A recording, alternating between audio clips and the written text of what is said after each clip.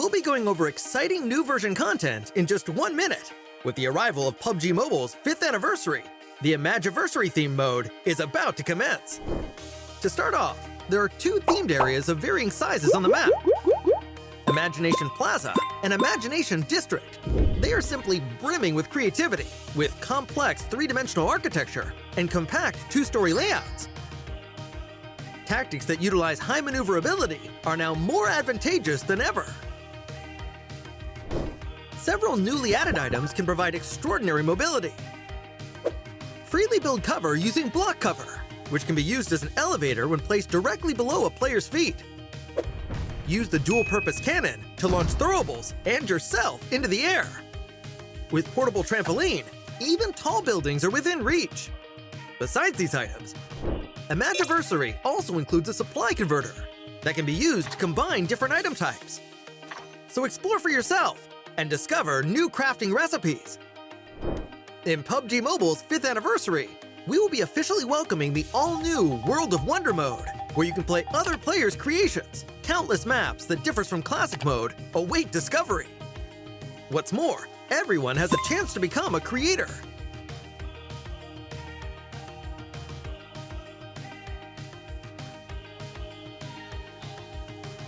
Publish your own creations in the game for everyone to enjoy. Gearfront will be making its return next month, alongside the new Jet Boost board skill, which allows you to move about swiftly. Creation mode will also be undergoing an update. A special function that allows players to quickly switch outfits and backgrounds has been added for an even better selfie experience. Moreover, we will be introducing a new gun shield attachment for the M249 and DP28. Come and experience it for yourself. PUBG Mobile's anniversary celebration is about to begin. Get ready! With the arrival of PUBG Mobile's 5th anniversary, Air Wrangle has added 2 attention-grabbing imagination plazas to the map. They're really noticeable on the minimap. The 2 imagination plazas are located at Stalber and the Quarry. There'll be hotly contested jump locations for this version. It's very simple. Compared to other areas, there are tons of supplies to be found, enough to gear up very quickly. Themed items like block cover, portable trampoline, and the dual-purpose cannon can also be found here. So it's vital to be fast as soon as you land in order to get first dibs on these awesome items. Also, within Imagination Plaza are anniversary crates and their secret. On platforms with floor-marked locations lies the key to uncovering the secret. Enter the yellow area of the platform and the progress bar will start filling. This means that the anniversary crate is being unlocked. Although it's possible for a single player to fully unlock it, it's way more efficient to do so with teammates. But be wary, as you don't want to be a free target for enemies while unlocking the crate. Once the progress bar has started filling, players can make good use of the gun shield to block enemy gunfire. Once all 4 platforms have been fully activated, a laser will activate the plaza's center tower. That's where the anniversary crate is. Players can use the dual-purpose cannon to fire themselves and teammates straight to the crate at the top of the tower. It's important not to relax, as there may still be enemies lying in ambush for the final moment. Only the final players that remain will get to reap all rewards of the anniversary crate. PUBG Mobile's 5th anniversary is coming soon. Let's take a look at all the new content. In version 2.5, we'll be introducing the new World of Wonder feature, which includes tons of maps for different gameplay. Apart from the classic Battle Royale gameplay, you can experience unlimited possibilities in PUBG Mobile. In World of Wonder, even more gameplay maps will be coming in the future, so be sure to keep an eye out on updates for more details. On March 18th, the all-new themed gameplay, Imagiversary, will be available. In this new gameplay, players can use 3 themed items: block cover, portable trampoline, and the dual-purpose cannon. Use them to complete all sorts of creative maneuvers. Block cover can generate 3 different shaped toy blocks, which can be used as a bridge or cover. It can even be used as an elevator when placed below the player's feet. After placing it on the ground, you can touch it to bounce to higher ground. Players can launch themselves with the dual-purpose cannon to travel long distances, or launch all kinds of throwables as ammunition. It's way more powerful and effective than a regular throw. Get your creative juices flowing and come up with different combinations to unleash unexpected tactical effects. Furthermore, your backpack comes with a unique item, the supply converter. You can use the device to get new supplies by converting them 2 for 1. Give it a try, and you might just discover something unexpected. At the same time, The large new themed area, Imagination Plaza, will appear in Erangel, Stalber, and Quarry. Battle it out to occupy designated locations and compete for a vast amount of advanced supplies. The small themed area, Imagination District, will also appear in Erangel and Livik. Explore these areas and get your hands on supplies. Classic Mode has also undergone several updates. DP28 and M249 can be equipped with a new gun shield attachment. Once equipped, it can be used to block enemy gunfire. Supply shops are now available in Miramar, Vikindi, Senok, and Payload to provide players with an extensive array of tactical options.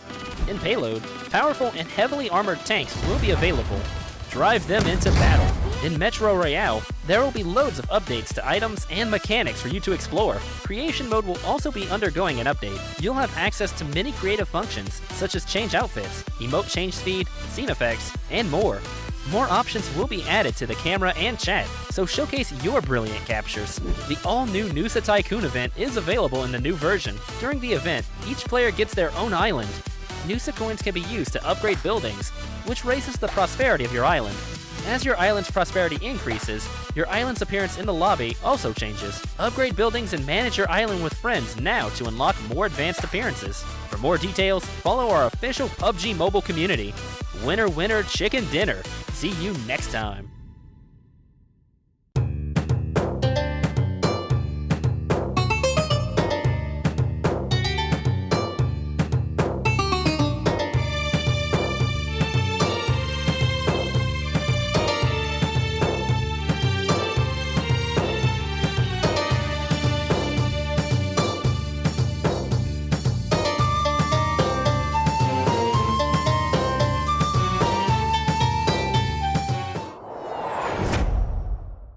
In Imagiversary, we've added the all-new Supply Converter.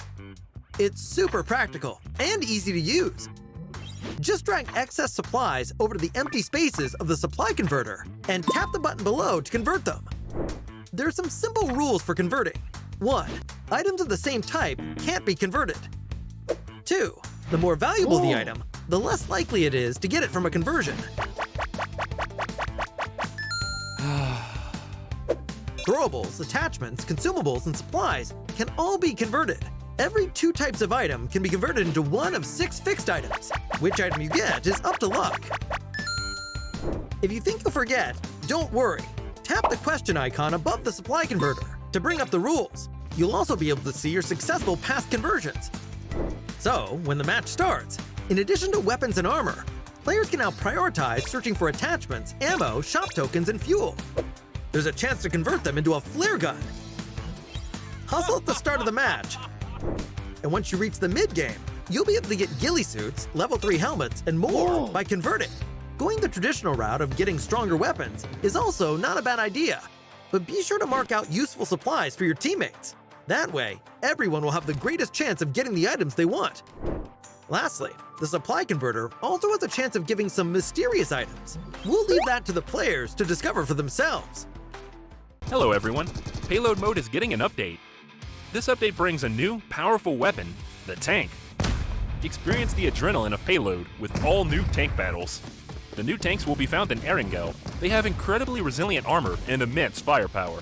They can seat up to 4 players. The driver will control the tank's direction and can also look through the tank's gun sights to aim and fire at distant vehicles and enemies. The co-pilot can fire the tank's machine gun for even more firepower. The tank gun and machine gun can both rotate a full 360 degrees. The tank is extremely durable, and passengers will not take damage from gunfire, grenades, red zone bombing, vehicles, or other physical threats. But that's not to say that the tank is invincible. When the tank's durability is reduced to 0, it will explode, dealing damage to the passengers. Of course, the sturdy and powerful tank also has downsides. For one, its large size makes it easy for your team to be discovered. It's also quite slow, making it easy to chase down and surround. When you're facing a tank, firing on the heavily armored front doesn't deal much damage, but attacks from the rear deal additional damage. Shots fired at the tank at a 30-degree angle or less will ricochet, dealing significantly less damage. Attacking the tank's weak points and firing from an optimal angle are the keys to taking them down. You can also use a bit of strategy, lying in wait while within firing range, and launching an ambush when the enemy comes within range. In order to help players find tanks more easily, this update will also add a tank airdrop. Find the tank flare gun, and use it to call a tank into battle. Aside from that, we've also added purchasable recalls. Players can now opt to spend shop tokens at shops to recall eliminated teammates. Thanks. If it's too dangerous to get to a recall tower, this is another excellent option. So call your teammates and dive into Payload to experience exciting, all-new tank battles together.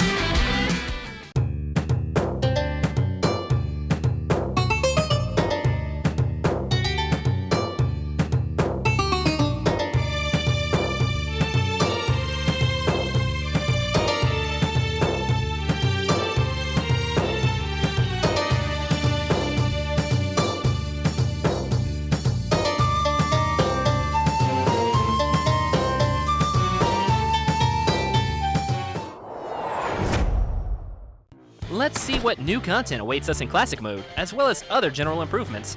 In terms of firearm adjustments, we increased the DP28 and M249's damage and stability, as well as its default ammo count. It now comes with a full clip of 47 bullets when first picked up. At the same time, the DP28 and M249 can now be equipped with the gun shield attachment. Once equipped, it'll automatically unfold when players lay prone to help block enemy gunfire. We've made a series of improvements on the game's basic controls. Now, when the spawn island countdown ends, it plays a team assemble animation. Hurry and show off your team. The reticle has been added to the jump phase to make marking things easier during this phase.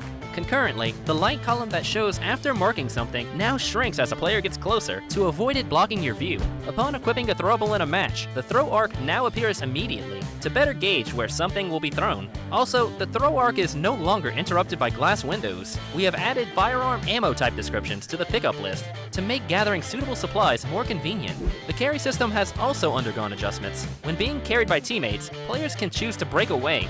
After doing so, the teammate will be unable to carry the same player again for a minute. What's more, players can choose to enable sound visualization on the main gameplay interface. After enabling, footstep sounds, vehicle sounds, and other sounds will show directional information. You'll be able to have a better grasp on what's happening in a match. We've also upgraded creation mode. Players can now switch outfits, select loads of scene special effects, and display companions in creation mode. For more details, follow our official PUBG Mobile community. Winner, winner, chicken dinner. See you next time.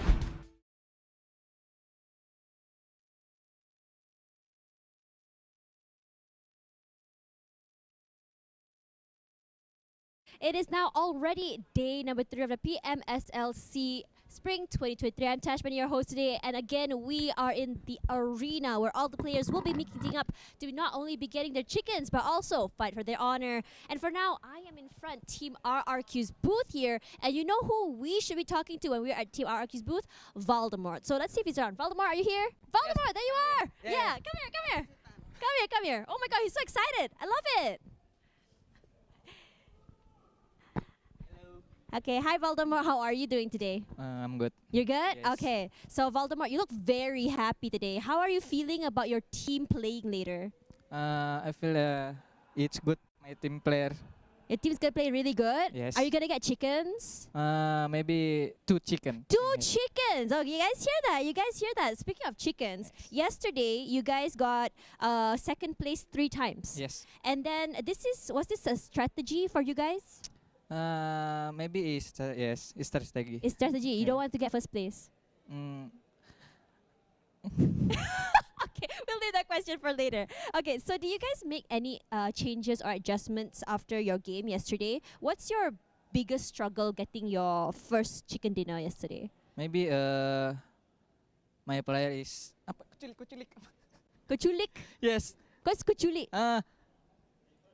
Die first. Oh, okay. So they said that they died one by one. So that was the biggest struggle to get your first chicken dinner yesterday. Okay, Yes, so yes. we can hear the sounds of the arena happening right now. So the games are about to start. So which team are you most looking forward to competing against, and why? What would you say to them? Maybe Siapain mahu dijumpai dalam Yoodo. Yoodo Yes. Alliance? Yoodo Alliance. Mahu kata apa kepada mereka? Hati-hati aja. Be careful. Hati-hati. Be careful. Okay, so I wanna fight with you. Oh, you want to fight with Yoodo Alliance? Yes, I love it. Okay, thank you very much, Voldemort. you. We'll leave you to getting ready to prepare against Yoodo Thank Alliance. you, See thank you. later. Bye. So if you guys didn't know, they're actually my Kulkas gang. Love them. So now we are going to be going to our next team in here. So the neighbors of RRQ is actually FaZe Clan. And we all know as FaZe Clans as one of the legends here over at PMSL or just PUBG Mobile in general. And you know who we need to talk to when we're here at the FaZe Clan booth. We have to talk to Ventores. Speaking of which, Ventores is right here. Ventores! Hi, what's up? And we also have Mr. Translator as well. Hi, Ventores. How are you? วันนี้เป็นไงบ้างครับ I'm fine. Thank you. Oh, he said you're fine, thank you. I love to hear that he's actually trying to speak English, and your English is actually really good. So we're excited to hear more. So your performance yesterday was obviously much better than day number 1. So what did you change in your game to improve your gameplay so much? สำหรับเมื่อวานผลการเล่นเกมของเราเนี่ยถือว่าดีขึ้นจากตอนแรกเลย คิดว่ามีการเปลี่ยนแปลงแผนอะไรบ้างไหมครับ ก็เล่นฟีลลิ่งเหมือนที่เราซ้อมมาครับเล่นฟีลลิ่งเหมือนที่เราซ้อมมาเลยครับ so he just used the plan that he practiced before He practiced before. Okay, I love it. So now the game is about to start. We can already hear the yells and the shouts. So which teams do you least want to be in the same spot with, and why? So if say you're in a drop spot and you drop with the same team, which team do you not want to be against?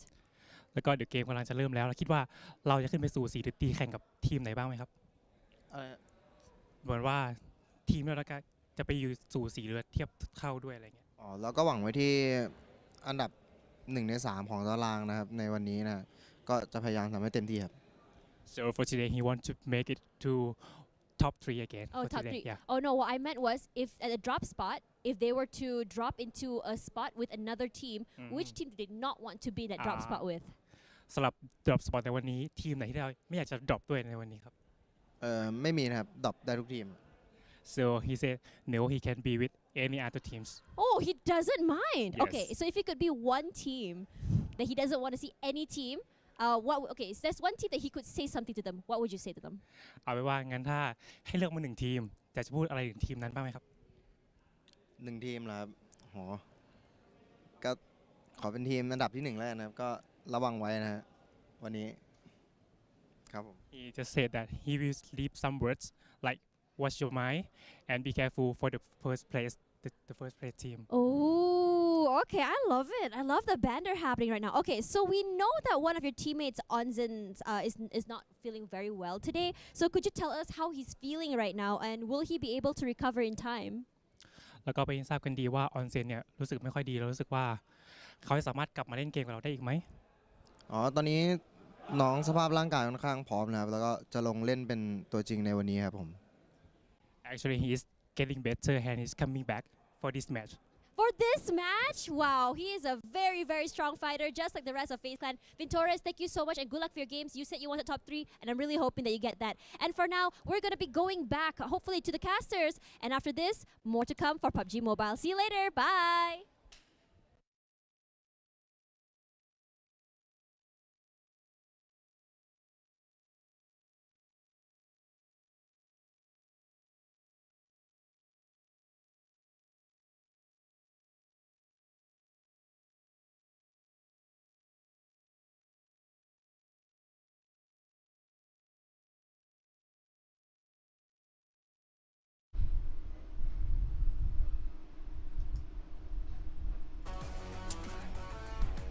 Welcome afternoon and evening, and we are back here on the desk for PMSL Day 3 Week 1 with us here guys watching and tuning into with Circla and me, Choo Choo. I'm having a bit of technical issues right now, a bit laggy on my side, but it's gonna be okay.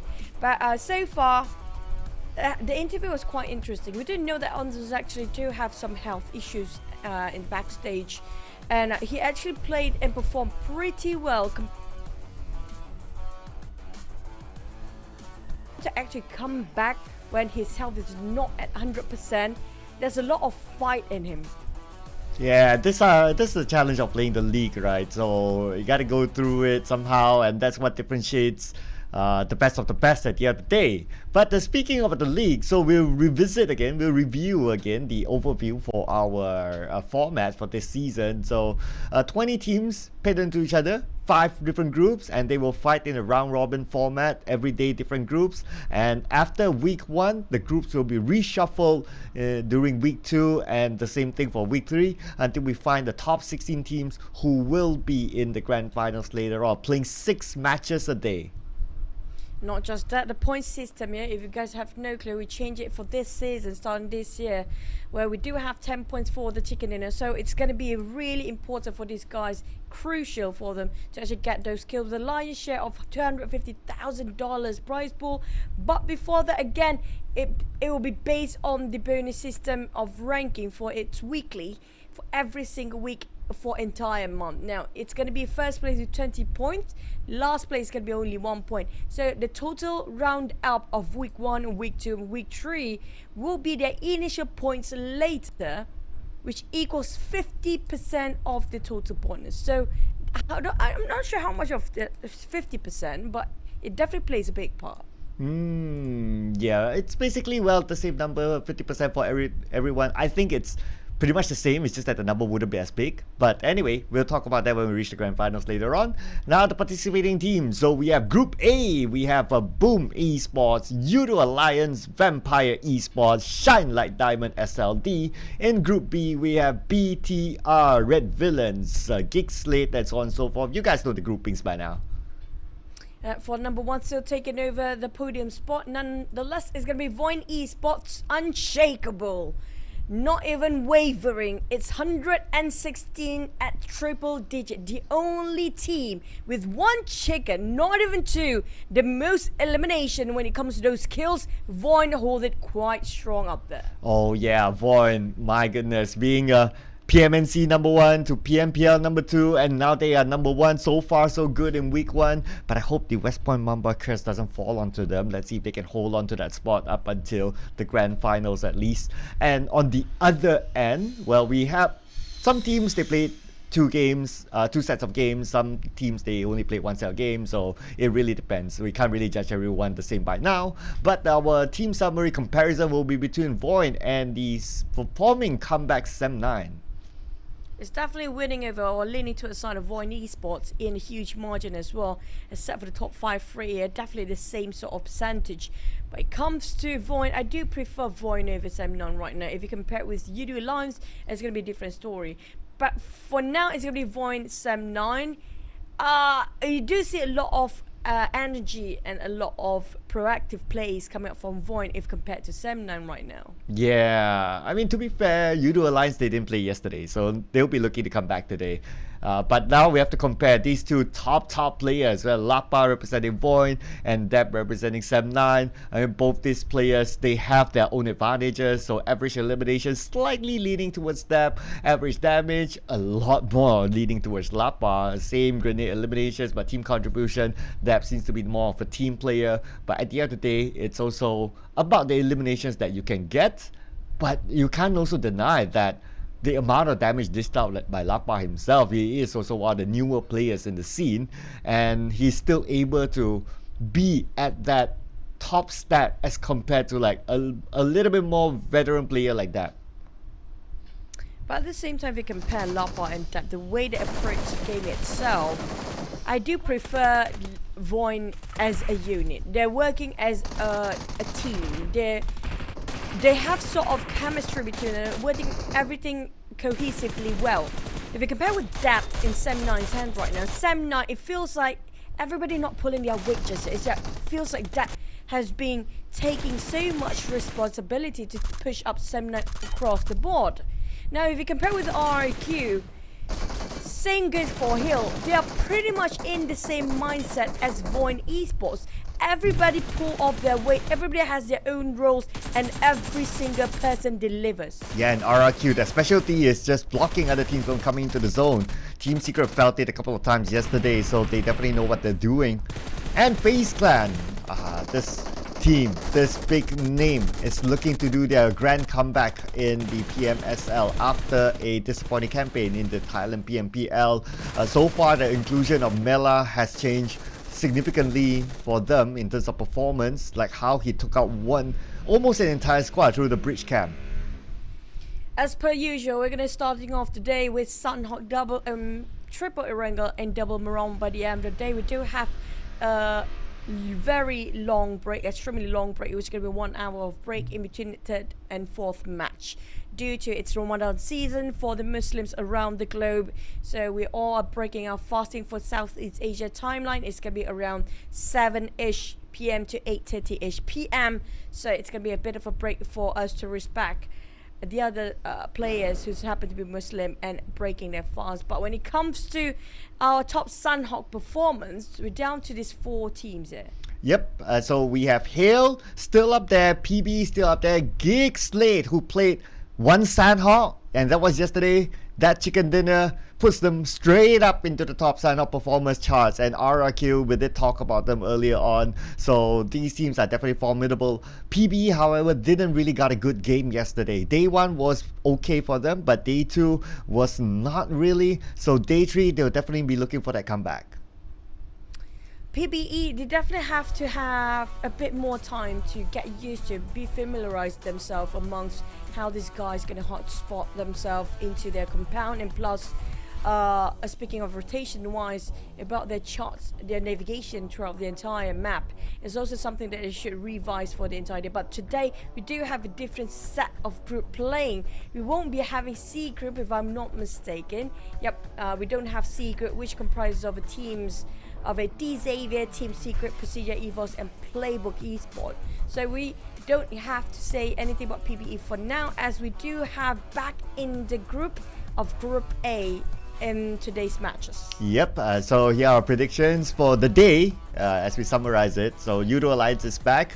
Looking forward to see that performance. Their day 1 was great. They finished at second place, which was great. Number 1 at that time, I believe, was VOIN. So yeah, they'll be looking to catch up again to those lost points because they didn't play yesterday. For VOIN, of course, pretty obvious. They're number 1. They're very consistent right now. New in the scene, new in the Southeast Asia scene, but they are really showing that they have been playing in the Southeast Asia scene forever. These guys coming up from VOIN lineup, definitely not new as the entire roster. They do have two new players, but at the same time their standards quite high if you compare with all the teams out there. But for me, SLD on the other hand, now SLD, we do know Vietnam, we do have 2 Vietnam on my side. I'm like, okay, but coming up from Box Gaming and RQ, was that my prediction yesterday? Really? Okay, but never mind. Back to the start of SLD box and RIQ. SLD, we do know for a fact they are the top contenders if you compare with Vampire, if you compare with none other than Heal. So this team actually do have consistency compared to Box. Now, why do I put Box in there? I do have faith that they can actually have a comeback. I would put one second page team in my prediction, just waiting for the right timing for them to actually push out out of their comfort zone to actually get those ranks going up there, because right now they're nowhere near there. But for the side of RRQ, definitely I love how they play. For me, this prediction is not really a prediction, it's more towards how I love their approach in the game itself, how confident they are when it comes to taking those fights by themselves as an individual instead of weighing about the supports, waiting those supports fire and just put on different weights on different plays on different perspective, giving so much of how do I say this, statue for them when it comes to not moving or not budging and just taking the compound for themselves. Yeah, I can't deny RRQ as well. I mean, if we got like 5 or 10 predictions, definitely they'll be in my list, but we got a lot of days to talk about all these teams, so you'll see us rotating our predictions every day pretty much. For me myself, Bacon Time, well, Yoodo Alliance and VOIN, I think they are easily one of the top teams to kind of predict in overall. Bacon Time on the other hand, middle bracket, sometimes at second page team, so that will be my support for a second page team for today to see whether they can actually step up the game. And on top of that as well, I did see a post by Zephyr. He got a Bacon Time jersey, so to be fair, I put in the prediction before I saw that post, but since he posted it up, well, Bacon Time, you know, we could use some love too, just say it. I'm loving the fact that you put in Bacon Time. I mean, Bacon Time is going to be one of the teams that actually can perform so well, especially when it comes to certain like Mirama. We do know for a fact they love those high places with Mirama, especially Ice. When it comes to securing this vintage point, he can actually get that as fast as he could and possibly will be again for today.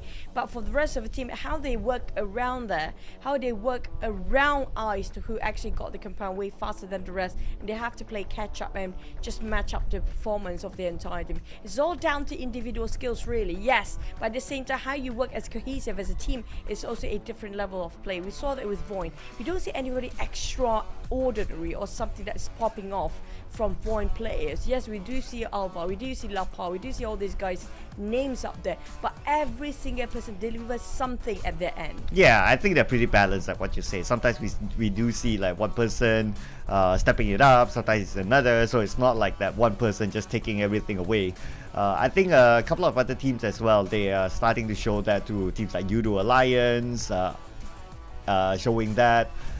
PB on the other hand, we did see during the wildcard series that Momboy was just all the way, but anyway they aren't playing today. So but the point here is that at the end of the day, you got to really work as a team. And I think another team that really works as a team, looking at the screen right now, there is well, both of them in fact, so it's going to be GEEK, SLATE and BTR.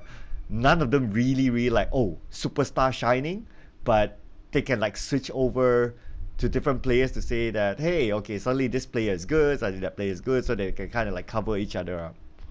Very personally, I feel like I want to see more of GEEK, SLATE as well as BTR. I haven't seen that part of them or that facet of them side just yet. So I'm still waiting if we can see them as a whole team, because so far I've seen a lot of one player trying to hold the lines for each team.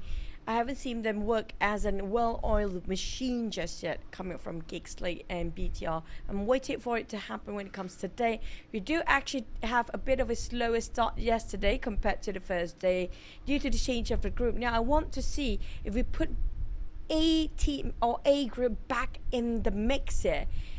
The games will the map pace will get faster, because we saw when it comes to Data 1, we do have Group A playing, so it just shows they have more energy, more proactive when it comes to hunting down those eliminations. Now it will be better when it comes to A versus B, because it feels like it's going to be a fun one. Yeah, we'll get to find out today. Expect Sanhao to be a fast one as well. That has been the trend for Sanhao too. I was looking over the player camps and I noticed that Putra is continuing his play in the team for Sem 9 in the absence of Long, so it looks like the substitution continue on which is okay. I mean, whether you put Long in the lineup or whether you put Putra in the lineup, both days that they play, they're pretty decent. They got chicken dinners as well. So we don't really have a big differentiator between the two players. As long as it works out for them and then they can rotate players, can still perform without burning out any players, I think that's absolutely fine. Oh, we can see the strat there on the table. It's going to be a Rama map. Eric discussed himself. Probably try to remind himself where the rotations are of all the other teams, right? Feel like it's going to be avoiding hot spot from these guys. But we don't want to waste any more time. We want to see the first Sunhawk of our Day 3 Week 1 with Group C coming in and Group C going out this time. Let's head into our first Sunhawk of Day 3 here right now.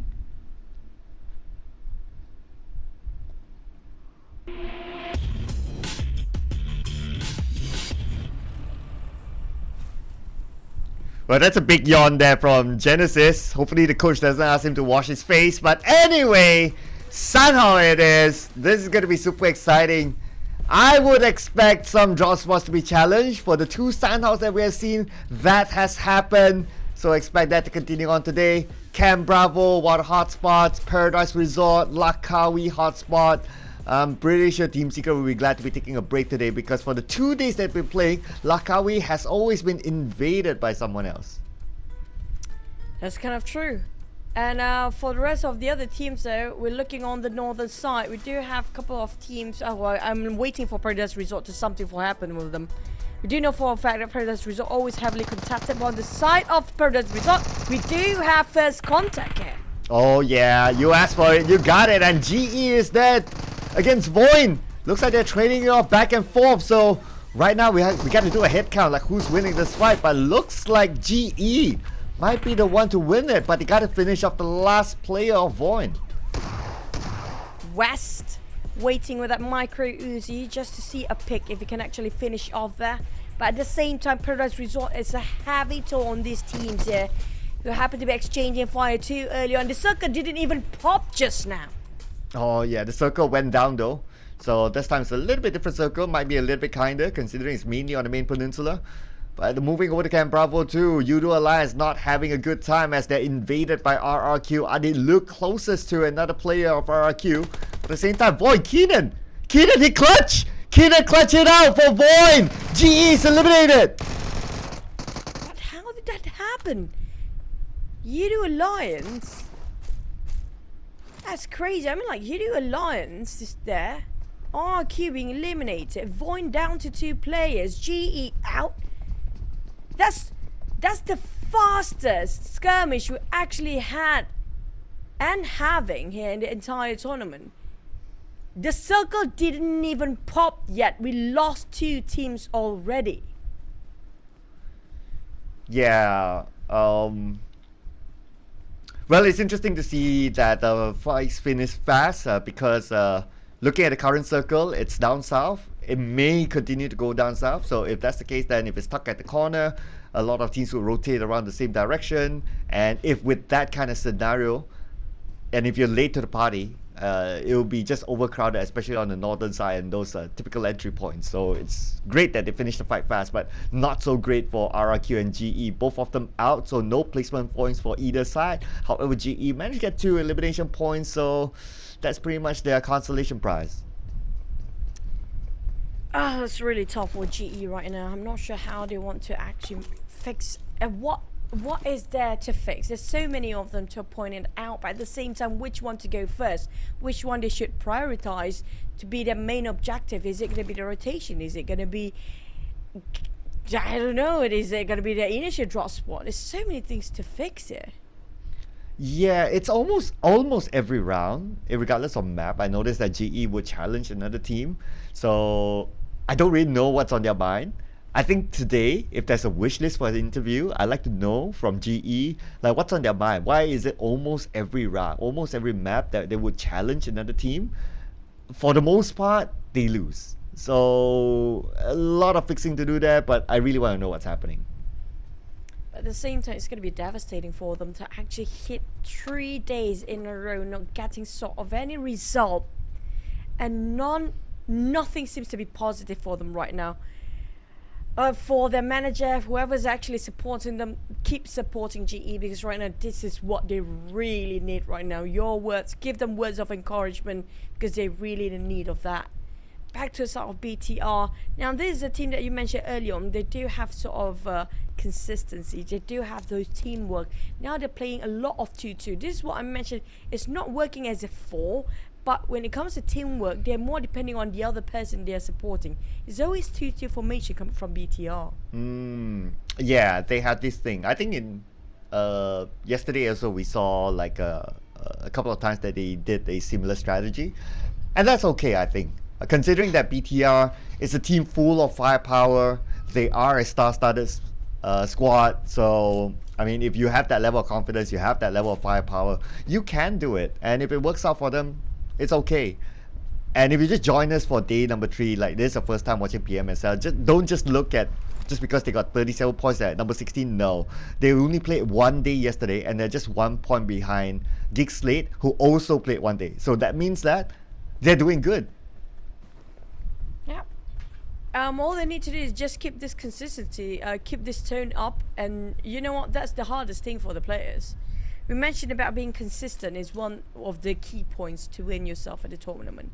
But nothing is consistent when it comes to the circle, the flight path, the rotations. Something somewhere will switch over, including VOIN, who will be visited by the side of DBD on top of Paradise Resort, if I'm not mistaken here. Oh yeah, it is Paradise Resort.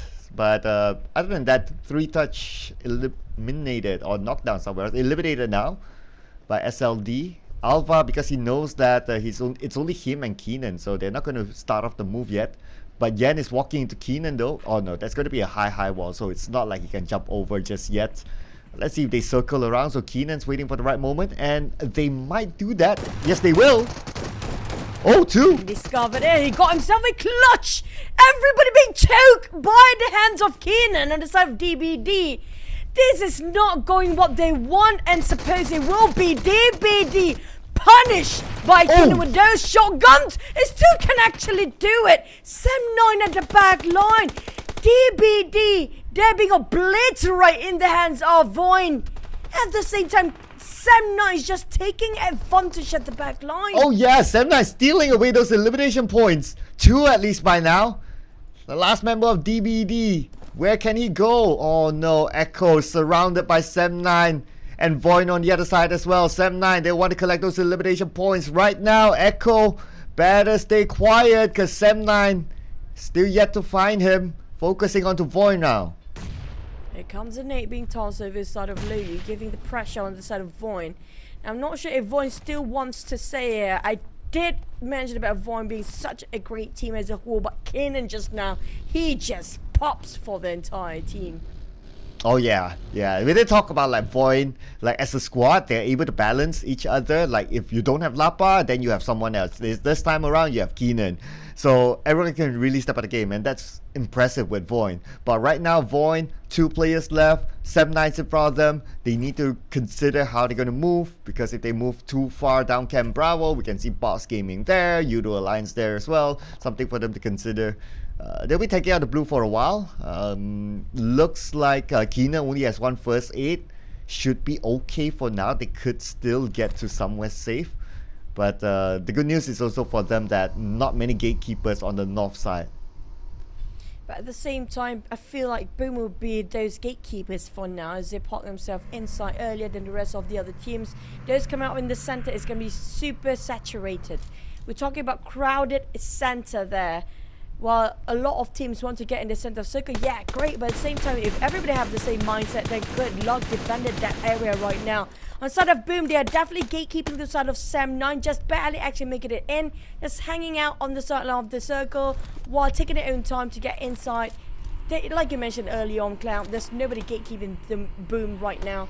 It's definitely an easy way in here. Yep, so Boom will have an easy entry. There's a lot of space behind them as well, so they'll be okay for now. We move over to Bacon Time. FaZe Clan looks like a decent distance between the both of them, and they are in the middle of the circle, so I don't think there'll be a big challenge for now. Plus, Bacon Time does not have 3-touch, so it's going to be a chill gameplay for them for now. And whoever's in the circle, because we're still stage 2, I think most of them will stay put there. But when it comes to the ties here, individually they're super strong, very formidable player. We talk about how aggressive they can get the lesser they are in a team. Now, you definitely don't want to look down on every single player there is, even though they're a one-man squad. But back to us at DBD though, Echo to actually class this as a solo is a pretty hard one, a pretty tough challenge, especially to get out from that warehouse in open space.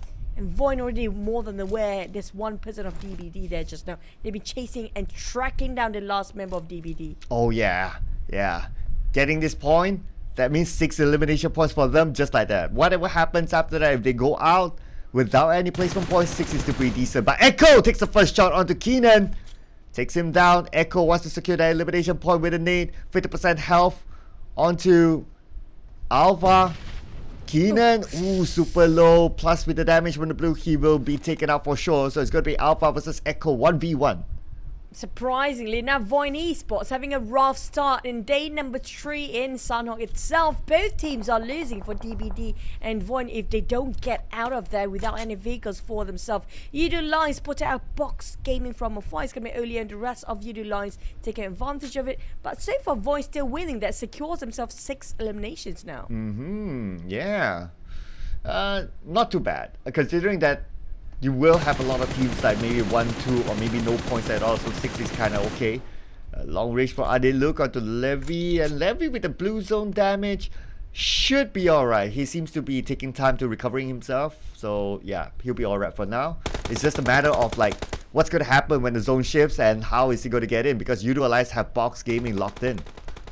At the same time, PIM is doing the same sort of approach when it comes to gatekeeping on the northern side. Circle shifted. It's not going to be on top of Painan. It's going to be on the outskirts of Kampong and the northern side of Cave. SLD already waited on top of Cave here, while GEEK have to cut across either to take the fight against Vampire or the side of a different team. But Yoodo Alliance is just Thanksgiving Day for them. Having this eliminations freely without any sort of punishment or even trade, it's definitely just them to finish off box gaming one by one. There's no way out for them. Yeah, if they can get a clear shot, if not the zone might take it away. But now Octa, oh no, damage onto Octa, but now Bacon Time is in trouble with Sem9 coming in, and Dab will get one for himself. Dab with 10% of health, not an issue. He has his teammates to back him up, and Sem9 wins the fight. Dab trying to hold on to his last breath here. We're talking about Shred. It is fast, almost. Never mind. Straight away on the ground, leaving only Loyu to defend for the rest of the team. Vampires coming in strong, but FaZe will be the next target as well. Ooh, Vampires coming in. And when you thought there's only FaZe Clan, but now Vampire wants some of that too. They took a break yesterday, so now they're hungry for something. With Tony K at the forefront, but at the same time, Schwab's knocked down. He has his teammates to back him up. Should be able to be picked up without an issue, but for Sem9, they need to reset this quickly. Vampires not fat yesterday. They are starving for those kills there. Talk about Vampires picking 2 teams at a time. And not just that, it might be a 3 later on, as I think there's going to be Alter Ego coming up from their left side. And we do have FaZe still taking around this well. The one's actually being hammed down is going to be Sem9, but Alter Ego, Rosemary as always, having a good start for the team, being the front liner. But BTR, where those shots came out from? BTR off screen, in fact.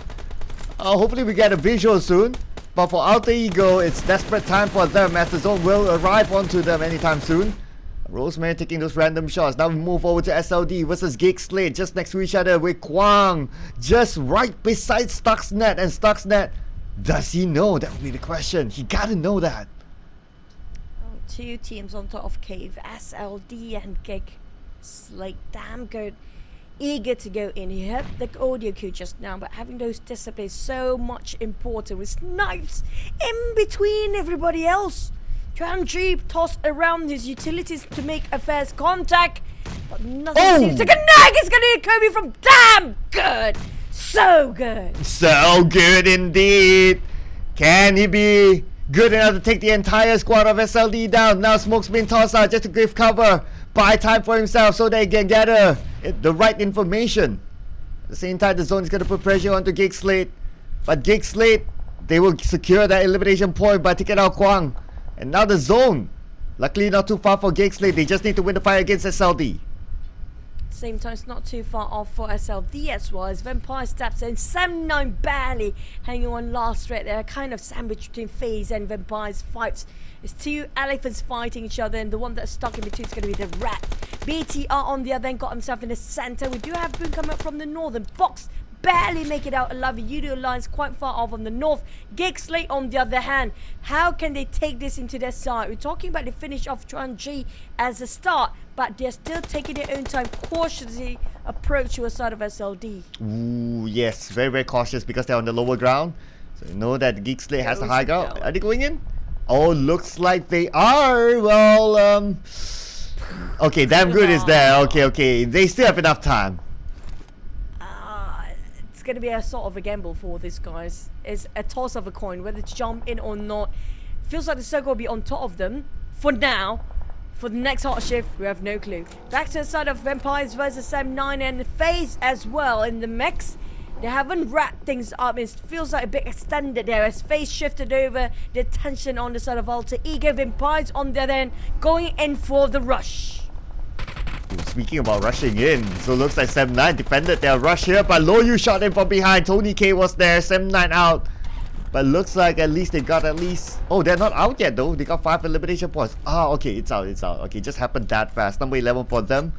So right now, Vampires with a duo managed to get 5 elimination points at least. Tony K inside the circle, but SLD, they are not done yet. They are still busy, not with GEEK fam, but we entered the team on the other side. Alter Ego showing their faces to the side of Vampires on those elevations. Same time revealing themselves to the side of GEEK SLATE right across the mountains. Now, do they decide to stay here for a bit longer? Because I don't think they should, because there will be gatekeeper side of GEEK SLATE who's waiting on the other end. Saw Octa through. Mika would not give it any sort of mercy. No slacks given for these guys, including Tony K of Vampires. They're being split into 2 party for Vampires.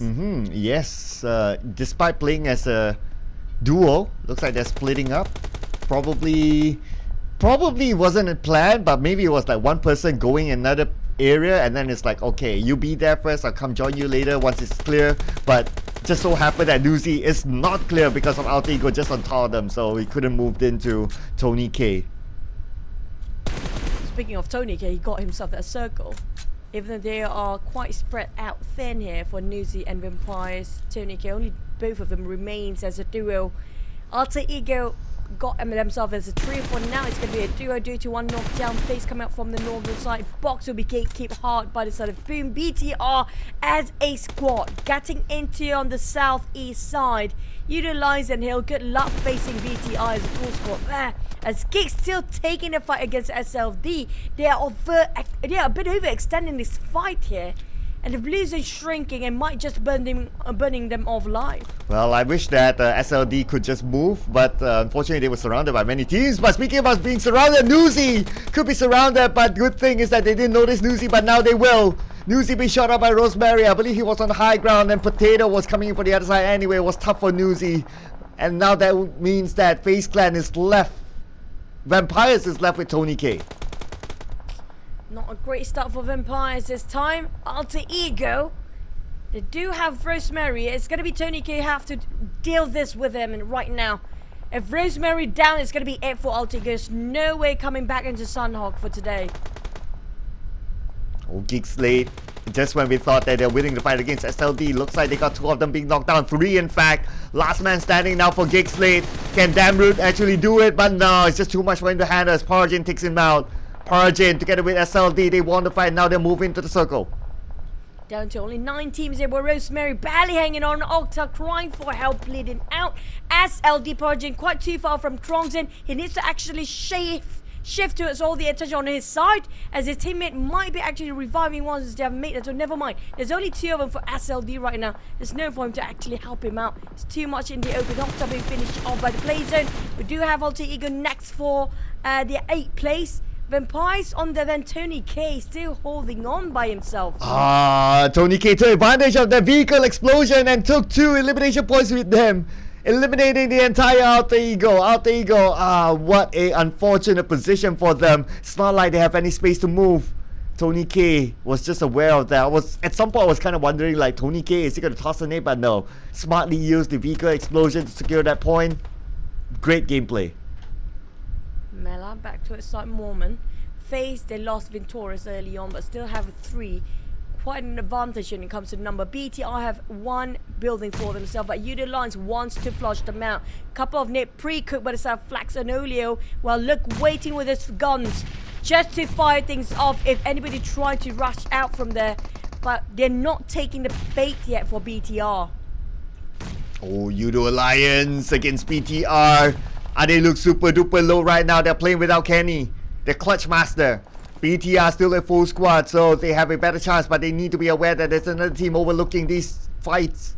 It's going to be Hale Esports, but the good thing is that they're on the lower ground, so they still have time between each other, but time's not on their side as the zone will come in.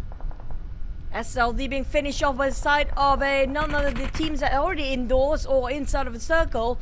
BTR on the other hand still trying to fight for their compound. We're talking about Yoodo Alliance trying to flush them out for the past few minutes. At the same time, Hill is coming in, breathing down their neck, compressed in between. This forces BTR to push themselves. The moment you just corner these guys, BTR fights back. Oh yeah, and they are fighting back right now, but UI will be gunned down. Looks like Ade Luke is still there. Olio goes down to Deuce.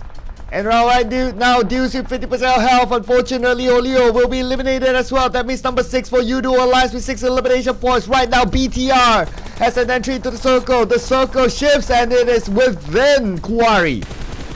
Tony K sprays over the side. I've got Ryzen on down. Liquid really low right now. How is the rest of BTR to get into the circle? Anscape's safe, never mind. Eliminated next. We're down to 3 with Boom as a 4. Ooh, FaZe Clan. What a position they have, but then again, unfortunately, they don't have the circle.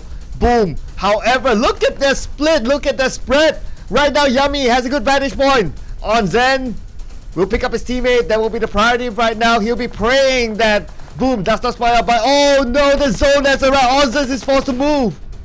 There's no way he can actually save Mormon right now. Have to be the sacrificial lamb, but Ozers trying to clutch. It's going to be Boom winning with FaZe last man finish off.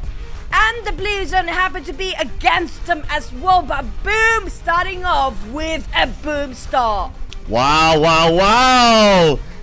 The team at the bottom who's struggling right now, they managed to start off the day 3 with a chicken dinner. And I didn't notice a tweet by Tash though. She did take a picture with the Boom boys and wishing them all the best. So, well, looks like Tash's all the best gave them that extra boost to get this chicken dinner. Just putting it out there.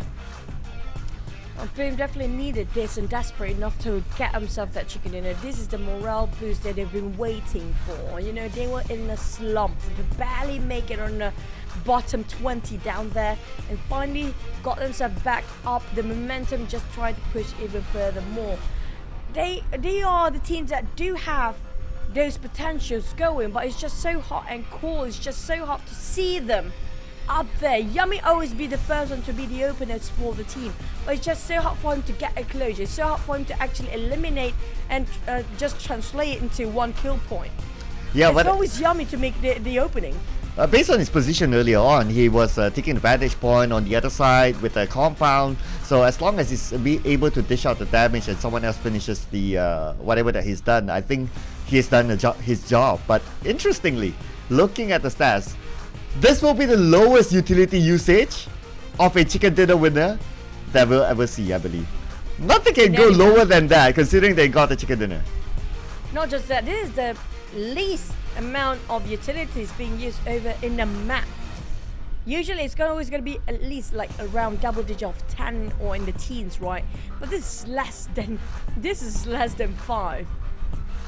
No, unless this is just having that one smoke. That one smoke actually make them winning this entire map. I know, right? I know, right? Unless you got eliminated super duper early, like when you land you get eliminated, so they'll probably get a 0-0-0. But for a chicken dinner on the other hand, with 1 smoke, I don't think we'll ever see this again. This is super rare.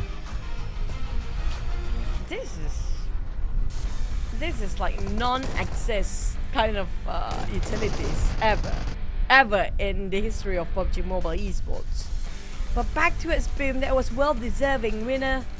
and a chicken that's well deserving for them. But I'm not sure how much elimination they secured in the last minute.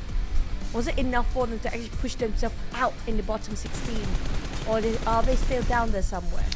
For Boom, okay, we need to tabulate the scores. And plus, to be fair, Boom did skip one day. So, yeah, it's possible they might be above the bottom 4.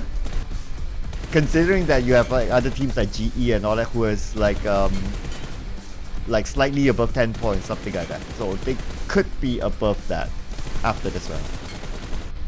Let's wait and see, and back to the scoreboard to see who's actually start to get out from the comfort zone and not being as stuck up at the bottom 20th and just can't do anything of a progress down there. Now here comes what matters.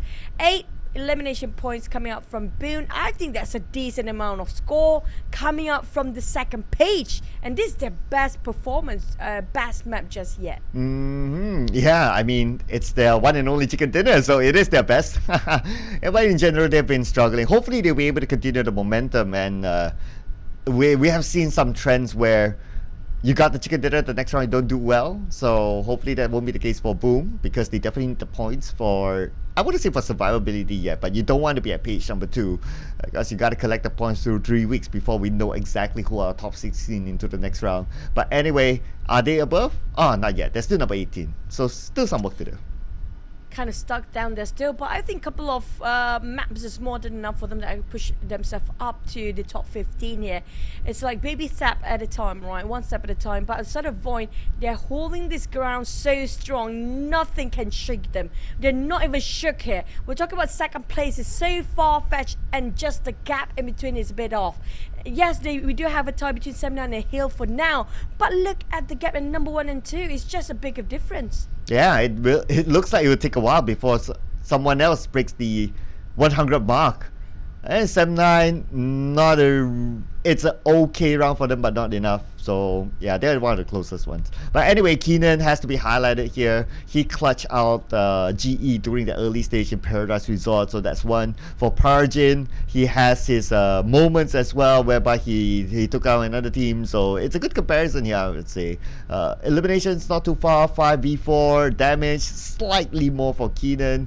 Parjin, maybe because he survived a little bit longer, that's why he got more opportunities to use those throwables. A little bit more than his opponent, but that's fine. You know, I want to point out, I do want to see Boom head-to-head just now, because we saw the utilities being thrown over for the numbers. I think it's zero coming from Boom. For Boom players, it's going to be a 0 just now. Definitely, there's only one smoke for them and coming up from them. Back to the side of top ranger performance, VOIN, RQ, Hill, and TS. Now, TS has been okay. I think I don't want to put so much promise coming up from TX when it comes to their performance as consistency, but yesterday was quite an okay day for them. Yeah, but today they aren't playing. So to a certain extent, if you're like, you already found your rhythm, you're like, kind of okay as compared to day one, you want to play today, but you know, it is what it is that they've been scheduled to take a break today. So that'll be the case for Team Secret. But for VOIN, I won't be surprised if VOIN will be the top performer, not only for Erangel, but also for Miramar later on. I feel like they're pretty much jack of all trades right now, master of none still, because we're looking at them not really over-dominating about being the bulldozer to be so frantic, getting all those kills and eliminations, like a WoW sort of performance, right? Like, this is too much. These guys are just monsters, not that level yet. But they do have sort of a very slow and steady pace, and take one step at a time and know exactly what they need in every single rotation in a map, and take it one step at a time. They're not rushing into things coming up from VOIN Esports. Yeah, they definitely know how to be versatile. Like, they know how to play a little bit slower, and sometimes they play extra aggressive, and they are very adaptable depending to a lot of situations, like whether they have 2 players, or whether they have a full squad, or whether the circle is favoring them, whether the circle is not favoring them. I mean, these guys, they are showing versatility across, and decent consistency across all these maps. And if you kind of think about it, if they were not challenged by GE that early on, I believe it will be a very different result for them. Because look at how QEON, he alone could have clutched GE out. That's kind of true. It's just so much composure and so much experience coming up from VOIN Esports, regardless of how they are known or not known enough in the scene. Like we're talking about the other teams out there, right? They're not widely as globally known as like Vampires, DX, example here. They are doing better than the rest of the other teams. It feels like they are on a different level entirely for VOIN Esports. Yeah, and I know we repeated a couple of times of their number one PMNC, number 2 PMPL. I'll backtrack one more. Before that, they were in PMPL. They got eliminated from the PMPL before the PMNC number 1 at number 17. So from number 17, that became number 1 PMNC, and then number 2 PMPL, and this. So it's just beating the odds for them. It kind of reminds me of right now their performance kind of reminds me of the Infinity back in the day. Yeah, that's kind of true. They're going slow and steady, no rush whatsoever. You can see the players are not being pressured as well. If everybody's kind of have this sort of calm or vibe going over them, and we saw every single time they approach to a certain fight, they're not going it solo-handedly. It's always something or someone to call for help. But for Vampires just now, what really happened was they're taking those bullets one by one, and one by one being picked off by the other teams, leaving only Tony K left behind. Yeah, we didn't get a good visual of what happened before. It was Tony K and Nuzi. So I remember Shrugs was the first one to get knocked down, and then after that things just happened that fast. But I guess it will be a very different scenario if they're able to maintain like all 4 of their players like until the 5th or 6th phase of the circle, where they have a lot of firepower in them. And if Nuzi and Tony K can really pair up at that stage together with support from Shreps and his other teammate, it would be a very scary team to look at. It feels like a bit fragile when it comes to the team comms coming up from FaZe right now. Everything feels to be falling apart the way they are rotating into the game. But this time we do have Key Mind going out. 2 players being swapped in and out from Boom. Now this is not surprising. This is not newsflash. Boom, never switch player. No, they've been doing this since day number 1. But to have 2 players swap within the same time here. They just got themselves a chicken. Yeah, but maybe it's also some players are map specialists. So maybe some players are okay. We prepared you for Sanok. Okay, great, job done. Now we prepared this kind of lineup for Erangel. Okay, and that's why they make the switch. Perhaps just trying to read the minds of their coaches and the analysts of making that decision. Boom, right now they are holding the record for the most substitutions as compared to every other team in the PMSL. Bacon time. Look at how he put himself trying to cool off his phone and device right there. Just right on top of a fan. Now, Yoodo Alliance, I'm loving how they perform so well when it comes to this season. It feels like this team of Yoodo Alliance is so tight with each other. They know exactly how the other thinks, and everything being executed perfectly well done. But it's just down to, can they push more? Can they be more aggressive? Yeah, I guess that's the system of Yoodo Alliance / Farang Legends from back in the day. To me, they have a very interesting system whereby team bonding is prioritized, and from then onwards, they know how to build that to create this really good team. And now, we can say that at some point after they joined in the Pro Series or the Pro League, in the name of Farang Legends, they just went consistent all the way, almost every season. And not only consistent, we can see improvement every season. And even today, like, yes, it looks like they fall off the charts a little bit, but that's because they didn't play yesterday. But when they played in day 1 together with VOIN in there, they were at number 2. So it does show that they are a good threat. And on top of that as well, on top of what we think and what the numbers do show, VOIN themselves gave that respect to Yoodo Alliance. Yep, it's kind of true. But also a team that I should want to point out here is going to be RQ. I mean, like, for this season only, for so far when it comes to the first week, within just still the first week, I'm not sure if it's too early for me to actually state this out, but at the same time, I do see the Malaysians and Indonesian teams are going really strong compared to the last few seasons. So is the Thai, so is the Vietnam team that are having a really strong performance as a start. Their initial or the first contact is always coming up from them, but this time it looks very different.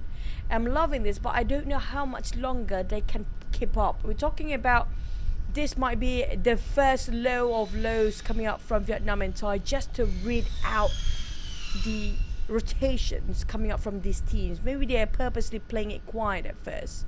Maybe it's gonna be second week they start to go really aggressive. Oh man, I really don't know about that kind of theory. Like some people call it the ngeprank thingy. Sometimes I do feel that it's teams don't deliberately want to ngeprank. Like it just happened. I would rather call that like they have the mental strength to come back, because when you are on a slump, especially if you're playing a league and the points stick with you for the longest time, it's very, very difficult. I mean, speaking from whether your coach's perspective or whether you're from a player's perspective, everyone in the system, if it's a slump, it's always very hard to come back from that kind of situation. But they would, so that's why I really admire like teams like a BTR, like back then when it was Luxy Zuxi. They're able to show that kind of comeback. Like when it comes to like day 3 where it all matters, they just go all the way. To me, it's just mental strength. But anyway, what kind of strength will it be inside of Erangel? Let's go.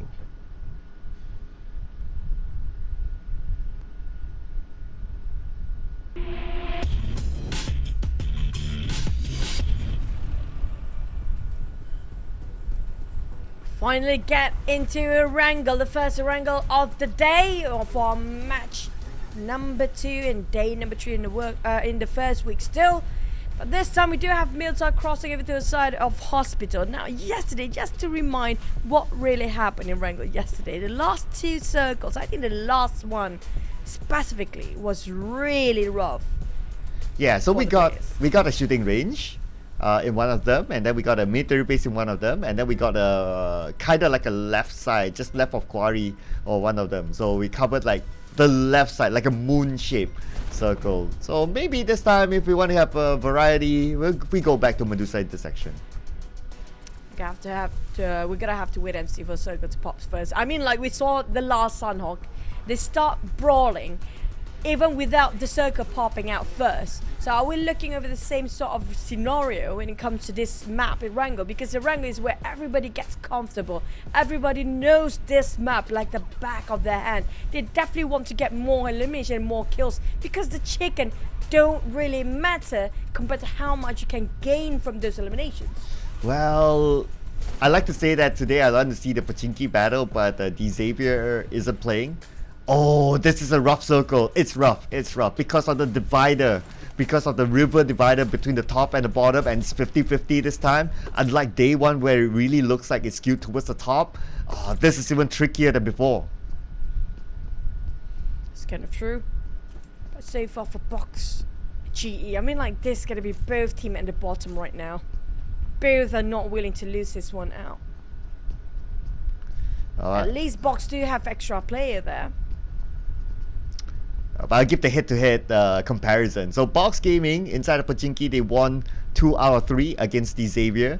GE, on the other hand, they lost most of their early encounters. So the stats don't favor GE. But oh, Ichi, okay, that's a good one. As he secures first blood.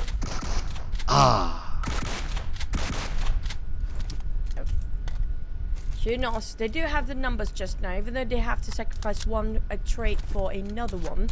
But at least both teams are winning right now in that terms, GE and Box. They both cannot afford to lose men, and they cannot afford to fight each other right now because they both at bottom of the ranking across the board. They have to go back, revise their plan, their strategy, their approach into the game, change their meta if necessary. So right now both having the same mindset, which is going to be the bottom mindset here right now. Yeah, you don't want to be the team at the bottom, right? The number 20 team. So I think that both teams will be happy to try to eliminate each other.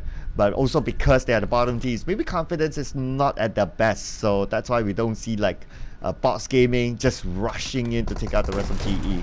Oh, but we have to look back at the clutch from Keenan. So this is how he did it.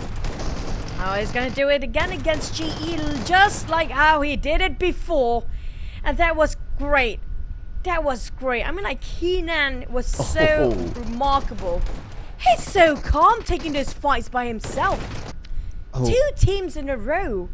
It was GE at first. You know what? I got clipped halfway through. Second one, DBD. I got almost, I'm dying, but I'm still okay. Casually just pumped the gun without whiffing. Now that's a pro player. Oh yeah, absolutely. It's and the way he's shouting, it does look like GE is just right across them. So interesting. I wish we have like, you know, like a overview so we can see like, oh, who's in front of each other and that taunting that happens and all that. But the gameplay was definitely commendable. It reminds me of like someone like Newsy who could pull that off, like 1v4 or something like that. Or even like at some point, Mela did it as well, 1v4 during the Infinity days. And Keenan, based off that one gameplay, if he can pull that off time after time, he will be the next superstar. I mean, like, it feels like we're back on day number 1 here. Speaking of a 1v4 clutches, right? We're having that back again in day number 2 when Group A is playing. So is it safe for us to say that's going to be happening for that clutches, those big time clutch of 1v4 when Group A will be available in the mix? Well, it's really hard to tell, right? So it really depends. So I don't know whether it's grouping related. I just think that it's just that because you don't like fight all 4 teams at one time, right? But if you, nothing really happened depends like on this yesterday. Nothing happens like this yesterday. True enough. Whether it's a grouping factor, I'm not too sure about that. But I guess it's just more of like, oh, the thing just happened at the right time at the right moment. Probably. It's all a coincidence, or it's just best timing for this guys by GEEK, Stuxnet. If you guys know Sonic, this is the same guy. I do know a lot of questions coming up since yesterday. Is this the same guys from this? Is this Infinity Mela? Yes, it is him. Is it Tony K from FaZe? Yeah, he's in Vampires now. You know what? Keep up with the drama, guys. You guys should know this better than the rest of the people out there. About when it comes to the off-season, everybody is having those roster changes window. And it's all down to whoever locks the best player in the last minute. Speaking of the best player out there, also Hill. Well, they do have their ups and downs. They're having really strong start at first in day number 1, but then start to slow down quite a bit now. Or you can follow my social media for transfer new updates. You know, just putting a plug in there. But yeah, I mean, Hill, super duper start, day 1. Very interesting rotation into that small island to Sandhawk, and then after that, with that, and then they got the chicken dinner, but then after that was like topsy-turvy journey for them. But overall, if you look at it, not too bad. They're still at number 3, 94 points, same as SEM9. In fact, they are in the same category of possibility to catch up in VOIN.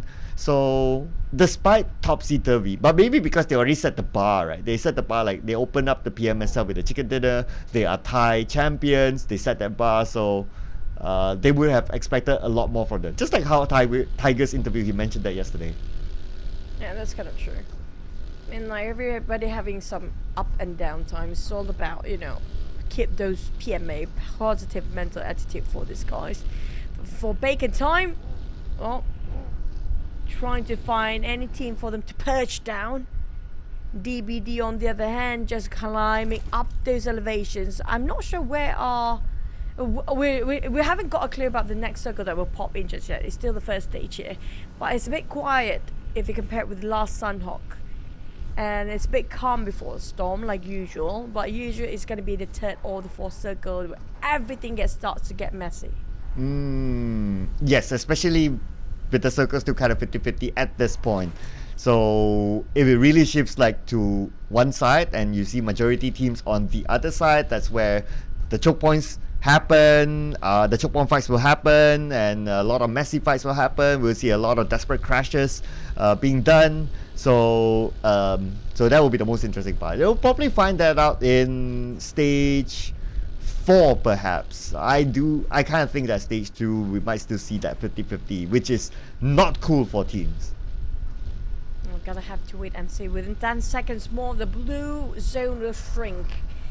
And Alter Ego and the rest of all the teams out there, 16 teams still intact. Only 2 players are out. It's going to be exchange and trading between GE and Box Gaming. But here comes the shift. We do know every single team got themselves a vehicle. Everybody starts to move. Look at those concentration in the center and the southern. The northern is very vacant right now, but 79 and BTR can actually have a bit of a good day up there. 79 dips already parking himself on the north. FaZe might sharing a bit with the compound with BTR, but those come out from south. Wow. Yeah, I mean, this 50-50 is just scary. Imagine at this point, like the circle, if circle 4, 5, it goes up north, and then just imagine the amount of teams down there. They will all need to move, and with that stage of the game, if they don't move fast enough, they will be eliminated by the zone. So you will see a lot of desperate moves. You will see some swimming Olympics happening as well by that time. But for now, I think that wherever the teams are, whether they're up or down, they'll just hold their ground first because it's still 50-50. You know, when Rosemary's name popped out up there, it's going to be something happening, and definitely a big one as well, because Alter Ego is winning against RRQ, making sure denying the entry coming up from Alter Ego, denying the entry point of RRQ, and RRQ have to actually go for bigger and way longer rotations for the sake of just staying alive, and they happen to be bombing to FaZe Clan possibly, but I'm not sure where are the rest of them. It feels like they're being forced to be spread out due to Alter Ego aggressive taking out one of the players down, but they are definitely winning that one. Yep, clearly since they got the elimination point, yes, it's just what do we call that? That's the term for it. It's not ripple effect. It's the it's something to do with something crash. I kind of forget, but if I remember, I'll say it. But it's one of those like you happen to be there at the wrong place at the wrong timing. Alter Ego just passes by, gets the elimination point, and it's not like they really wanted that spot. So yeah, it's just about like being there at the wrong timing, I guess. And they were trying to get into there. I'm like, this is not a surprise anymore. Remember, you know for a fact that you're not in the center, and you're trying to get into it, squeezing into the last minute. You know, for there will be somebody there to gatekeep, and they are anticipating for the side of RRQ. Same 9 taking a shot against BTR. It's gonna be, I think it was Swabel, was it? Hexar spotted out by the side of Voldemort. It feels like a fish eat fish world, and definitely for the side of 7-9 finish off BTR players on the different plays entirely, where you do have the Reavers splitting the compounds into many parts between RRQ and Boom right now. It might be a bit of stalemate between these two teams. Yeah, so because it's a long distance together with a river, at most it's just warning shots, right? But because of like the last time we saw the circle, it's still really 50-50. So hence we see it's still being held down, like wherever they are, they just hold their position. But now since the circle shifts, it seems to be a little bit more towards the northern side, but it's not like it will go up there. There's still a possibility that it still will go down. So teams will need to make that decision. And just look at the number of teams on the right, and a lot of teams will move from or around that direction, and this the moment we'll see a lot of fights happening. The moment you saw the circle, in the center there's a river into it. There's going to be a lot of choke points for these guys to cross over and pick the island, which one they want on the northern and southern part. If they are not right on top of it, it's going to be a river in between. They have to swim across. Already a big hustle for these guys. And Ice happen to be in the center. Bacon time pullover between FaZe and Box Gaming, who happen to be shooting at the same time too. Ooh, look at how many teams are at the bridge. We have like 1, 2, 3 maybe, and one more on the other side, and it's gonna get crowded at these choke points. And we did talk about like how important the choke points are, because they need to be prepared to get onto any other side. Bacon Time chooses to try to go up to the north, or looks like they choose to stay at this bridge, because being at this bridge is a safe point whereby where the circle shifts, you're still able to enter the circle faster.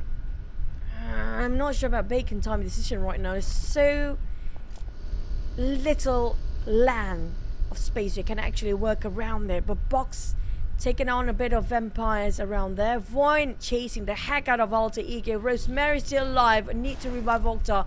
They need Rosemary so much, but VOIN as well. Kenan and Alva is there to save the rest of the team, to have that bit of a revive. And just gonna go for the kills here. Leaving only Rosemary. Alva, can he do this? Ooh, and plus they are being pressured by the blue. Rosemary, no time to pick up his teammate yet as Maxis comes in, and there goes. 2 from Alter Ego will be given to VOIN, and that's gonna be 3 points for them secured. Maxis just gonna finish the job there. Well done. It's gonna be Rosemary out. Alter Ego perched by the hands of VOIN Esports. Not just yet, never mind. Fnatic and Potato still up there, and they are flying out of this scene right now. They know for a fact they are going to be late into the circle. BTR still exchanging on. We mentioned about GEEK SLATE versus BTR, and we got it here right now. Oh yeah, let's go! GEEK SLATE versus BTR. As now Yuhai is currently down and will be taken out by Dambrut himself. Looks like the Lord will continue on as GEEK SLATE managed to chase away BTR, and now GEEK SLATE will have an entry into the circle. Back to its Liquid. Deuce is Liquid. I'm going to say Deuce or Liquid. I have to sort that one later. Back to its side of Bacon. Now, Bacon's still stuck down there under the bridge. I'm not really a big fan of this right now. But Vampire's coming in back line. Yoodo Alliance coming out really late into the party where GE happen to be sharing the same sort of manner with Boom and RRQ in such fashion, splitting out, spreading apart SLD and RRQ. They're definitely trying to take as much domination and control of the map for themselves. It's a cruel 50-50 circle right now, but we can see the movement here for BTR going into the water, but Bacon time is there. Oh no, it's not looking good for BTR as they manage to get one. There's another one in the water, but not sure if they managed to see him. Okay, they know that someone's there. Liquid is in water right now. They're trying to get that information, but there's no way for him to get up on the shore. A bit risky where Shetty is actually staying himself at, might be exploiting himself too much and exposed to his whatever's out there. Everybody can see through what's happening into the bridge, but Touch and the bridge or not still managed to eliminate BATR for now, placing the BATR, the first team out, by the way. We're talking about 4th stage of a circle, 15 teams still intact. Potato just gonna be there healing himself up in the water. Now we have a different level of healing game going on here, Cloud. Oh yeah, he's holding his breath now, but Shirley has eyes on the Potato, so well, I guess Potato and water, you can soak it in, but not that long. And he has to come out at some point though, unless he chooses to deny himself, so it's gonna be a tough one for Potato. But right now, Boom playing by the edge of the circle. Teams are starting to come in, and we will expect some teams to pass by Boom as GE will be the one. Boom. Oh, GE just walked themselves into the death trap there. RQ taking on Boom. Boom trying to take on GE, and GE happens to be running all over the place while they're being compressed between 2 teams down there, including Hill taking a bit of a fight towards the side of GE. Now, how much fight do they have in them for the side of GE? Are they just running, or they start to gun down as well? Okay, let's see. But because the GE's position is in between 2 teams, so it's not the best position for them. But at least they're currently in the circle. Boom. Just keeping us on the GE. Would they want to try and get this compound? It's not 100% worthwhile because you won't know where the circle will move. If the circle goes up, all that wouldn't matter. But for the positioning of Boom, in case the circle does go up, they'll be in a position to gatekeep GE. But the circle just make it so hard for the players to decide where to go. And as LD start to move, they realize this is a bit too long. We don't want to overstay ourselves. Overextend is not going to be beneficial. But as LD deny them from moving, VOIN here making sure they cannot leave. VOIN just stays and stuck as LD making sure they'll be challenged. Ooh. You want the brawl here? See your face. Kenan and Splat. SLD winning over that #1 spot players. Oh, the best eliminated next. Oh, the best part is that it's Parjin splatting onto Kenan, the 2 players that got the highlight previous round. And now GEEK SLATE might lose Mika. 7-9 is close by. But boy, oh boy, Choo, this is the moment. Where will the circle go? If it's still a 50-50, it's insane. But the circle, come on, I can't wait. Okay, majority on the top. Let's go, Southern teams.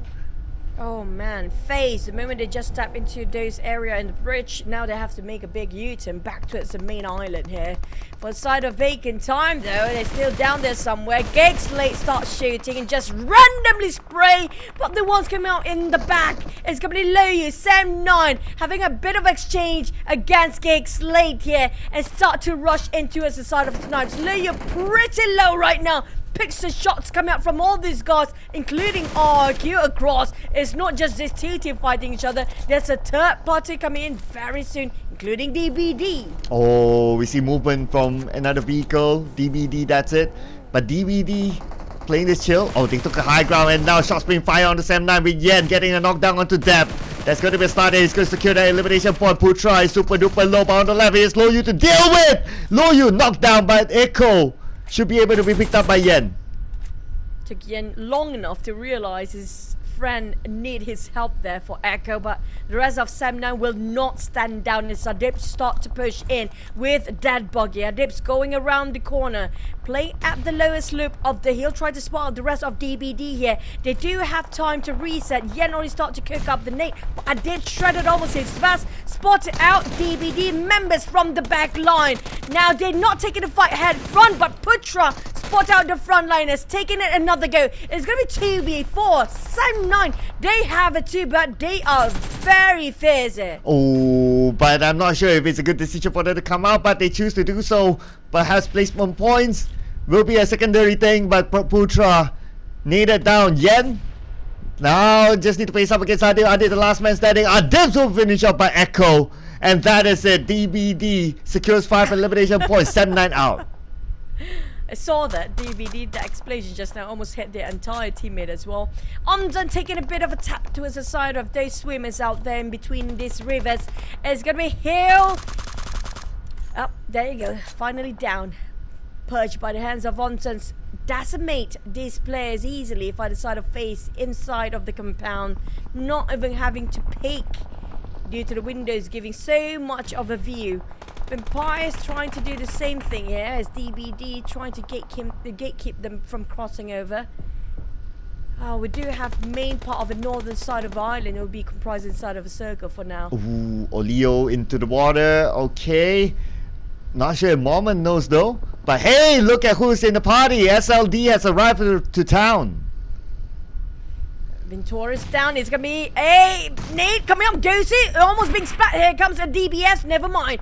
Knocked down entirely. FaZe going in for the flush. They got 1, 2 for 1 trade. Better than take it for any other day. But Onza's going in with Mela. Another one finish off. Down to only Twongson left for SLD. How to clutch this with DBS Mela, all Mela. over the place. No way out. Ooh, finally got it, and it's thanks to Onzen as well that they managed to defend their ground.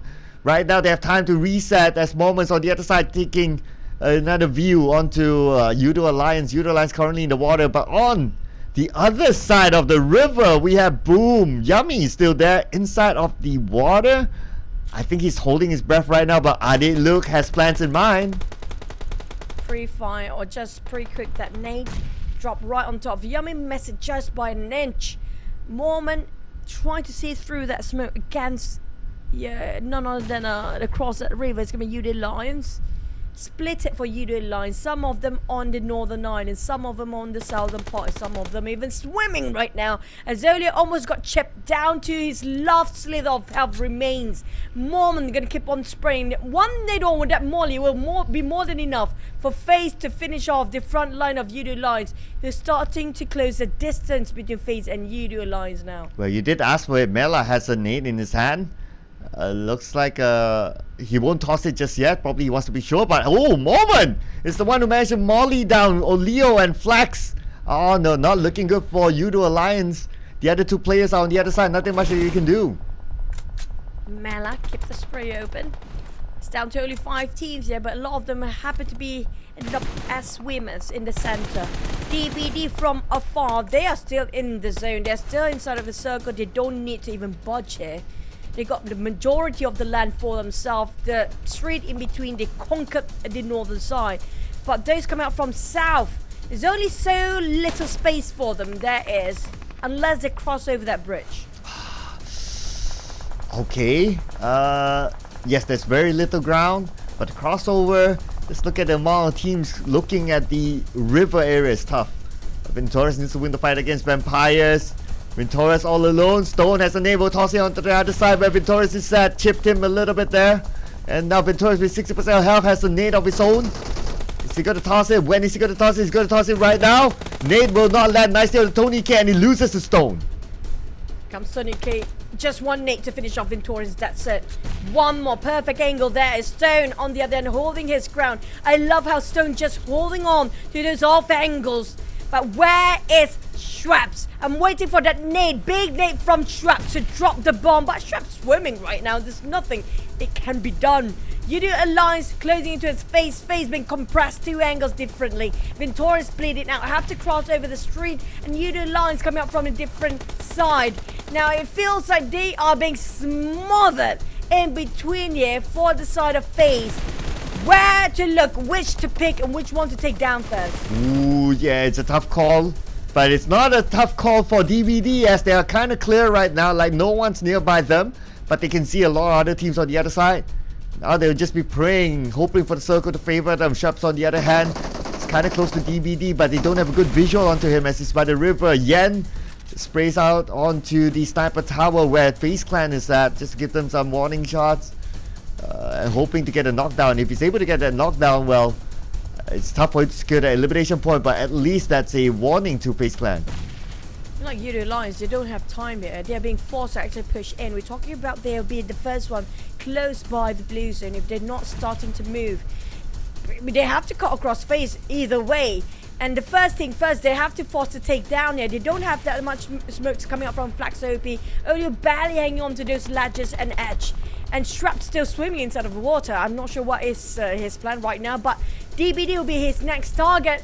Whereas VPE is splitting into the 1-2 formation, and Straps is just by himself. Yoodo Alliance have to cross that bridge, but FaZe not making that happen as Vampires taking the FaZe attention on their side. Yoodo Alliance is just biding their time here. Oh yeah, oh, Tony K takes out Kenny. Adeluk is there together with him.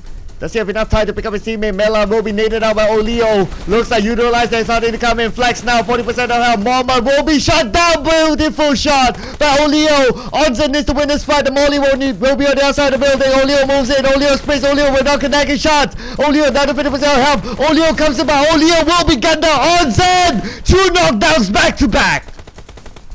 Oleo or not, we do have Onsen. It's not very well today, and that is not his best performance yet. Not at 100% of health in terms of real life, but Onsen still clutch it anyway, fighting through, brawl himself out and have a grind. Now jumps over for a swim. He didn't have much, he got himself a couple of first aids, but he need to take a bit of a dive.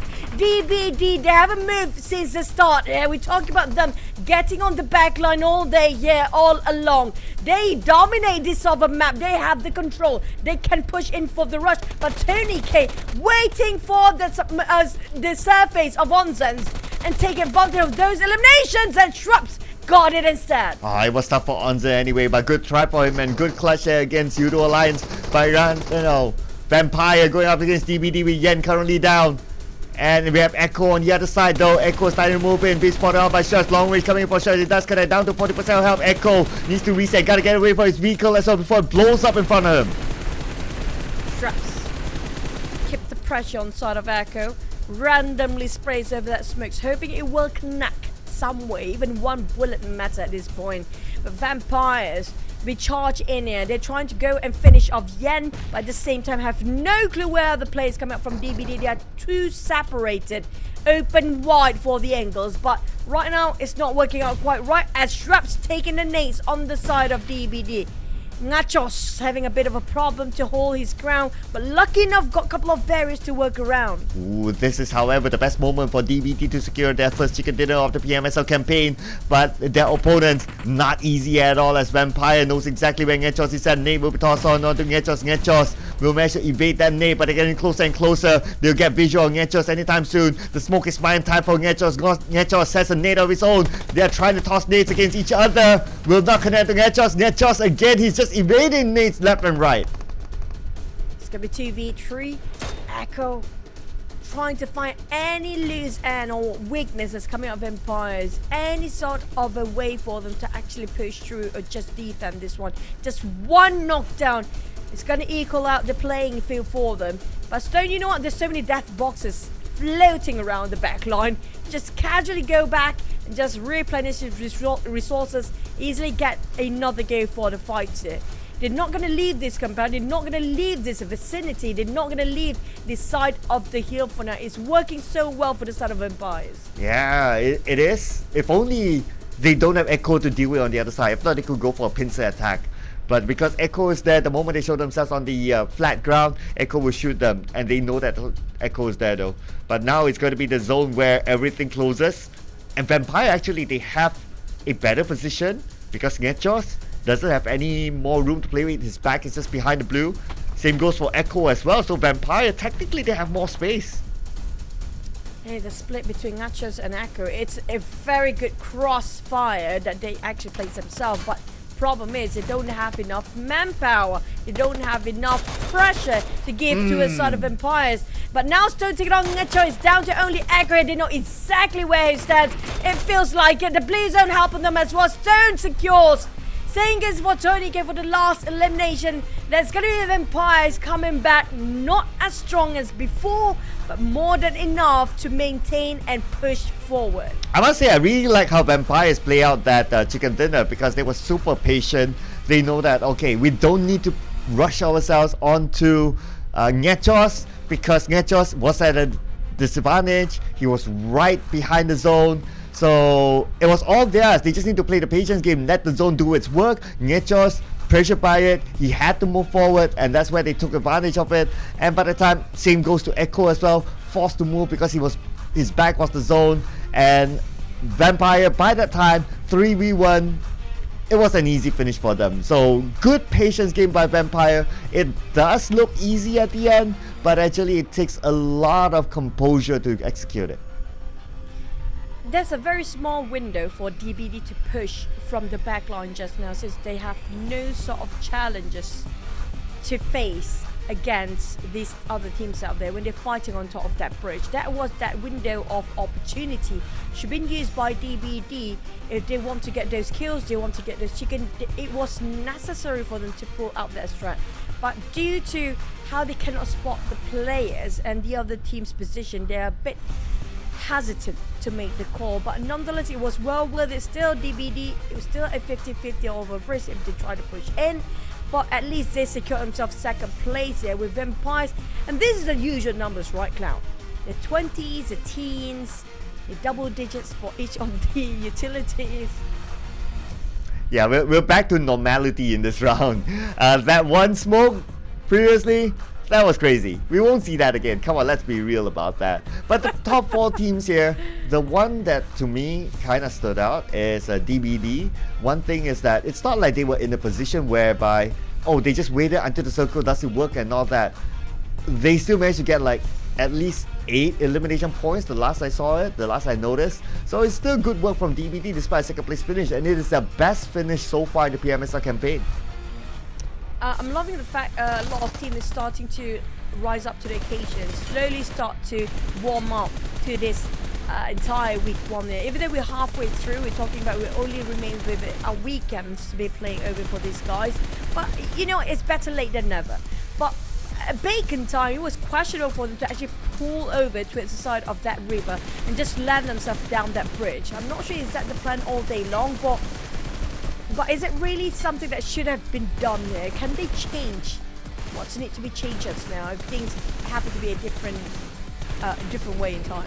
Yeah, it's hard to tell, right? So it's only game number 2 in a different map. So we need a couple more games to see how consistent DBD can be. But so far this round has been pretty decent for them. It is a tough circle, not gonna lie. And they rotated from the Gatka Mountain up onto where they were. So it was a good call as well. So they had everything on point there. It was just that final moment. It was tough because the zone was just behind the last 2 players. Yeah, that's why I mentioned early on. They should have taken the opportunity and taken advantage when the other teams are too busy in telling their vision, fighting on top of that bridge. They were they were not being spotted by any of the teams. That was the perfect timing for them to push forward. But back to the side of Vampires, they do have 11 eliminations and 10 rank points, total up to 21 points. Same goes for FaZe. Now the ties start to rise up again as the double digit will be contributed from both sides of tie teams, FaZe and Vampires. But not far behind, it's going to be Bacon and Hill coming out in 9th and 10th place. But DBD and Yoodo Alliance do have quite consistency, especially this team. Like both any maps, Erangel and Miramar for Yoodo Alliance. Yeah, Yoodo Alliance to me will be one of those teams that even a lot of teams during the interviews, I think it was like at least 2 or 3 times that they were mentioned to be like, okay, that team I want to take out, that team I want to be aware of. So they do have that reputation amongst the other pro teams too. So, and they're showing it based on their performance. Now let's look at the overall ranking. Still, no other team gets a triple digit total point.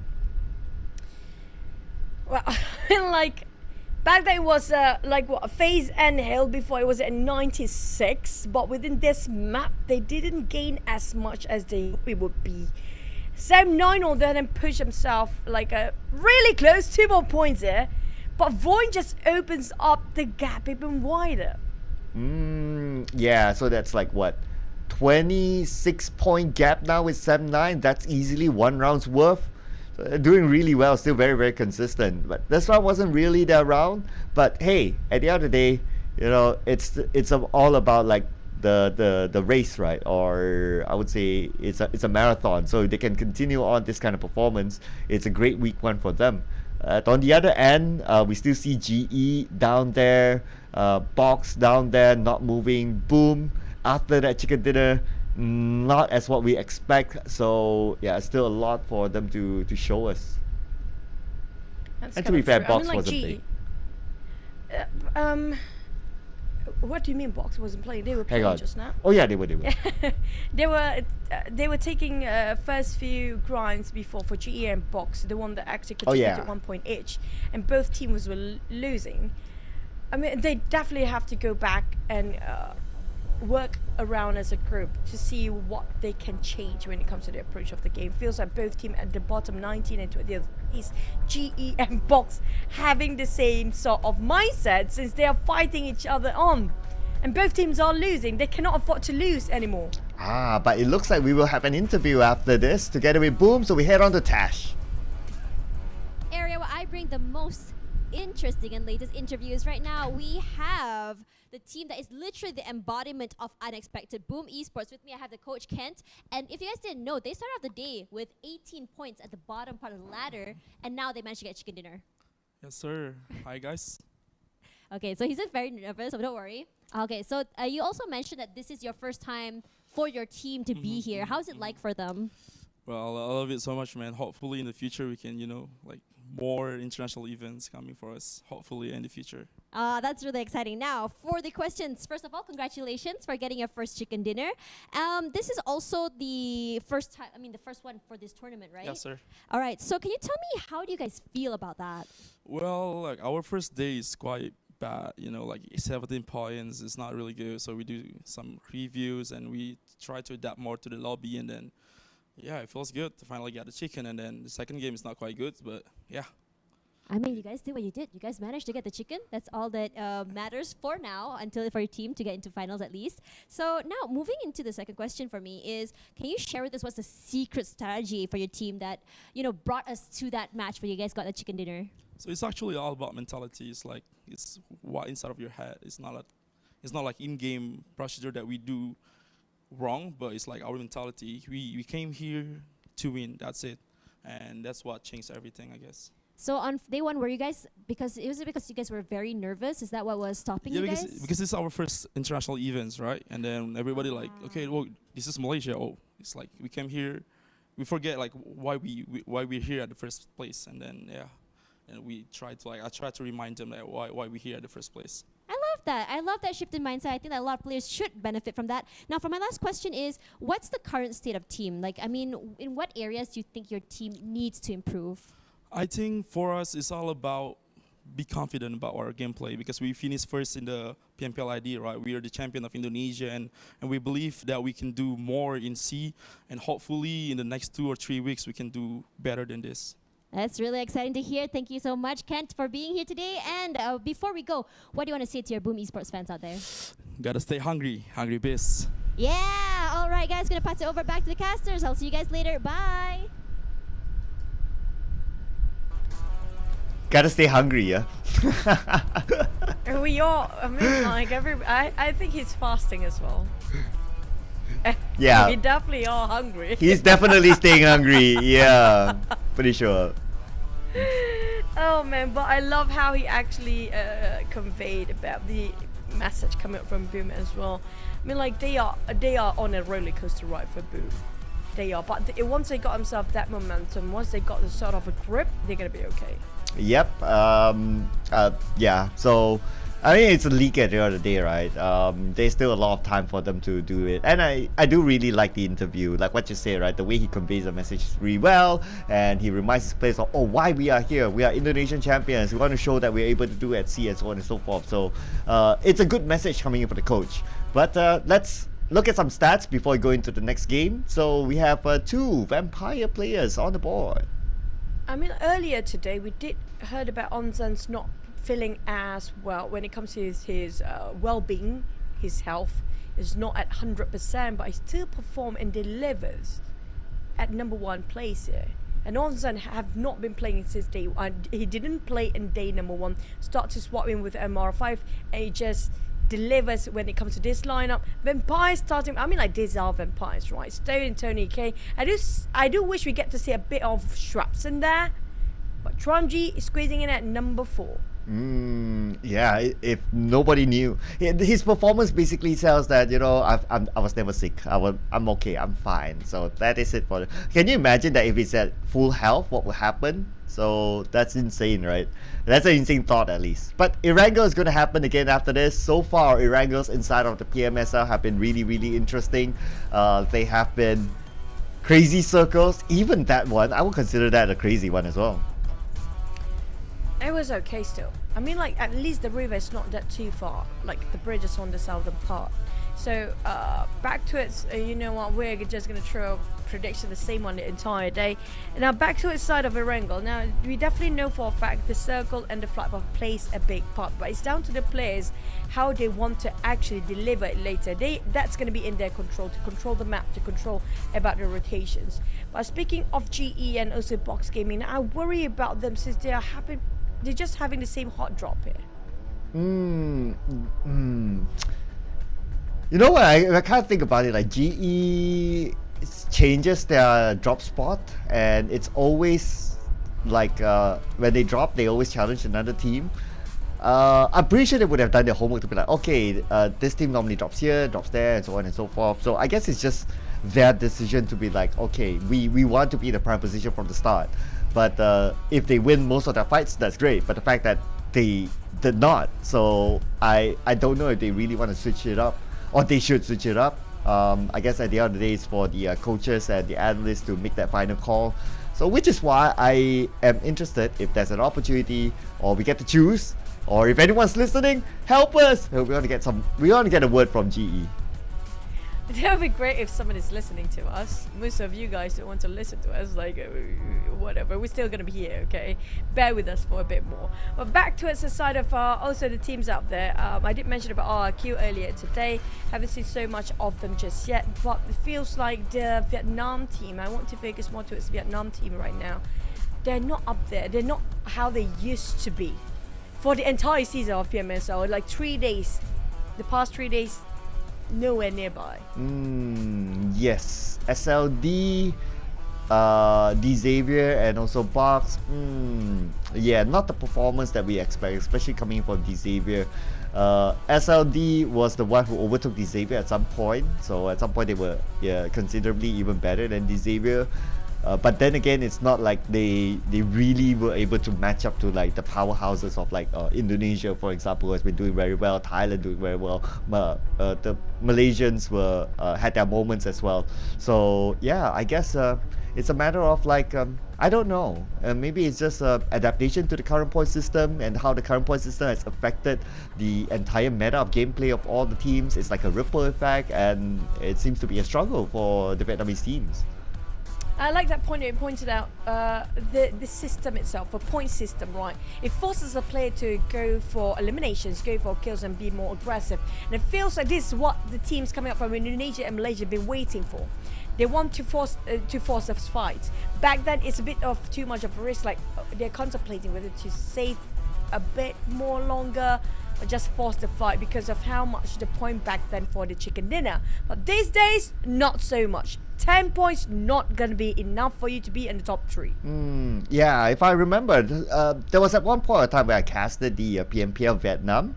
I remember that gameplay was very different as compared to other regions. They are a lot more passive, and I'm talking about in general, right? They're a lot more passive in terms of gameplay. Games go really slow every round, so maybe that is just something that has been brought over, even though with the new point system, and that kind of affected the adaptation at Southeast Asia level. It's kind of true. Now back to all the other teams down there. I mean, these guys don't even have a downtime. You're talking about 3 games straight, three maps straight, then a very long downtime. And now finally we do have a different sort of a swap here between Putra and Lung. Now this happened yesterday as well. Yeah, so he's back. So Lung back. No qualms from me. I think that whether you put in Lung or whether you put in Putra, so far statistic wise they're both good, and team wise as well, the team still functions with either one, so I think either one is fine. How does that change the gameplay with putting Long in here? I think the pairing will be slightly different. He'll definitely pair up with Loyu a little bit more. They were teammates in Nexus before this, so they have a better understanding with each other. We may see that they'll play a more of a 2-2 formation with Long and Loyu in front, and the rest of them play that support role to enable their entry fraggers. We haven't seen a lot of Armstar before, and now finally seeing him back in the map of Erangel. Is this the first one we're looking at Armstar here today? Yes, I believe it is the first time making his debut in the PMSL. And he's the only one with the fancy hair right now. Yeah, I was about to point that out. Like, it looks almost like a wig if you kind of look at it. It looks so absolutely perfect. Yeah, I agree. It's perfect. I'm pretty sure he did his hair for PMSL. He's like, yeah, I'm coming to Malaysia and I'm being in an offline setting. You know, you gotta make an impression, you know? Make red hair. I think it was a bit of a permanent. It looks very bouncy. I love this kind of hair. It's such fashion that, you know what, not everybody can actually pull it off. But I do hope his fashion and his fashion in game will actually deliver as well, because we're gonna jump into our second Erangel of the day, and after this we're gonna head into a long break. But before that, we have to have another go. Buckle up, boys, because we're flying over into Erangel game number 3.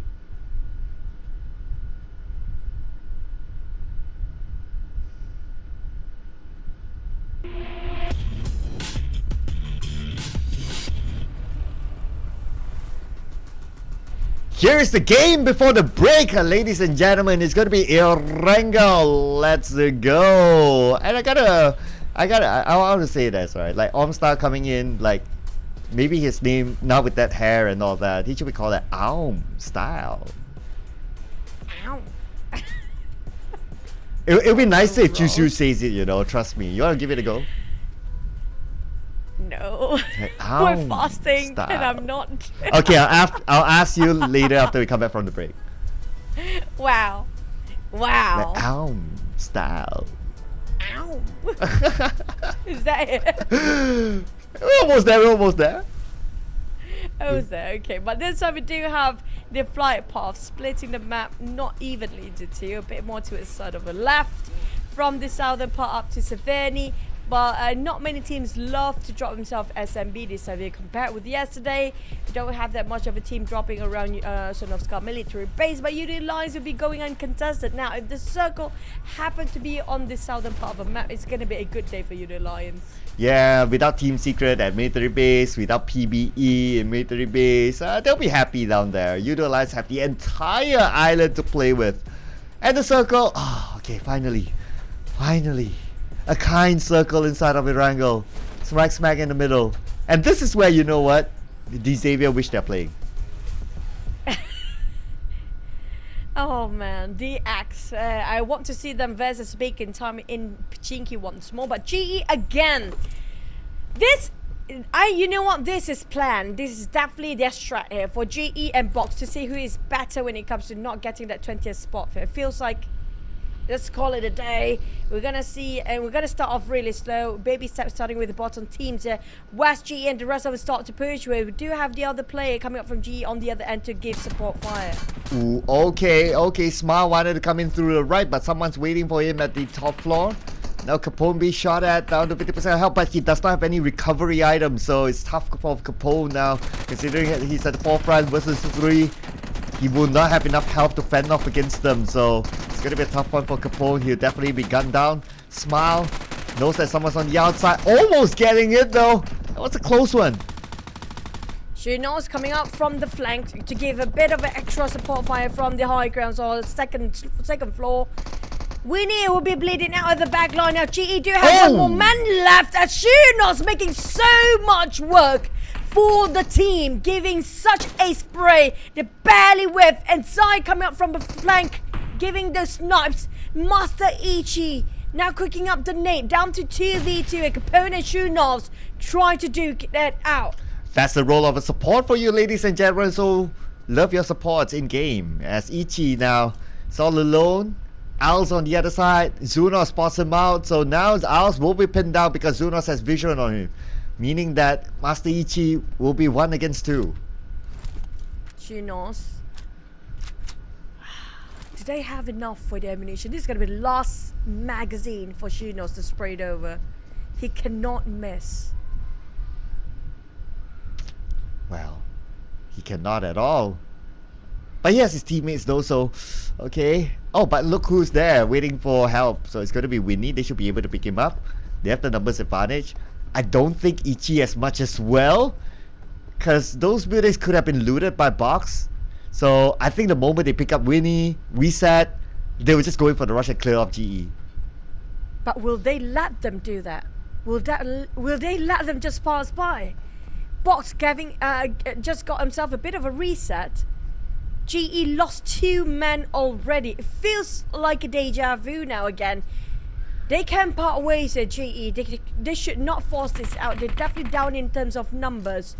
They don't have time to loot themselves up because Master Ichi with the micro easy for the longest time there is. Shunos, yes, he's buying time for the rest of the teammate, scouting out if they start to move in and push in. And that's what he's trying to do, while the rest of the other teammates coming from Box is just going to loot over and just going to have a bit of a reset. Box have a 4, GE stuck in the corner, nothing to use with. Yeah, nothing much. Since they have nothing much and looking at the current condition, I mean, okay, like to be fair, like for our view, we get to see everything, right? But for the players, it's like super duper cautious though.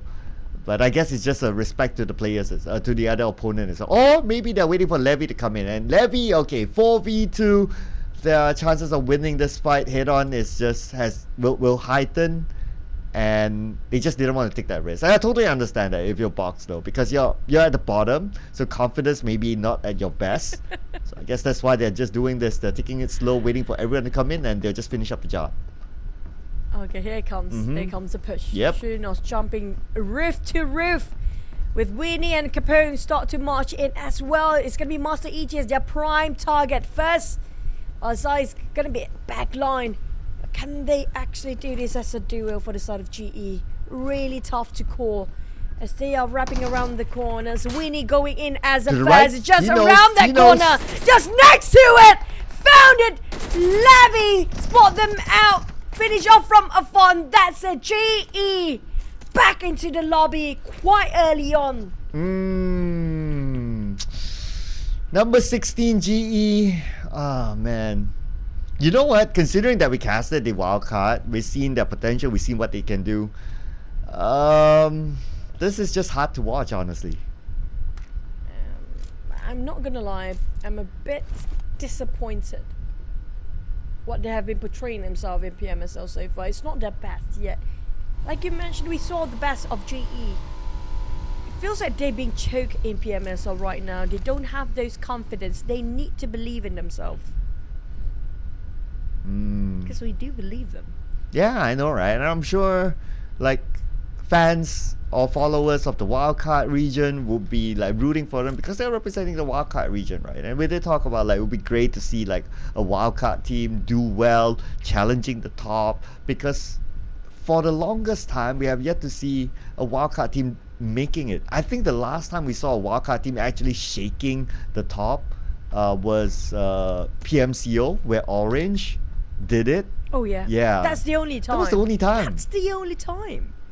And since then, I'm waiting for a different era to, you know, wake these guys for really strong sort of a wake-up call. Because right now, yeah, in Southeast Asia, it feels like we're strong. We're so formidable. Like, these guys are amazing, these boys. But I want somebody to push and make them realize, you know what, globals, are you there yet? And they need that sort of a different era, a different sort of a wave to push them up there, to make them realize, you know, we cannot get complacent, we cannot get comfortable, we need to have more. oh well, it is a marathon, so I mean, of course, getting a #1 spot is a very far-fetched mission for GE, but if they can rise themselves at least up to the middle bracket somehow, at some point, that'll be good. Maybe a step at a time. Yeah, a step at a time, and maybe just do well in week 2. I mean, like, there's 2 more days to go. All they need to do is just push it a bit more, just a tiny bit, have a bit of confidence, and just go all in. There's nothing else to lose for them anyways. But back towards the side of the circle, it pops and it shrinks and it's down to Pachiki right on top of it as well. Yeah, just perfect view. Just when D-Xavier ain't playing, right? Just too bad. Well, on the left side, looks like Boss Gaming kind of busy with BTR passing by. But right now we have Yummy FaZe Clan looking yummy at him. Wait a second. Doesn't even sound right. But anyway, managed to get away, so he's on the clear right now. Together with his teammates, getting the high ground, so they'll be all right. Everyone's just taking those prime positions now, considering that it's in the middle of the map, so there's a lot more space to play with. We'll see teams taking those high grounds, those spots that they really love to play. Boom happened to be just passing by and not wanting to take up the challenge and not willing to invest way too much when it comes to early fights. It's still in the second stage of a circle. So for the side of Boom, they're taking their own time to loot up, jump and find another compound to loot from. Maybe just try to find himself a better position to see what's happening outside. Just need more information.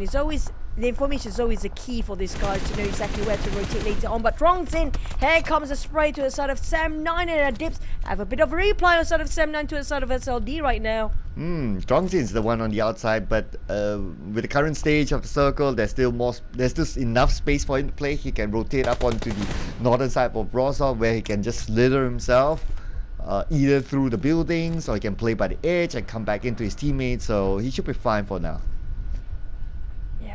For now. For how much longer? No clue. Rothsock will be occupied by another team later on, I think.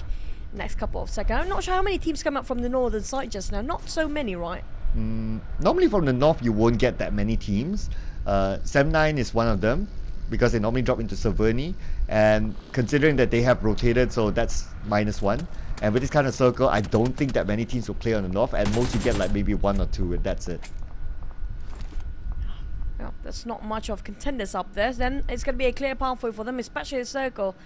I mean, like, the circle's still far off, though. We do know for a fact Pachinki is right on top of it. It's going to be an urban warfare. It's going to be a bit slow for the ending. It's going to be a bit of anticlimactic, but VOIN Esports taking GEEK SLATE into the matter here. They're tapping it out where they were trying to transition themselves into the circle. Lapa is really hungry. If they're Boom the ones that they're hungry before, but VOIN, on the other hand, split it out, spreading wide just to find those kills. But a good thing for GEEK, right? So at least they have quite a distance with VOIN, so even with that knockdown, they're able to reset themselves. And with this current circle, this current position, I don't expect VOIN to really push in just yet. And plus, they only noticed like 2 players at least. So with that being said, there's another 2 players which they don't know where they are. So you don't want it to be like the bait whereby you like, okay, you get overconfident with that one knockdown, you just rush all the way, but GEEK will be ready to shoot from another angle, and that becomes a disaster moment for VOIN. But look at the current circle. I'm really liking the position of DBD right now. The high ground on the bottom side of Pachinki, or on the left side of Pachinki, it is prime position. It's a great place to be at. Speaking of great place to be at, Box now, they're trying to get an entry frag, try to push in if they need to. Vampires, oh, they put Nuzi as the front line, as the scouter, and they know for a fact Nuzi giving up the audio cue saying that, you know what, there's so many teams out there, just hold your ground for a bit. They're taking the back line, as they were two teams right across the side of Vampires who won themselves just now. But back to the side of VOIN, who can take them down the podium spot. We're talking about VOIN is still up there with 4 players still well alive. BTR shot on 1 man, Sam9 taking the field on top of Pachinki. Bacon, this is their turf, right? There's no way they don't know this place. They even took down DX, who's been here the longest before yesterday. So Bacon, can they fight all the teams out there when it comes to defending Pachinki? It is tricky though. If you have a lot of teams coming in at the same time, and being in urban warfare, you don't get the best of visuals. So it is a challenge for them. But it's going to be a challenge for Box as Boom comes in. Comes Box, tossing over those nades and finally start to wake up. And you don't want to wake the beast coming up from Box here. Definitely start to have a bit of a tempo on this side, setting the tone. Capone is too far off, but definitely he can see a wider view about what's happening, who's peeking out from the side of Boom. But Levy and Winnie, can they hold the front line here after bombs and nades being tossed up by Boom? It's quite a big one as well. Luckily no one got knocked down yet. If not, it would be an opening for Boom to just rush in. But Box, they are playing this smartly as well. They're opening up some space, just trying to get a different angle, so to get as much information as possible. There is a possibility that Box may disengage from this. Looking at like 3 of them on top, on the other side of the road, and 2 of them on vehicles, probably doing some scouting work just to see whether there's an exit point. And with the smoke being popped up, they'll get away from this. VOIN now being surprised by the sight of RQ run and gun. Nasty little cheeky guy. He run and gun just now, and VOIN have to suffer for this cause. VOIN leaving only with 2 men here. He just run and gun and just hops on his vehicle. That's it. Didn't even finish the job there. Lapa down to only 2 men at 7-9. Stuck in the corner of those smokes just now, and BTR losing men before this, and now being chased over by the side of a Box. Now it's gonna be a 3-way wide triple B fight. Box, BTR, and as well as BIM hovering around probably the same compound here. Oh, BTR seems to be winning the fight now against Boom. The 2 Indonesian teams going up against each other, and 2 players from Boom out. BTR won the fight at this compound. Boom still has a player though somewhere else, so definitely will be playing for placement points, and that's going to be Bobo who's making his debut today after that substitution. Right now, not enough space for him to play. He's forced to tag the zone out and coming back in. You want to see more of those fights, but right now we are totally focused on the migrating teams, and VOIN spotted out some teams of Yoodo Alliance and just happened to be casually spraying over, and now hops onto the vehicle just trying to push it. Never mind, they're hesitant about it. It's still inside of the circle. They don't have to be hasty about this. They can take their own time, and Boot eliminated next. They just got a good performance. Yeah, they just got a good performance. And even the coach says that, remember why we are here and all that. That's a good pep talk if you ask me. Unfortunately, not the round that they would have wanted. But look at the amount of teams inside of Pachinki. We've got like at least 5 or 6 teams inside of there. We still got a couple of teams on the outside. Next it could be GEEK, SLATE versus VOIN. GEEK to peek out on, no, maybe not. No, he's just gonna get into this. Vampires taking on BTR again. 1 knockdown on BTR, slowly being picked off by the other teams out there, leaving only 2 men alive for BTR. This is gonna be a bit of a problem to deal with. But VOIN as a 4, moving as a unit. They got a bit of a scuffle back there. Knocked 2 down by the side of an LRQ, but now they're back on up their feet. But Alter Ego next, for they are the one that challenging from afar. Yoodo Alliance taking a bit of a fight on Alter Ego. Shifted the attention of AE from VOIN towards the other side. Alright, at least we can see that there's quite a distance between them. So it's more of like warning shots and try to wear down their opponents, utilities especially. So it's going to be a-okay for now for those teams. But Vampire, not okay for DBD. Comes the spray, here comes the rush. Jens on the ground, Newsy going for the push. Finish off with 1 kills, clean execution by Newsy. Now he's trying to go for more. Swapping around with the pen, why not? Echo on the other end holding this angle, making sure Vampires cannot breach in, but Nachos, I'm not sure about his position. It's going to be straight into the hands of Traps on the ground. Stone got a bit of counter fire, leaving only DBD side. Echo left alive. Oh, Echo all alone. His teammates on the other side. So he's going up against... yeah, there you go. It was tough. It was tough for Echo. So it was tough for him. They clean up DBD. Jimmy couldn't do much, but they need to reset quickly. It's another team. GEEK SLATE is coming in. Vampires, they do have a bit of time to reset. By GEEK, they're taking a bit more time than it should have. Mika, damn good and stocks. Nat. Pushing as a tree, open wide and moving in a triangle mode. Mika got Stone on the ground. Tony K fleeing back line. Pull back all the way for Vampires to go for a retreat to defend themselves. But Snipes already closing in from the back line as well. They're walking into the GEEK SLATE trap here for Vampires. Ooh, and the circle looks like it's going to be an urban finale this time around. And now GEEK SLATE against Vampires, and GEEK SLATE wins the fight while maintaining all 4 of their players. It's a good, clean win for GEEK SLATE. Such a good, organized push in from the side of GEEK SLATE. They trap so neatly around the side of Vampires, moving in as a triangle, coming up from the back lines for Snipes to push in from the other side, compress Vampires every other angle. There's no way out for Vampires. Now DBD do have one more player, Jimmy OP, who's being split apart from the rest of the team early on. But the thing is, have to get in there. He can actually go on the left side. There's nobody else coming up from the high grounds. But he definitely wants to have a bit of exit frag or just getting those kills in the last minute from GEEK SLATE. Probably at most he can get a knock because of how the terrain is. Should be okay for GEEK to reset in case anyone goes down by Jimmy. And now inside of the inside Pachinki, look at the amount of teams that it's like rainbows right now inside of it. Definitely colourful, but not as colourful as we hope it would be. Everybody are putting on hold right now. Snipes being caught off during transition here. VOIN, a bit of a 1-2-2 trade between VOIN Esports and GEEK SLATE right now. They pulled over Stocks net in between. He stopped his car in the middle of the road. Alva taking on damn good GEEK SLATE. They were perfect just now against Vampires, but they are in shambles. The moment VOIN Esports showed themselves and just pushed them out. Well positioned by VOIN. That split was ready for GEEK fam. And that was kind of like a trap for them. It's like the moment they went in, it's like, oh, they couldn't even react and they got eliminated. It was just executed very, very well. Flawless execution there by VOIN. Back to the start of Yoodo Alliance. They're inside. They got themselves 1 elimination by far.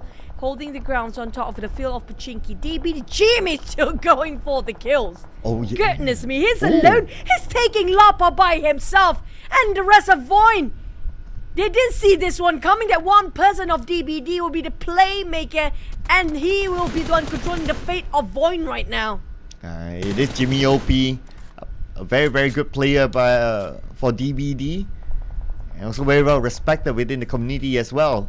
Right now, with the circle not on either side, looks like Jimmy might want to consider to move towards the left rather than trying to engage with VOIN. Still has some space to play with, and that is where he will go. Jimmy, start to close the distance and try to spot at least getting 1 more eliminations. Very ambitious coming up from Jimmy, but it's always worth a try. Toss a couple of nades just to make sure anything that might actually clip, but at the same time he's running low. We talk about 1 hand grenade, 2 mollies and no smokes in between. He has to cross over, but here comes Kenan trying to go for the push. Oh, Adilu! No shots connected. Now Jimmy goes in, then Jimmy! Well, it's just too much for him to handle. We're talking about the entire VOIN squad, and now DBD is out with 1 elimination point. VOIN, the circle moved away from them, so they still need to fight their way.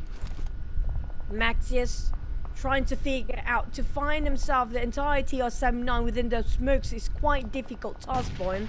Still trying to force them out anyway. Here comes another nade being dropped down, double nade down. Trying to drop himself the third one in case he can get something, but he got chipped quite a bit. And finally worth paying for those efforts. Finally down on Loyu, and the rest of VOIN trying to make out of their way to get into the circle by taking out 7-9. Oh, here we go. Out by the forefront. Looks like he'll be the entry fragger, but Logan's there to take him down. It's good that Maxius goes down, but Adib's there.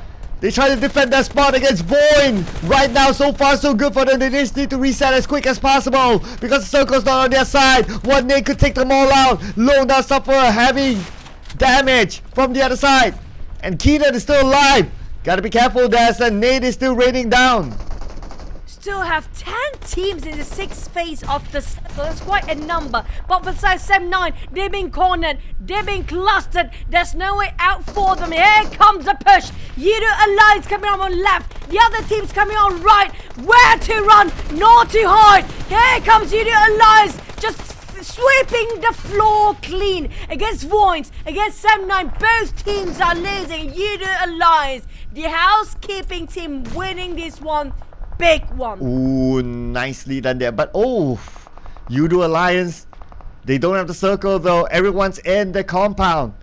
The next one will be tough for Yoodo Alliance. Look at their vehicles, all blown up. So they gotta get on foot into the circle. It's gonna be a big challenge for them. Yoodo Alliance, though, Leo.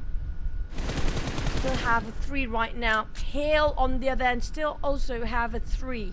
A lot of teams are working as a trio.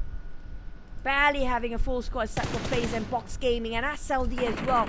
But FaZe and Box, they're working things through. We're talking about you waking up a beast here. With 5 eliminations now. They're going in on the rampage mode. Hale taking on Yoodo Alliance, stopping them from mentoring. GEEK keeping this angle hard. Yoodo Alliance cannot even have a step inside of the circle. Yeah, it was super duper tough. I mean, no vehicle. It's not much that he can do. Kenny, the last man standing. Kenny, can he do this? Can he actually slide into that? I think it's tough. The zone will be just too much for him to handle. Can he? I don't think he can actually just put himself first 8, but at the same time the pressure come out from Voldemort. RQ. Well, RQ have to be careful. Those come out from behind as well. There's another team. It feels like a fish eat fish. While Hale is looking an eye out, keeping an eye out to the side of RQ. FaZe on the other hand, now picking a fight against Box has a 4. Box has been running and gunning down a lot of them, and FaZe cannot look down on Chunos. Never mind, Victorious take him in down with that nade as an entry point. Going in as an opener, and Victorious go in for the rush maybe, but Winnie will actually save his mate there. They got a bit of a reset. FaZe cannot go in for the rush. Oh, yes. They can't. It's not going to be worthwhile for them as well. They're arguably in a better position with a better spread. So it's a matter of like holding their ground, waiting for the next phase of the circle, see if they are still in it, and that might force other teams to come towards them instead. Hale, furthest away, trying to reposition himself in another set of them. RQ spot out the ones that actually try to reposition themselves on and stopping their movements, stopping their transition into the circle. Holding their back line, Gatslow spotted out more. RQ tried to trap them, tried to corner them down, but they will not take it in. Bacon time, this is their turf here. We're talking about since the start, the circle has been on top of Pachinki, and they're still in there. But at the same time, they didn't secure any kills yet. Yeah, that's the downside about the current meta, right? Or the current point system. Yes, you get the circle. Yes, you can stay put there, but you don't get elimination points. So that's the trade-off here. Let's see if they can trade it back, trade all that time back with getting elimination points right now since other teams are close by. It's not going to be an easy feat. Urban warfare is always really tough. So many, it's so clustered up there. We're talking about the half of a circle right on top of it. Half of it is going to be all the teams are, nobody coming up from the southern part, nobody coming in from there. Maybe due to how open of a space it is and just an open field as well. And no compounder hovering around just taking themselves those barricades and take covers.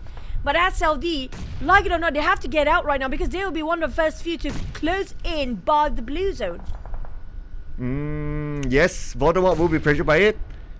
Can he make it in time? He does have a first hit though, but goes to... Oh! What a nice counter nade there by Flash. Taking out Voldemort. That is it for RRQ. And now SLD, they're coming in from the other side. They're on the other side of the road. We have like 3 teams on the left, 2 teams on the right.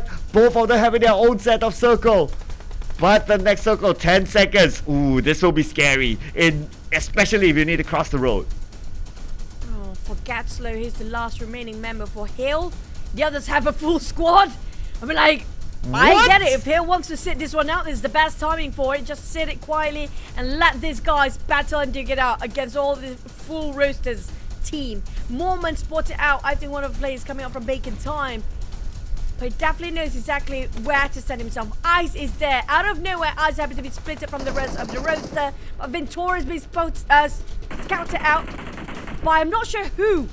He's been shooting across those windows against Ventura's. It's going to be coming up from Box Gaming, possibly. Yeah, it's probably Box on the other side. And on the other side of the road as well. I mean, everyone's just that close to each other right now. FaZe Clan, they gotta get together. 2 of them on the outside. Onzen and Mela moving in towards Mohammed and Venturas. Get slow. Gotta play this slow. He still can move. Or maybe SLD knows. But it looks like SLD does not. He just can't give away his footsteps yet. He can take it slow as he can. He needs it. He has nobody else to back him up. I'm just going to exit out this window and get into the circle first. That's the main objective coming up from Gatslow of Hill. Bacon Time on the other hand. Ice definitely tried to close in from the back line. Box Shuna spot out on turns. There's going to be an opening for the side of Box Gaming. They start to push and rush to the side of FaZe. Bacon Time is waiting being the third party. They're taking advantage possibly. Just waiting the right moment to pick out. FaZe clustered in one building right now, on top of each other. The nades been dropping like it's hot coming up from Box Gaming, but not clipping anybody, just dropping on one knockdown, but no sealing of the deal yet, no execution yet. Ooh, get slow. Will he get part of the circle? He should. Okay, the zone stops there. Okay, that's cool. But they know that Get Slow is there. That's why the nade was tossed onto his side. Now with the finale, the grand finale, Gets Slow. No space for him. He has to move. Here comes the zone. And there you go. He's still safe for now. Oh, he doesn't have any first aids anymore. He needs to get himself a big couple of more. Hopefully inside of an apartment there's going to be a couple of health utilities for him to actually wrap his hands around it. But barely making it out for Gatslow. Being spotted out by the side of SLD and FaZe. But Box slowly losing men, being picked off one by one. There's going to be a bit of a counter. The response from FaZe early on being knocked down. They have a bit of redemption here. Hill finally being finished off by the side of SLD. But FaZe, Box have a bit of a tension between them. Oh, Nine Noise shooting on the outside. You will need to be prepared for the next phase of fight. And that's going to be SLD coming in. Nine Noise tosses the nade onto PERSIJA, but PERSIJA's on the outside. Trongzin will be gunned down. FaZe Clan, so far so good for them, still a full squad, but they're Box Gaming to deal with. Box Gaming in the toughest position as they need to cross the road. SLD are desperate, they're being closed in by the Blues, but Bacon Time drop a nade. It's going to be a Kirby to the side of Shunos. Here comes another one from Mela. Beautiful! What a perfect coordination coming out from the team here. Saying this for Bacon. Wait, what? Bacon Time stealing over the side of Box. That's huge! Ooh, Bacon Time. Oh, wait. PERSIJA, DBS gameplay! They weren't ready for it, PERSIJA was prepared! The moment jump out the window, that's it, but PERSIJA will be caught in fire point, and finally SLD is out. We're now got down to the top 2 teams. It's gonna be Thailand finale. Bacon Time have been very mischievous all this while, playing very as sleeky as possible they can be. Bacon having a bit of a corner to deal with. Bacon Noise managed to clutch that with a shotgun, and Bacon Time made it, showing they are the kings of Pachinki. They can fight DX anytime. They can fight the entire map anytime. Oh yeah, and could this be because of the return of Aum Style? Yeah, that is a good chicken dinner for them, and they managed to pick up a good number of elimination points along the way too. So it's a good round here for Bacon Time, and I want to claim that they are in my prediction. So yeah, and they're in my prediction because they're on the page 2 one of the page 2 teams. So great job, Bacon Time, doing it. Yeah, definitely like what a standard here they pull off today with that steals coming up from the back line. It was noise or arm style just now. Definitely an upgrade. You can see it's all going red in there. It's red, not red. It's red right now coming up from there. It's getting red hair with a red performance. Noise. Those eliminations in the last minute, stealing it underneath the noses of SLD just now against Box Gaming.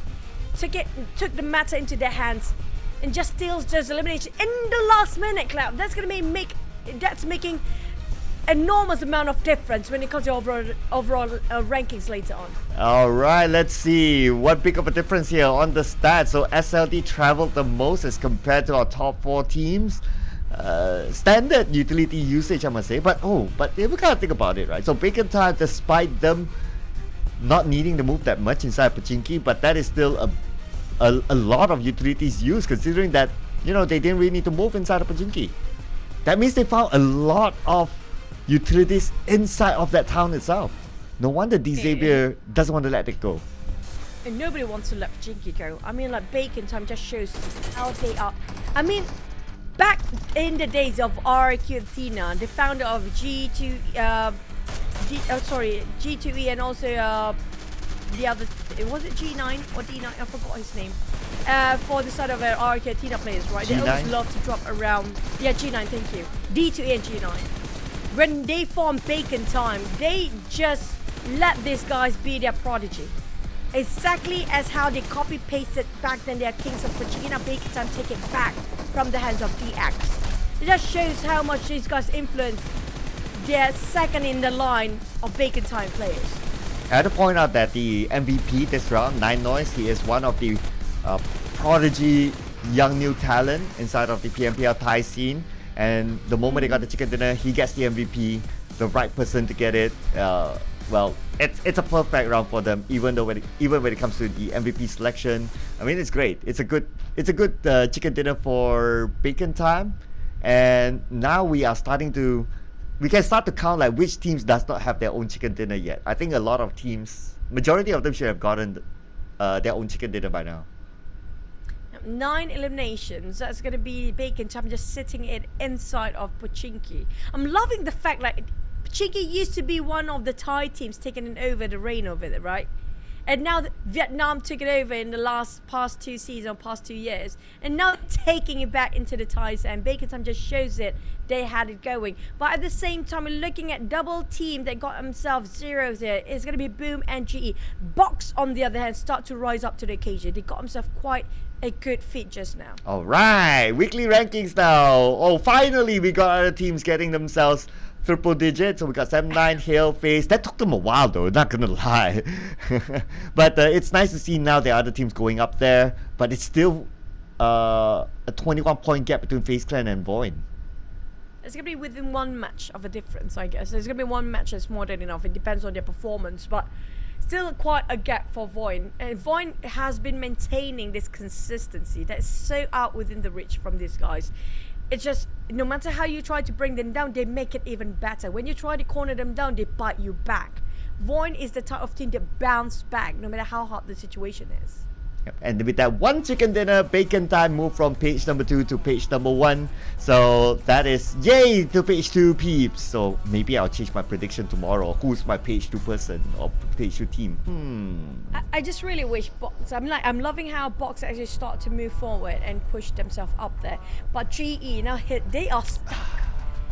I mean, we do know for a fact there's somebody gonna sitting at number 20th spot or 16th spot in top 16 or 20, right? But at least the gap, we don't want the gap is too big of a difference. You don't want to be over dominating or just the same teams up there. Yeah, I know, right? It's nice to see something refreshing. Well, VOIN is a refresh, so not gonna lie about that. It's nice to see them. With it, yeah, so it's great. It's great. It's good to see something new, something fresh, right? But I like what we say. We do wish that like the wildcard teams do step up and give us that level of refreshment that you're from a totally different region, not even from Indonesia, Thailand, or Malaysia, but you're from a totally different region. The wildcard series, that will be a big story. But you know what, Choo Choo? Speaking about big stories, after this we'll be taking a longer break. Big break. Yeah, a big break. just in case you just join us for this series, it is the Ramadan month, so it will be a break fasting time. After this, we'll be taking about an hour's break, and then we'll come back for the final 3 games. So it's a little bit change of format. We're just getting the cue from production, but we'll be heading to that break anytime soon. But for you guys out there, happy break fasting. Enjoy your food. What's on the menu for you today, Chuchu? I have no clue. I have to ask Mr. Manager. Oh, for that. wow, Mr. Manager got it sorted. I hope he orders something that satisfies you. I'm just happy that we're breaking the fast. I can drink after this while casting, because we haven't been drinking at all when we're casting here. I wonder what's on the drinks menu then. It's just gonna be plain water. That's the best thing ever you can have in the entire world. Yep. I mean, like, the simple life is always the best. Oh yeah, I know, right? But speaking about simple life, go enjoy your water, enjoy your food. We'll see you after this. Happy breakfasting.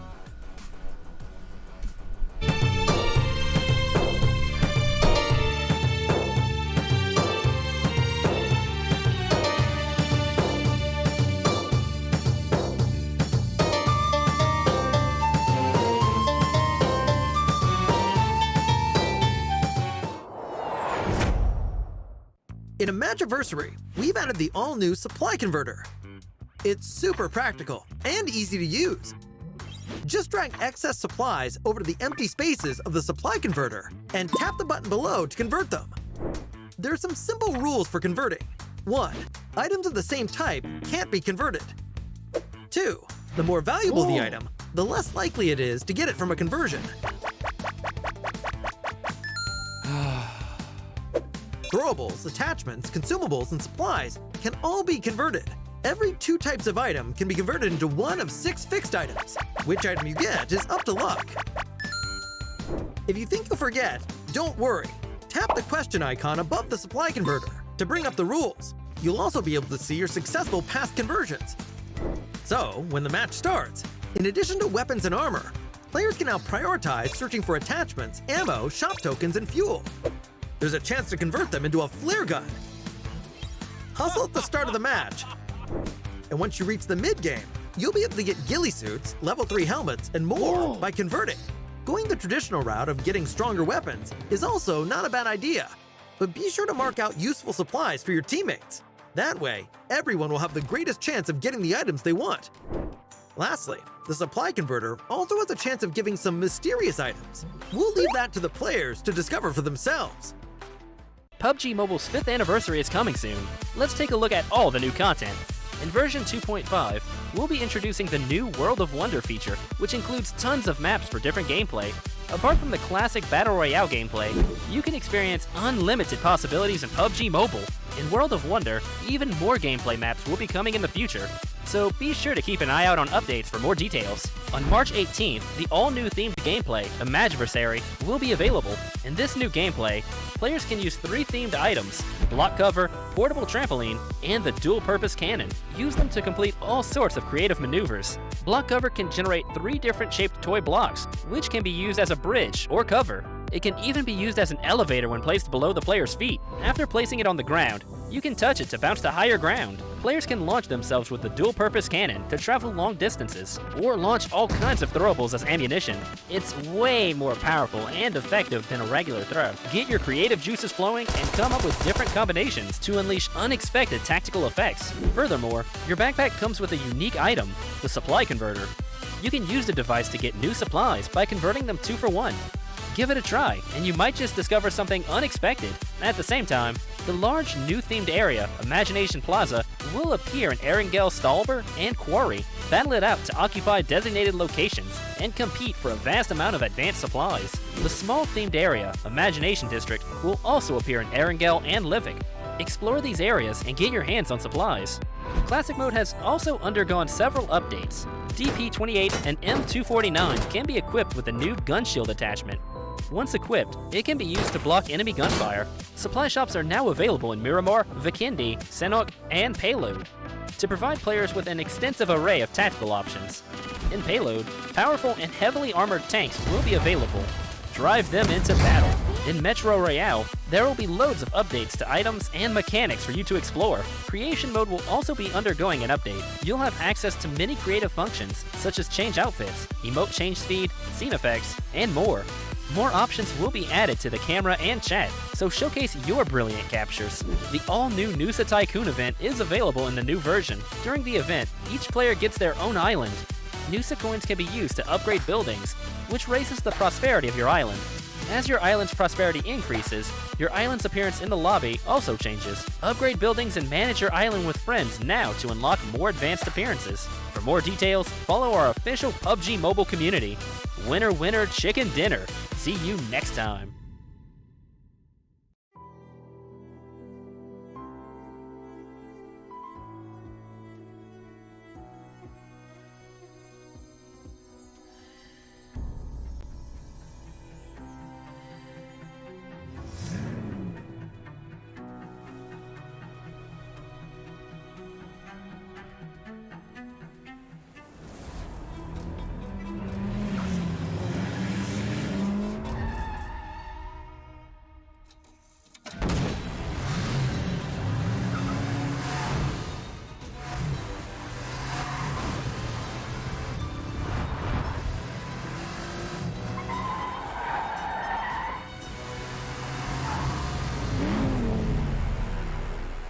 With the arrival of PUBG Mobile's 5th anniversary, Air Wrangle has added 2 attention-grabbing imagination plazas to the map.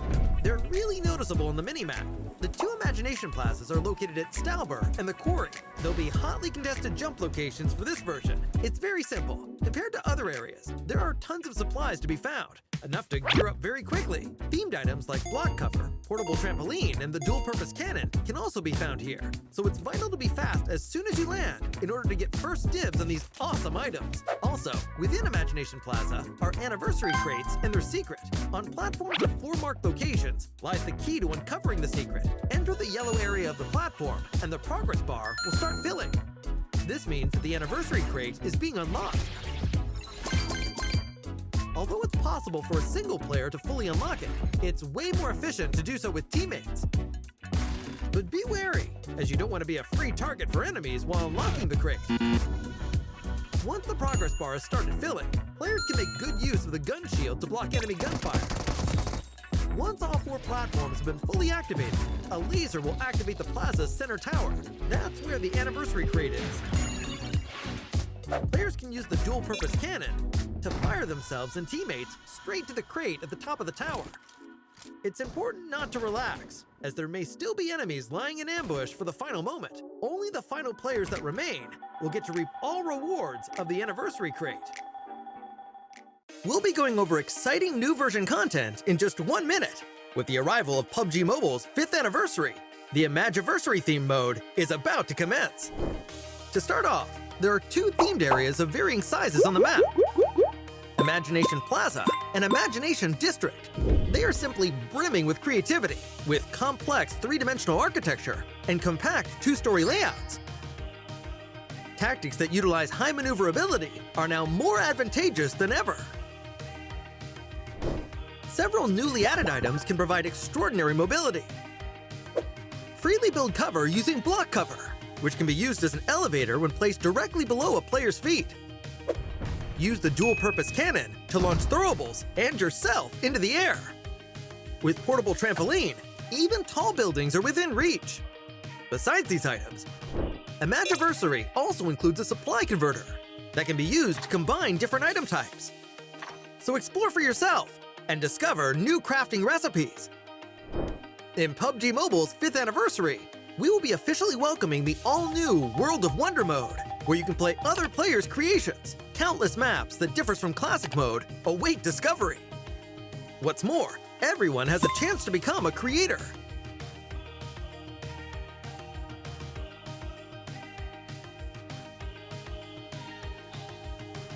Publish your own creations in the game for everyone to enjoy. Gearfront will be making its return next month, alongside the new Jet Boost board skill, which allows you to move about swiftly. Creation mode will also be undergoing an update. A special function that allows players to quickly switch outfits and backgrounds has been added for an even better selfie experience. Moreover, we will be introducing a new gun shield attachment for the M249 and DP28. Come and experience it for yourself. PUBG Mobile's anniversary celebration is about to begin. Get ready! Hello everyone, Payload Mode is getting an update. This update brings a new, powerful weapon, the tank. Experience the adrenaline of Payload with all new tank battles. The new tanks will be found in Erangel. They have incredibly resilient armor and immense firepower. They can seat up to 4 players. The driver will control the tank's direction and can also look through the tank's gun sights to aim and fire at distant vehicles and enemies. The co-pilot can fire the tank's machine gun for even more firepower. The tank gun and machine gun can both rotate a full 360 degrees. The tank is extremely durable, and passengers will not take damage from gunfire, grenades, red zone bombing, vehicles, or other physical threats. But that's not to say that the tank is invincible. When the tank's durability is reduced to 0, it will explode, dealing damage to the passengers. Of course, the sturdy and powerful tank also has downsides. For one, its large size makes it easy for your team to be discovered. It's also quite slow, making it easy to chase down and surround. When you're facing a tank, firing on the heavily armored front doesn't deal much damage, but attacks from the rear deal additional damage. Shots fired at the tank at a 30-degree angle or less will ricochet, dealing significantly less damage. Attacking the tank's weak points and firing from an optimal angle are the keys to taking them down. You can also use a bit of strategy, lying in wait while within firing range, and launching an ambush when the enemy comes within range. In order to help players find tanks more easily, this update will also add a tank airdrop.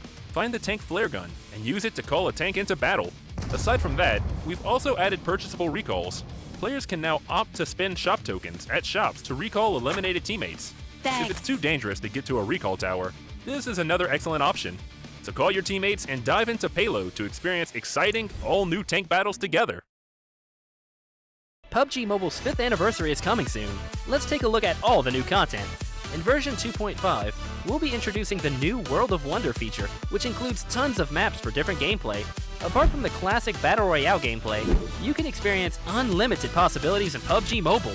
In World of Wonder, even more gameplay maps will be coming in the future, so be sure to keep an eye out on updates for more details. On March 18th, the all-new themed gameplay, Imagiversary, will be available. In this new gameplay, players can use 3 themed items: block cover, portable trampoline, and the dual-purpose cannon. Use them to complete all sorts of creative maneuvers. Block cover can generate 3 different shaped toy blocks, which can be used as a bridge or cover. It can even be used as an elevator when placed below the player's feet. After placing it on the ground, you can touch it to bounce to higher ground. Players can launch themselves with the dual-purpose cannon to travel long distances, or launch all kinds of throwables as ammunition.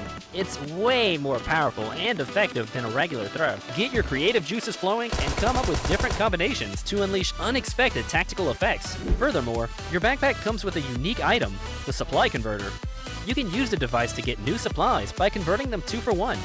Give it a try, and you might just discover something unexpected. At the same time, the large new themed area, Imagination Plaza, will appear in Erangel, Stalber, and Quarry. Battle it out to occupy designated locations and compete for a vast amount of advanced supplies. The small themed area, Imagination District, will also appear in Erangel and Livik. Explore these areas and get your hands on supplies. Classic Mode has also undergone several updates. DP28 and M249 can be equipped with a new gun shield attachment. Once equipped, it can be used to block enemy gunfire. Supply shops are now available in Miramar, Vikindi, Senok, and Payload to provide players with an extensive array of tactical options. In Payload, powerful and heavily armored tanks will be available. Drive them into battle.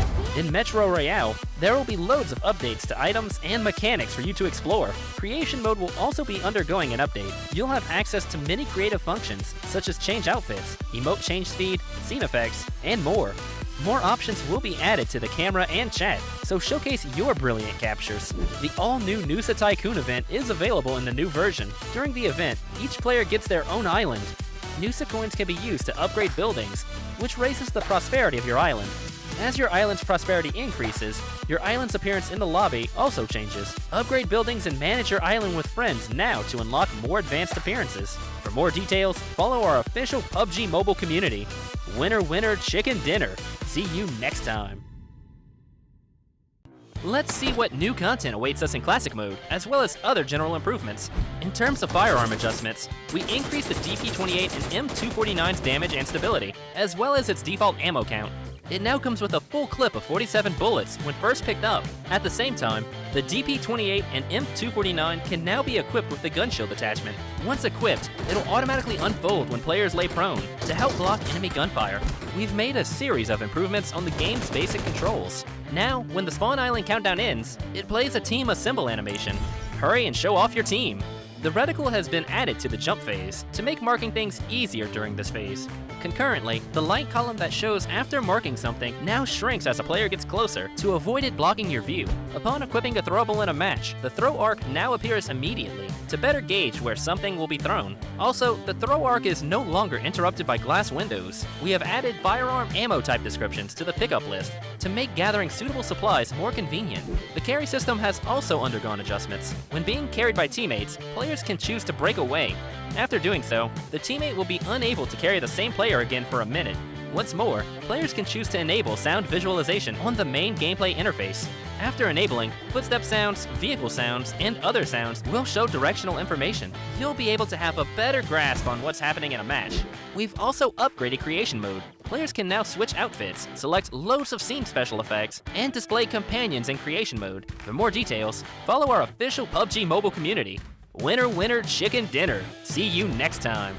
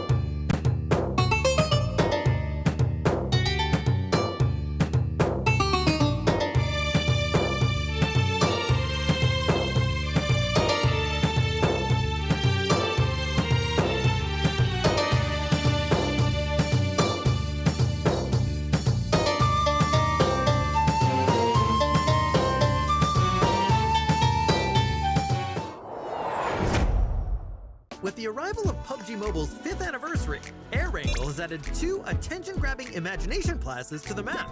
They're really noticeable on the mini-map. The 2 imagination plazas are located at Stalber and the Quarry. There'll be hotly contested jump locations for this version. It's very simple. Compared to other areas, there are tons of supplies to be found, enough to gear up very quickly. Themed items like block cover, portable trampoline, and the dual-purpose cannon can also be found here. So it's vital to be fast as soon as you land in order to get first dibs on these awesome items. Also, within Imagination Plaza are anniversary crates and their secret. On platforms at floor-marked locations lies the key to uncovering the secret. Enter the yellow area of the platform, and the progress bar will start filling. This means that the anniversary crate is being unlocked. Although it's possible for a single player to fully unlock it, it's way more efficient to do so with teammates. But be wary, as you don't want to be a free target for enemies while unlocking the crate. Once the progress bar has started filling, players can make good use of the gun shield to block enemy gunfire. Once all 4 platforms have been fully activated, a laser will activate the plaza's center tower. That's where the anniversary crate is. Players can use the dual-purpose cannon to fire themselves and teammates straight to the crate at the top of the tower. It's important not to relax, as there may still be enemies lying in ambush for the final moment. Only the final players that remain will get to reap all rewards of the anniversary crate. We'll be going over exciting new version content in just 1 minute. With the arrival of PUBG Mobile's 5th anniversary, the Imagiversary theme mode is about to commence. To start off, there are 2 themed areas of varying sizes on the map: Imagination Plaza and Imagination District. They are simply brimming with creativity, with complex 3-dimensional architecture and compact 2-story layouts. Tactics that utilize high maneuverability are now more advantageous than ever. Several newly added items can provide extraordinary mobility. Freely build cover using block cover, which can be used as an elevator when placed directly below a player's feet. Use the dual-purpose cannon to launch throwables and yourself into the air. With portable trampoline, even tall buildings are within reach. Besides these items, Imagiversary also includes a supply converter that can be used to combine different item types. So explore for yourself and discover new crafting recipes. In PUBG Mobile's 5th anniversary, we will be officially welcoming the all-new World of Wonder mode, where you can play other players' creations. Countless maps that differs from classic mode await discovery. What's more, everyone has a chance to become a creator.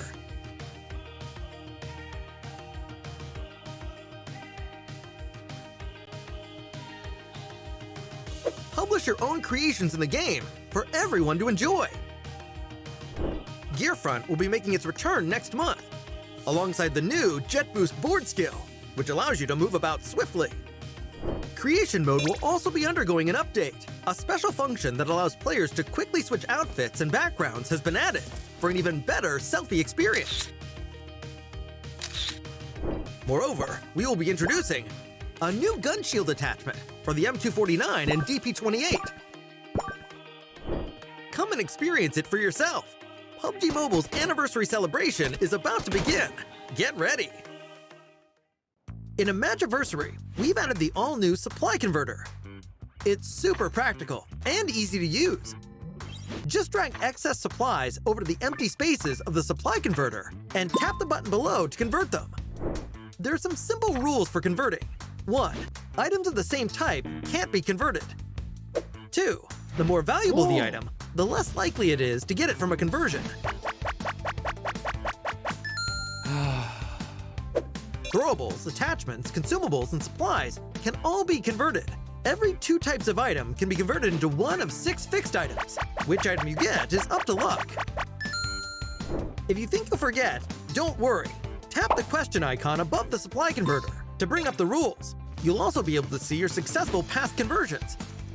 So, when the match starts, in addition to weapons and armor, players can now prioritize searching for attachments, ammo, shop tokens, and fuel. There's a chance to convert them into a flare gun. Hustle at the start of the match. And once you reach the mid-game, you'll be able to get ghillie suits, level 3 helmets, and more by converting. Going the traditional route of getting stronger weapons is also not a bad idea, but be sure to mark out useful supplies for your teammates.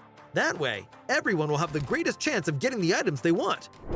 Lastly, the supply converter also has a chance of giving some mysterious items. We'll leave that to the players to discover for themselves.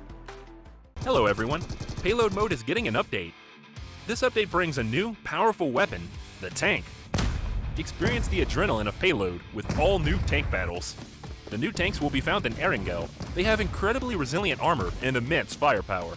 They can seat up to 4 players. The driver will control the tank's direction and can also look through the tank's gun sights to aim and fire at distant vehicles and enemies. The co-pilot can fire the tank's machine gun for even more firepower. The tank gun and machine gun can both rotate a full 360 degrees. The tank is extremely durable, and passengers will not take damage from gunfire, grenades, red zone bombing, vehicles, or other physical threats. But that's not to say that the tank is invincible. When the tank's durability is reduced to 0, it will explode, dealing damage to the passengers. Of course, the sturdy and powerful tank also has downsides. For one, its large size makes it easy for your team to be discovered. It's also quite slow, making it easy to chase down and surround. When you're facing a tank, firing on the heavily armored front doesn't deal much damage, but attacks from the rear deal additional damage. Shots fired at the tank at a 30-degree angle or less will ricochet, dealing significantly less damage. Attacking the tank's weak points and firing from an optimal angle are the keys to taking them down. You can also use a bit of strategy, lying in wait while within firing range, and launching an ambush when the enemy comes within range. In order to help players find tanks more easily, this update will also add a tank airdrop. Find the tank flare gun, and use it to call a tank into battle. Aside from that, we've also added purchasable recalls. Players can now opt to spend shop tokens at shops to recall eliminated teammates. If it's too dangerous to get to a recall tower, this is another excellent option. So call your teammates and dive into Payload to experience exciting, all-new tank battles together. Let's see what new content awaits us in Classic Mode, as well as other general improvements. In terms of firearm adjustments, we increased the DP28 and M249's damage and stability, as well as its default ammo count. It now comes with a full clip of 47 bullets when first picked up. At the same time, the DP28 and M249 can now be equipped with the gun shield attachment. Once equipped, it'll automatically unfold when players lay prone to help block enemy gunfire. We've made a series of improvements on the game's basic controls. Now, when the spawn island countdown ends, it plays a team assemble animation. Hurry and show off your team. The reticle has been added to the jump phase to make marking things easier during this phase. Concurrently, the light column that shows after marking something now shrinks as a player gets closer to avoid it blocking your view. Upon equipping a throwable in a match, the throw arc now appears immediately to better gauge where something will be thrown. Also, the throw arc is no longer interrupted by glass windows. We have added firearm ammo type descriptions to the pickup list to make gathering suitable supplies more convenient. The carry system has also undergone adjustments. When being carried by teammates, players can choose to break away. After doing so, the teammate will be unable to carry the same player again for a minute. Once more, players can choose to enable sound visualization on the main gameplay interface.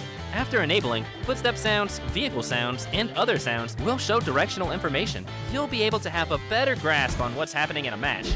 We've also upgraded creation mode. Players can now switch outfits, select loads of scene special effects, and display companions in creation mode. For more details, follow our official PUBG Mobile community. Winner, winner, chicken dinner. See you next time.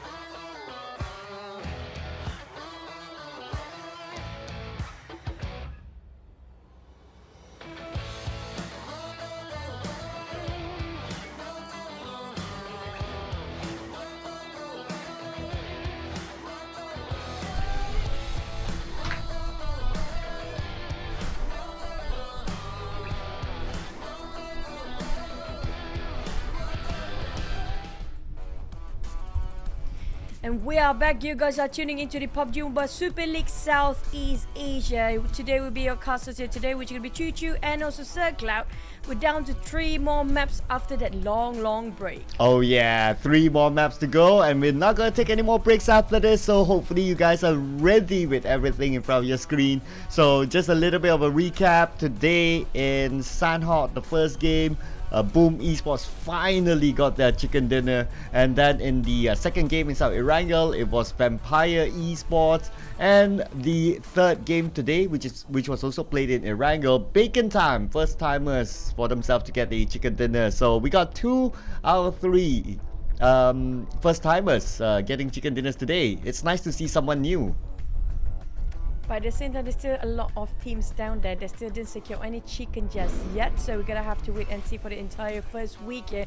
And so far in #1 spot, still VOIN Esports taking the reign and the crown and not shakeable right now. Yeah, they're still really strong up there, but at least they're joined with a few teams that already got a 3-digit in terms of overall ranking points. However, there's still like a 21-point gap between the #1 and #2 spot. So a 21-point gap is about a round's worth, and with that, you know, it's still going to take a little bit to take them down. But on the other end, of course, we got some teams that still stuck at the bottom, especially GE. GE!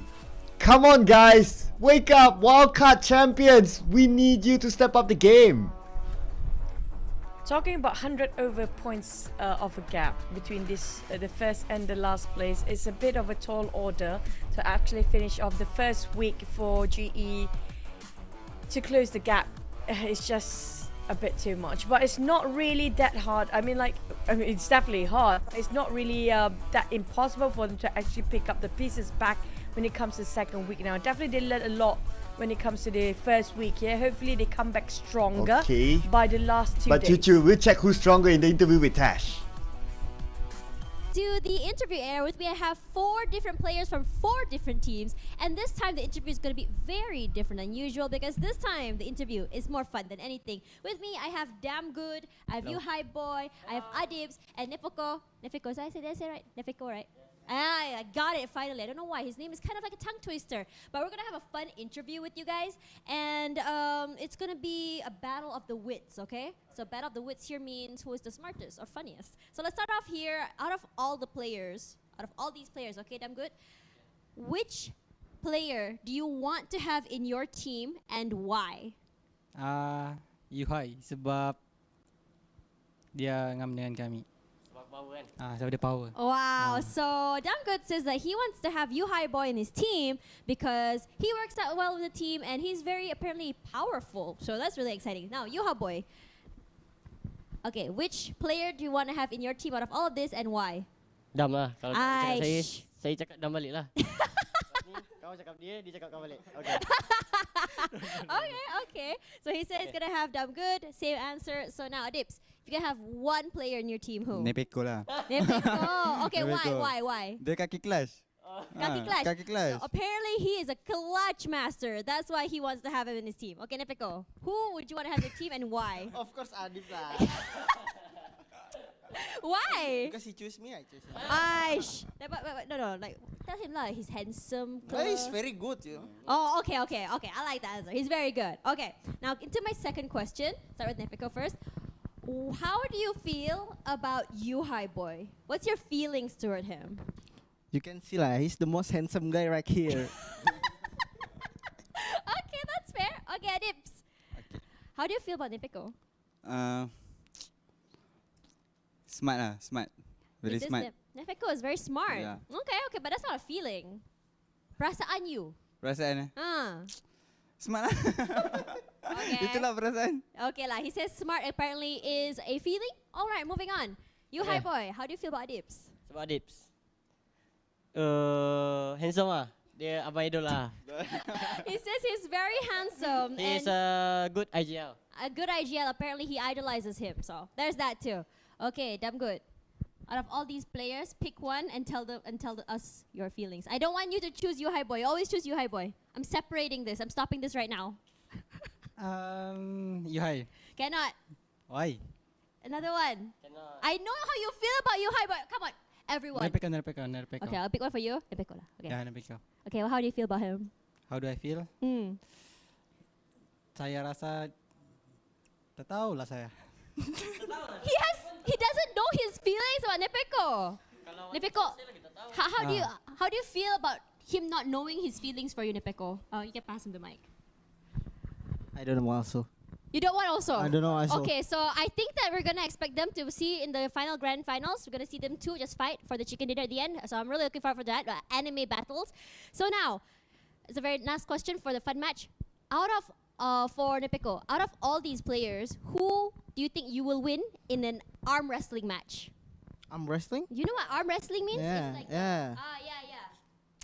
Coba dulu. Coba dulu. Oh, coba dulu. Okay, alright. You want to try now? Oh, okay, let's go. Oh! No, you have to stand up. Camera can see you. Okay. He won? Okay. Apparently he won. Okay, so he thinks that. Okay, Dips. You juga. You're going to win against Sebab Yuhai. tangan dia kecil. Oh, he said it because Sebab tangan dia kecil. his hand is very, very tiny. Alright, so damn good. Who do you think you will win against in a Saya rasa Nepeko lah. Nepeko? You will win against Nepeko? Yeah. Why? Because I'm fit. He's fit, but look at his muscles. It's so big. I don't care. Okay, I forgot to ask you, Boy. Who would win? Who would you win out of all this?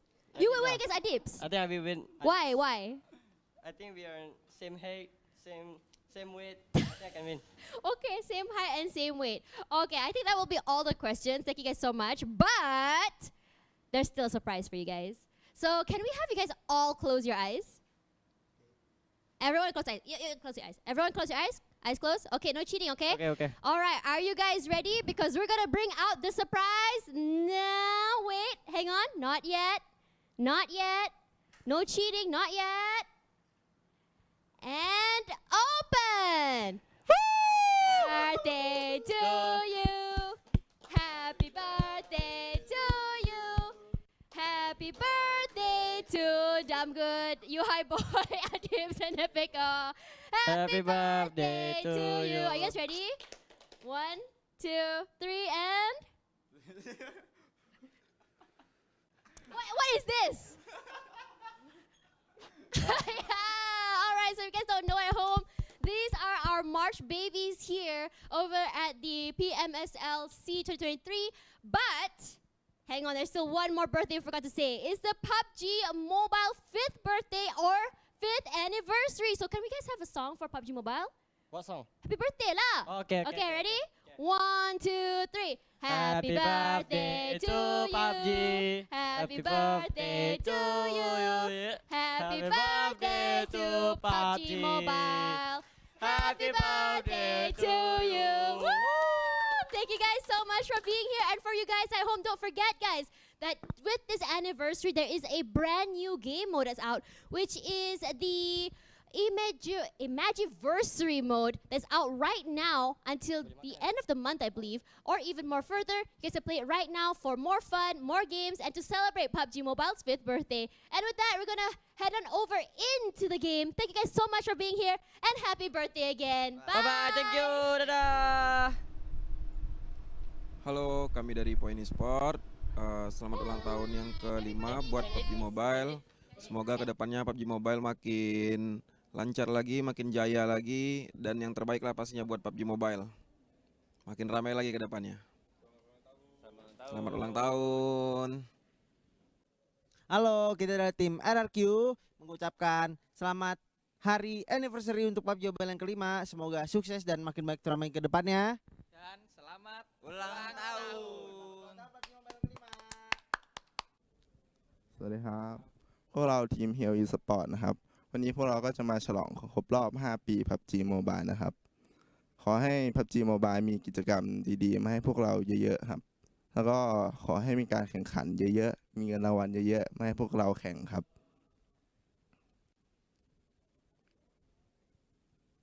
Happy Birthday PUBG Mobile ครับ Xin chào mọi người, em là Parizin đến từ đội tuyển SLATE mình ạ. Em xin chúc mừng sinh nhật PUBG Mobile tròn 5 tuổi ạ.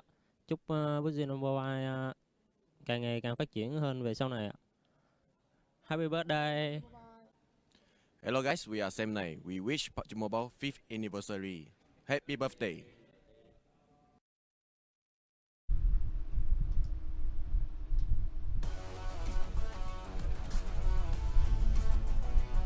I want to show something too, you know. It's like, yeah, I can beat the Pico too. Okay,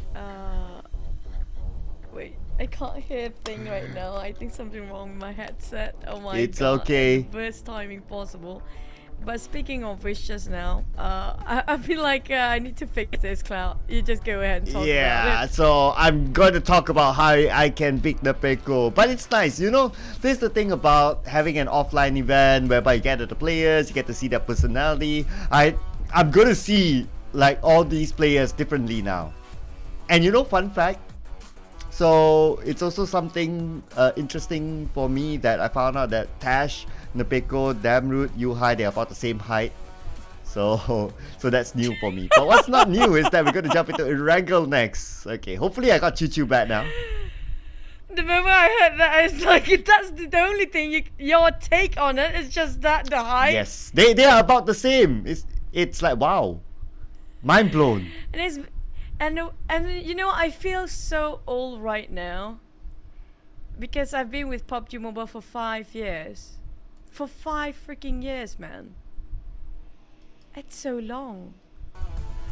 Well, that's a very interesting statement to say. If you know what I mean. I don't know. Yeah. I don't know if this is gonna be my last. I'm not sure about that. But you know what? Speaking of which, I was March baby. I wish I'm there as well because I'm a March baby as well as all the other players I can actually play the candle with. But you do know for why Damn is so close with you. They even have almost the same birthday here. Now I know.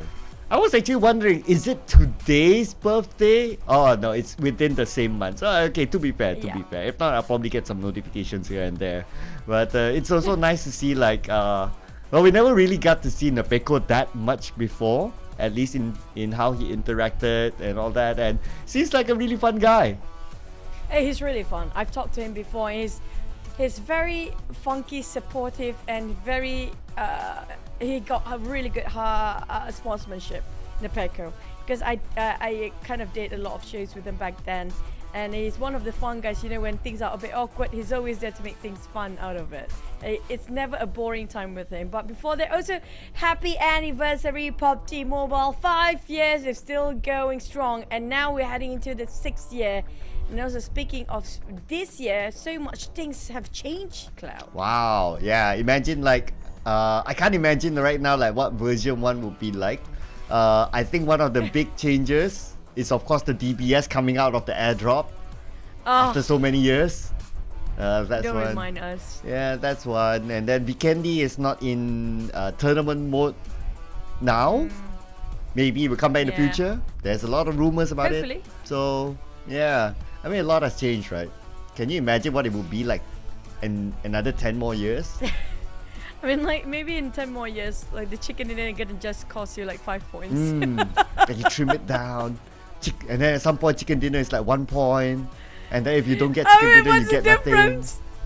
There's no more chickens, maybe possibly in the future. It turns into ducks now. I don't know. I mean, like, based on the point system, I'm still looking for the first few circles to be extra point for those eliminations, right? I'm looking forward for that, just to have encouragement for the players to be more aggressive. Just like in PL. Yeah, PL, like circle 1, circle 2, every elimination costs double points. Yeah. That's going to be interesting though. I know there it was discussed prior to the start of this season, but the final decision is that it will still maintain as such. So we might not, we don't know. Maybe in the future we'll see it soon because it's a discussion. So that means someone's interested to do it. Yeah, I think they couldn't make a drastic change for the players to adapt with the current patch, not just the point system, and also when it comes to the patch notes of the guns and also how they rework the guns here these days and additional guns into the mix as well. But looking at the players just now, I mean, like, I'm loving those interviews. I love this kind of funky side of the play that we haven't seen before, and everybody they are bonded so well, right? For the players, you can see them battering, like they have this a bit of a banter when it comes to those trash talk moments. But they have a really strong bond between themselves. Yeah, I mean, what's better than actually duking it out in front, right? Before this was like, okay, talk to the camera. What you think about your other opponent and all that. It's like, okay, we put it in front of you. You say what you feel about him, and he says what he feels about you. But earlier on, it was like, we know that they have a good bond, especially for Yuhai and also Damroot, and they'll be playing together very, very soon in May as a team for Team Malaysia. So that's something to look forward to again. They'll be reuniting themselves, just like how Yoodo Alliance united 2 new players from different teams, but so far so good. It's like they've never left the scene. That's true, and also they have been consistently well when it comes to their performance for the entire day, not just today, yesterday, the day before. Coming up from VOIN, now this is the team to beat. They're setting the bar quite high, and the standards are remarkable, and nobody can overtake them at number 1 just yet. Oh yeah, I mean, we talk so much about VOIN by now, right? It's like they gotta give us something new, something new to talk about. But now with those hand slaps, you know, high fives, you know that it's starting. That's why. And oh, the taunts, I like it. I like it. The cheer, the taunts. I don't know who's taunting who right now, because definitely VOIN Esports, we have no clues sitting right across them. It feels like somebody that's quite close to them as well. So it feels like somebody, maybe another Malaysian or Indonesian team, or even a different team entirely. But speaking of all the other teams down there, we do have a bit of a swap for the players. Now Nothings is back in. Back in day 1, Nothings was playing, and they just have different dynamics compared to the past 2 days. Yeah, so even though they swap in, swap out players, so far they are still fairly consistent. So I think they're okay. I think they're kind of overshadowed. I think they're overshadowed by the fact that Hale is just even more consistent. That is that. But if not that, I would say like Hale, like Yoodo Alliance, like even Sem9 deserves a lot of mention. I think they will be. So far, they're really contesting for that number 1 spot. And of course, what's a round without a substitution from Boom, right? Wow, they're even putting in Keymind back, Hexas out. Now that's new. Because usually it's always either Boo Boo Hoo and Keymind swapping in and out, and who else was it? It feels like the entire roster being swapping in and out, and nobody is actually staying in the roster for the longest time. Well, yeah, probably only Yummy. I don't remember him being swapped out. And the fact that he'd been swapped yesterday. Yesterday, okay. So Hexas only played 2 rounds today, but BTR making a swap as well. So Sata is coming in. Yesterday was for Yuhai. But this time it's for Liquid.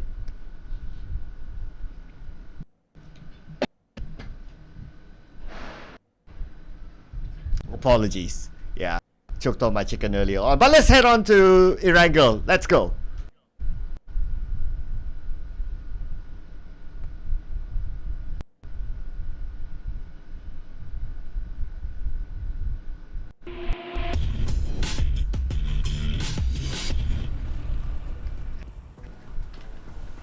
A lot of hiccups in there, starting off our second half of the day. But hey, we're back in Erangel for our match number 4 and day number 3 here. And we do know for a certain today, that's gonna be the Kings of Puchigi for now, which hold out by Bacon for the time being. We don't have the Axe today. I do want to see it more when it comes to those skirmishes early on. But today, starting off again for our last Erangel map, SMB up to the side of Zaki. Yes, but a little bit of a change at the southern side. So Military Base Island Quarters, it was all clear for Yoodo Alliance, but this time they have visitors. They have VOIN inside of it. They have GE inside of it. GE is heading into Military Base itself. VOIN is somewhere up north, which is okay. You got those smaller compounds to loot at, and it's accessible to vehicles too, so it's not too bad of a position for VOIN. Now Yoodo Alliance not alone down there. Let's see if that changes the way they rotate. I'm pretty sure when they jump out of the play, they would have seen like, okay, there are a couple of other teams that jumped out as well, so they know that they're not alone. For Yoodo Alliance, definitely have visitors, yes, but I think like VOIN, high chances that VOIN just gonna hop into vehicles, go to its main peninsula at this point. But at the same time, the circle make it almost impossible for these guys to leave SMB just yet because of how it just including the Son of community base, including as well the both bridges of both sides. And that's going to be a bit of a problem because nobody have a clue about whether the circle can be to the main island or is it down south. Yeah, that's going to be the tricky part, right? So it could be it will be very interesting if the circle actually ends up inside a military base. Of course, it's going to be for us. Well, we had a very nice circle before this inside of Pochinki, so this time around we really get the kind of tricky circle again. Why not? I think it's time. And we have seen a lot since. It's always the last Erangel map of the day who got a bit of crazy circle by the entire. Like the first few is always very generous. When it comes to the last Erangel of the day, it's going to be a bit of a tougher challenge for the players just to see how much they learn when it comes to prior to Erangels before. Yoodo Alliance around Novo, they definitely have to make it quick because if not, they'll be get caught red-handed on off guard due to how many teams are actually sharing Son of Scar military base right now. Yes, true enough. Unless the circle really goes up north, then if, okay, they will have easier access. Considering that the last time we saw like VOIN, they were on the northern side of the military base, so they should be able to clear. But looks like what you say. They grab a vehicle just to go back onto Milta, and now they're here already. So yeah, so they're not going to be part of the military base island.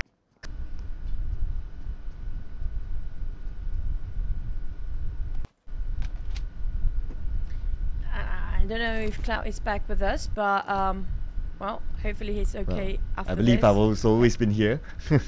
Oh, okay. Wait, what? How? I hear you a bit cut off here and there, but never mind. I'm gonna have to reset myself. But back to the side of GE. Now, GE is the one actually sharing the compound with Yoodo Alliance, and they're not leaving anytime soon.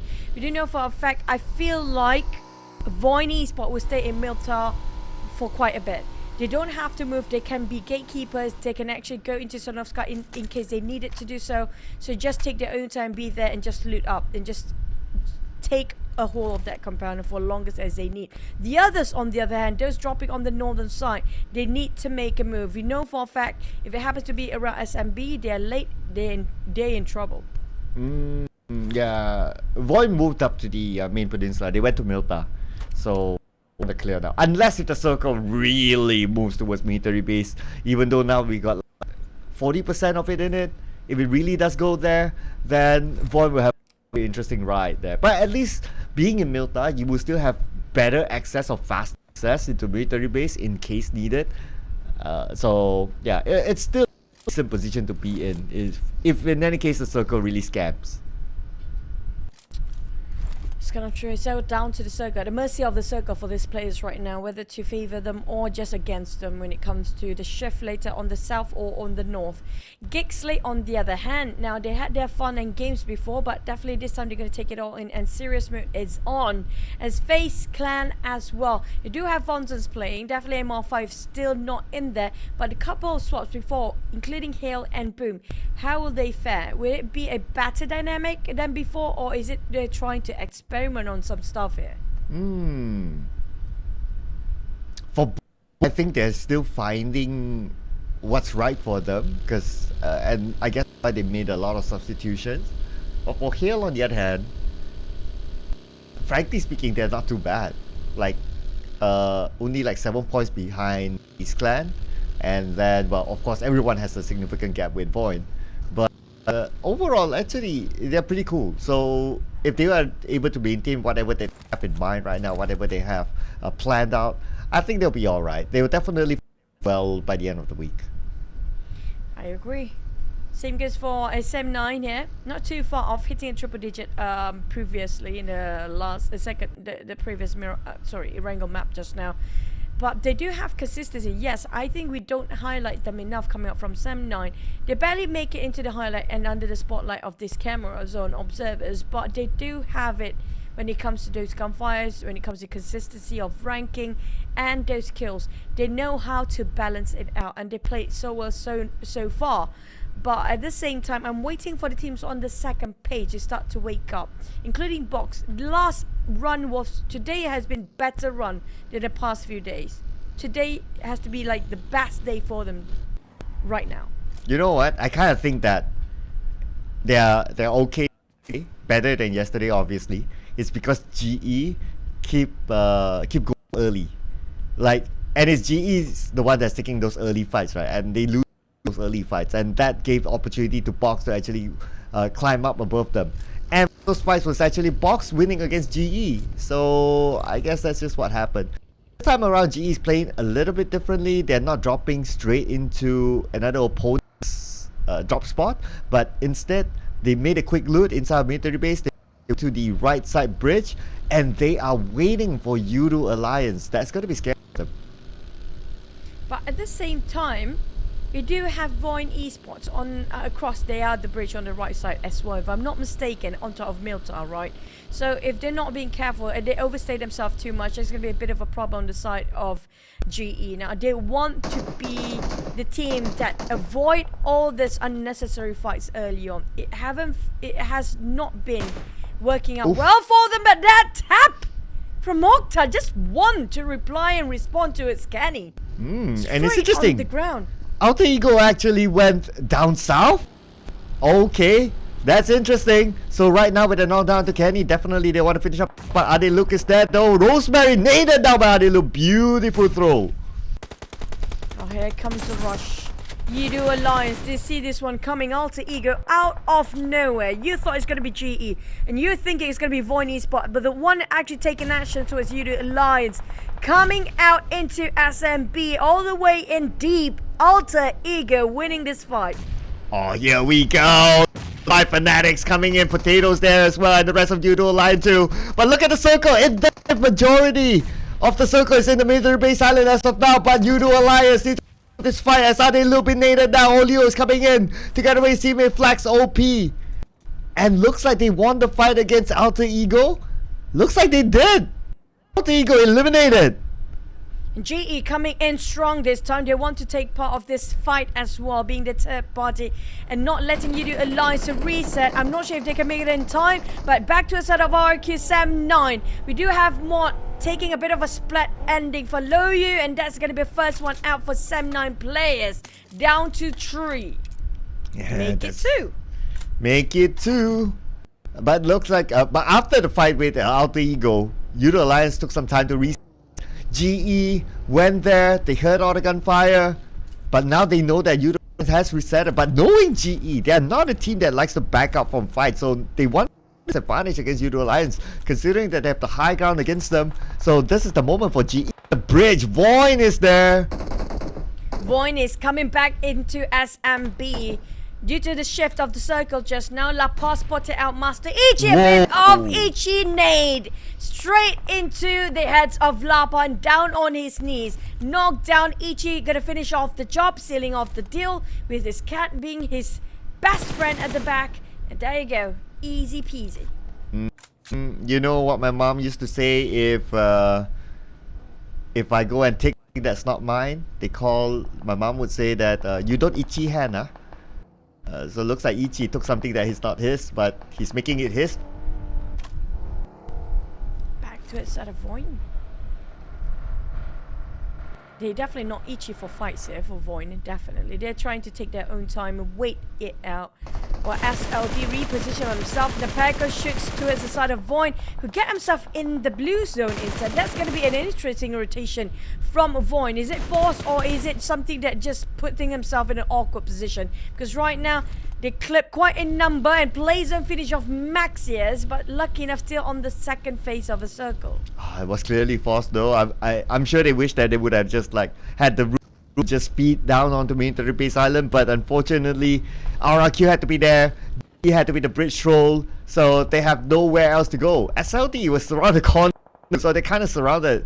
RRQ right now need to decide when will they move, because don't. Plus the circle is kind of skewed towards the left side, so it's a little bit for them in this position. Mela versus Schraps. Now that's interesting as well, as both are changing names, but the one knocked down is going to be inside of Mela. While GE having a bit of a fishing day. Sam9, Dap and Lung trying to dog themselves, but can they make it? As Smile might be wiping off the smile of their faces as Dap. Oh, he just flee.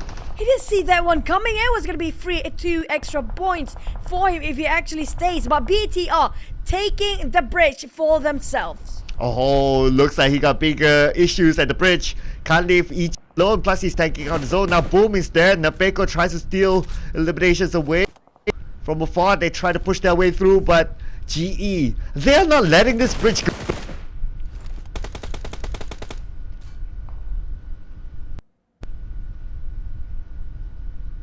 Here we have the nade onto the other side.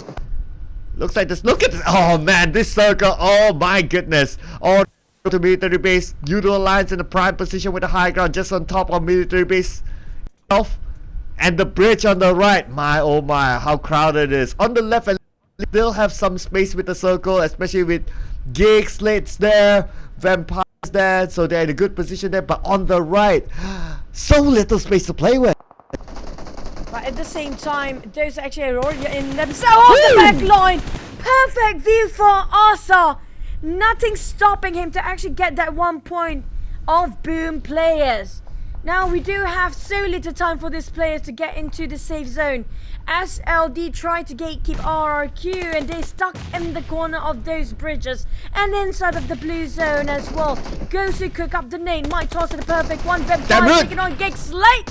Newsy Big Snooze is on the ground as bleeding out, burned off by that Molotov. Oh, and Tony K for me finish up damn good. The rest of GEEK SLATE, they'll come in, they want revenge on to Tony K. Tony K all the nade in his hand. Can he actually pull off a clutch here? Now Tony K, M4 in hand, sprays, will not connect, 50% health left. Snipes will come in for the other side. Snipes with M49, and that is it for FaZe. Not FaZe Clan, Vampires. I need to update my brain there. Lost that fight to the side of GEEK SLATE. A fail rush and a good attempt, but a bit ambitious, too hard for them to actually go inside there when they are the one coming into late. But FaZe still holding on to this left side of the bridge. So we're talking about DBD and BTR are trying to cut across towards BTR and FaZe. Ventoris waiting on the downside. But DBD, they're kind of stuck here. It's so hard to breach through. And there's no other way around unless they're willing to swim. But the moment you're docked over, there's so many eyes watching on the shoreline as well. Yeah, he learned it the hard way. The last time they went swimming, they got eliminated by GEEK SLATE. Now it's going to be BTR holding the bridge together with Ventoris from FaZe Clan. On the other side, they are resetting. They are in the circle, but I don't think they'll have much intervention at the bridge. Now look at the circle, it should fall onto Yoodo Alliance, and Yoodo Alliance still has that prime position, that high ground is still theirs. This is their comfy spot here. We're talking about Yoodo Alliance will be one of the team that's happy about the circle, but not for the others. VOIN coming up from the south, but the one stopping here at a halt between the left and right bridge. SLD, RRQ, DBD, BTR, and also FaZe kind of stuck on the left side as well. There's going to be only a few teams emerging out of this sort of fights, having a bit of a brawl in the blue zone where nobody is winning it. Ooh, Yen been taken out by Sorvel. Yeah, both teams right now looks like it's still a 50-50 between BTR and DBD though. Right now, still active. Sorvel is all alone. Sorvel go up against Edge. He's super duper low. The fire for the other side is going to be Jimmy OP saving his teammate. DBD is not done yet. FaZe is still not up there, so they have to be extra careful. FaZe coming in very late. Same goes for another team, which is going to be GEEK SLATE, who march straight into DBD's compound.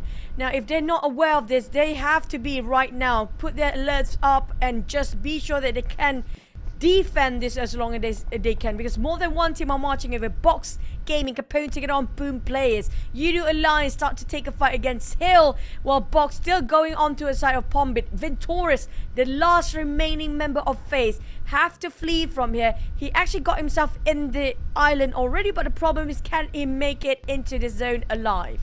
GEEK must be wishing they got all 4 players intact, because it will help them to take over this high ground. But Yoodo Alliance with a full squad, they're ready to defend it against GEEK right now. Have to be content with the lower ground. Can he hoping it would drop on any of the players of GEEK SLATE right now, but it's just chipped them quite tiny bit. For now, Snipes and Stone will march and rush into this compound. Yoodo Alliance got these elevations, but we remember those times. I think was it RRQ player Asal got himself in the high grounds, in the towers just now, on top of that pillar. That would be a vintage view to get this sort of a fight going. Yeah, if only he can get there, because there's another team as well inside of base itself, and that's going to be RRQ. Adelup will be happy to pick up those elimination points. It's going to be right now for Yoodo Alliance. Mika is going to be the last man standing for GEEK. Meantime, there are players from VOIN inside of it. Yes! Oh, how did they survive? Coming up from south all the way just now, took a bit of longer rotation, take their time and not rushing things there. VOIN, they got one of the strongest compound, they got these buildings to work with, and Alva just playing on the lower ground as well, making sure he can just keep it at bay for those coming in onto his side of fences. Alva and taking on Mika. This is going to be the last member of GEEK SLATE, bowing out at 11th. We're down to 10 teams just within minutes. It's only the 4th stage here. We're down to only 10 teams, Cloud. Oh, SLD, Long almost getting it. Beautiful spray by Long. Nice control there. And that is his reward. That knockdown, but he's not done. Parajin is behind, but the rest of SLD, they're on the outside the circle. Depp tries to see where Parajin is at. Not showing himself that easily. Depp keeping eye on Parajin. Has nowhere to go. Meantime, Circle shrinks even further. And where will they actually favor? It's going to be in between the teams. Yoodo Alliance, VOIN, GE, and Sam9. Each of them are taking a different angle entirely. GE and VOIN both coming up from the southern part, saying good for box. While we do have DBD the furthest away from the circle, Ventoris will stab the back of Jimmy OP anytime now. While Sam9 have to actually evade all the shots coming up from SLD from afar. Ooh, Yoodo almost losing this high ground towards Beacon Time, who came in from behind. But right now, to reset themselves so they're A-OK. There's another team on the right though, PlayBook Esports.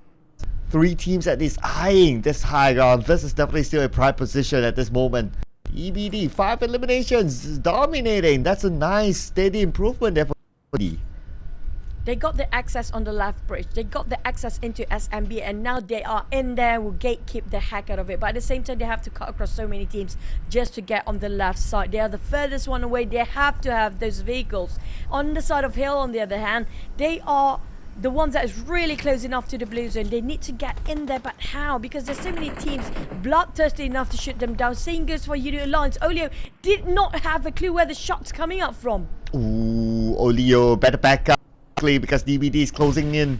Olio resetting himself.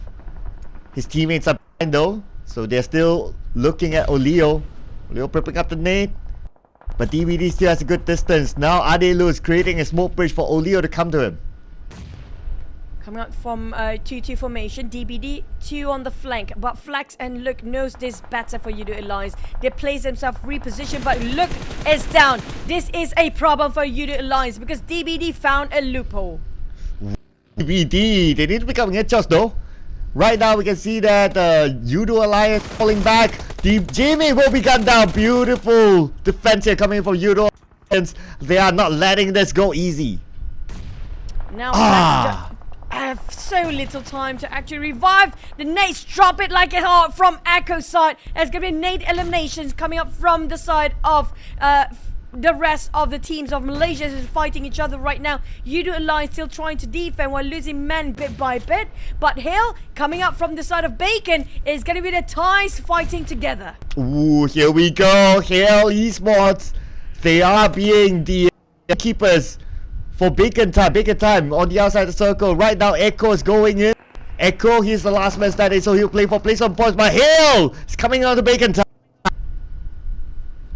Back to a Scatslow, pushing forward to the side of Ice. Ice already cooking up the nade, and it's going to be one messed up, and it's down. Scatslow is close enough to being knocked down entirely. Now will respond with another nade toss around towards the side of Hill. A bit of a reply there, but Bacon is not just them. There's another team eyeing them out from the back line as well, and it's going to be DBD. Ooh, get slow, spray randomly. Can he get Ice? Ice! Managed to get away, but still a bit of a damage there, 50% of health right now. Looks like it's going to be ice, but he can't save his teammate. It's impossible. So close next to each other, barely actually listen to the audio cue because of how quiet they are. Play zone finish of Armstall this time. Yoodo Alliance, Flex still keeping Echo, denying his entrance into this side of the zone, inside of this circle, and just making it so hard, such a hindrance. Yoodo Alliance making it so tough for all the other teams to just get a touch of that circle on the northern side. Hill on the other end make it alive, but Bacon time, how to cut across. I still taking those elevations, but Echo stuck here. There's only a tree between them. Oh, where is Echo going to go right now? Okay, he can go on 3 to 3, but at the same time we can see that Flex is looking behind, so someone's coming in. But Echo needs to be worried about the high ground. There's another player, but then again, I guess right now Yoodo Alliance needs to be distracted with other teams around them, and drives in, taken out by Tiger. DVD Echo definitely saw Kenny just now. He's trying to keep it safe and quiet, at the same time want to go for the kills. Box and Alpha. The rest of VOIN got himself quite in a comfortable place to play around, but Hill and the others on the northern part of the circle. 3 teams barely make it in. It's a bit of a hike for Tiger, but they got those elevations working out quite right for them. SEM9 can see SLD, they got quite a view, but at the same time they are at the edge. VOIN, Box and GE trying to get the compound for themselves, each separated by invisible markers between them, but Echo spotted out by Flex from a north angle. That's going to be another team eliminated. He might have wanted to deny himself, but unfortunately that nade came just in time. So Kenny was the one who picked up that elimination point. But the nade, whoa! Wait a second, everyone clumped up to get an SLD. Gotta get away. Nade from SEM9, that was nicely placed. Perfect trajectory coming out from DAP. Perfect angle, easy loop down from the up, down below. But GE, they are staying indoors. They know for a fact there's still so many teams out there, not inside of the compound, not inside of the building. So they want to keep it indoors to just avoid those crosshair falling onto their head. Back to the side of Box Gaming on there, they hit a couple of shots early on. Just a bit of a greeting, but Hill and Yoodo Alliance is not done yet. Yes, this time around, here a little bit of elevation against Yoodo Alliance. Nates at the forefront. He's making his debut to only on the left spray coming up from Nates. It will not connect. Oh no, it will not connect. Only the advantage, but his teammate is back behind him to give him backup. Tiger will come in for the other. Get off flags. Kenny super duper low. Yoodo Alliance fail against Hale.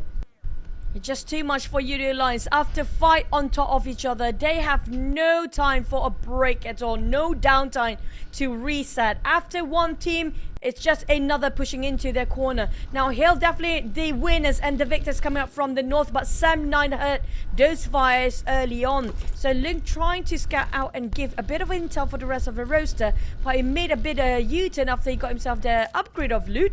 But now back to the side of Lung, he definitely wants to see curious about what's happening on the hill above him. But at the same time, a bit too cautious about the peeking. Ooh, yeah, gotta be careful right now because everyone's so close to each other. If you think that, oh, okay, I'm in the clear, you get knocked down, who knows? Because there's just so many teams spy. That kind of, I have a feeling that he knows that someone's below him. It's just that get a good view. So right now, SLD prepping up the smokes. They want to move away from this position. But speaking of moving away, GE is in the house. SEM9 straight away knocked down one of GE players, even though they have a duo on their side. Only Lung and Dap remaining in SEM9's roster, but they will not let it pass by as they can get those eliminations from this far. Long fights. But at the same time, it's just too hard for them to land those shots. GE on the other end forced themselves towards the side of Box and trying to push in bit by bit. Oh, GE pushing in. It's rare that GE actually surviving to the top 6, so this will be the moment. Hope they'll be able to make the best out of it. Need to fight against big opponents now. So we're going to start off with Box Gaming. Box Gaming need to defend the ground, but the bad news is that they don't have the circle. It's going to be Box, GE and VOIN who got himself barely at the southern part of the circle. The rest of the teams coming out from the northern side. It's going to be Capone drop right on top of the GE players. And now they want to go for the rush. Double nade for the push. Here comes, and there goes. Capone taking on a side. And it's going to be Capone actually being clipped quite a bit from that nades as well. Box winning this, while GE left with Master Ichi. Capone bleeding out, but you know what? It's going to be damn dominating. Box, you're waking up the monsters. Hey, they are running rampage. Whoa! And Boss Gaming, they still maintain all their members. And now they have an entry into the circle. They can go from building to building, but VOIN is waiting on the other side. Look at this. Gosu somehow managed to get inside into the next building. At the same time, Hill have to get out from there. They need to push forward slowly based on the circle. It's going to be in between here. 2 teams up north, another 3 down south. It's going to be 5 remaining teams, and the circle happens to be favoring a tiny bit on the northern side. Those actually inside of this SMB base, they have to get out. But how? Because all these guys already take the high ground, so the moment they step out from the comfort zone, they'll be shut down entirely by Hale Esports. Ooh, yes. It's going to be major warfare at the southern side. The top side, we have Sam9 against Hale. Sam9 now at the lower part of the hill. Hale has the high ground against Sam9. They try to take one out of Hale, try to get an entry into the house at least. Because right now we can see that the majority of the circle is on the top side. 10 more seconds, and the teams at the bottom will need to move. Sam9 in a pickle right now, but Box taking the fight towards VOIN Esports. 1 knockdown. Here comes the rush again. Down to only Keenan left for VOIN Esports side. He tried to revive his teammate, but Gosu is there as well. Both angle heavily guarded by Box Gaming. They're going to flush out the entirety of this building right now. With that, oh boy, so close by Keenan again. Oh yeah, he almost got it, but then again, Box, they had all 4 players attack, so it was an easy rush in for them. But there's one opponent left. That's Gosu. Gosu could be the kingmaker. They gotta be careful of Gosu right now. Gosu has no space to play with. He spots out Hale. Will he take the shot? Not yet. Sees it. Gosu only has 1 first aid, so not much that he can play with. But Gosu finally spotted up. Been eliminated.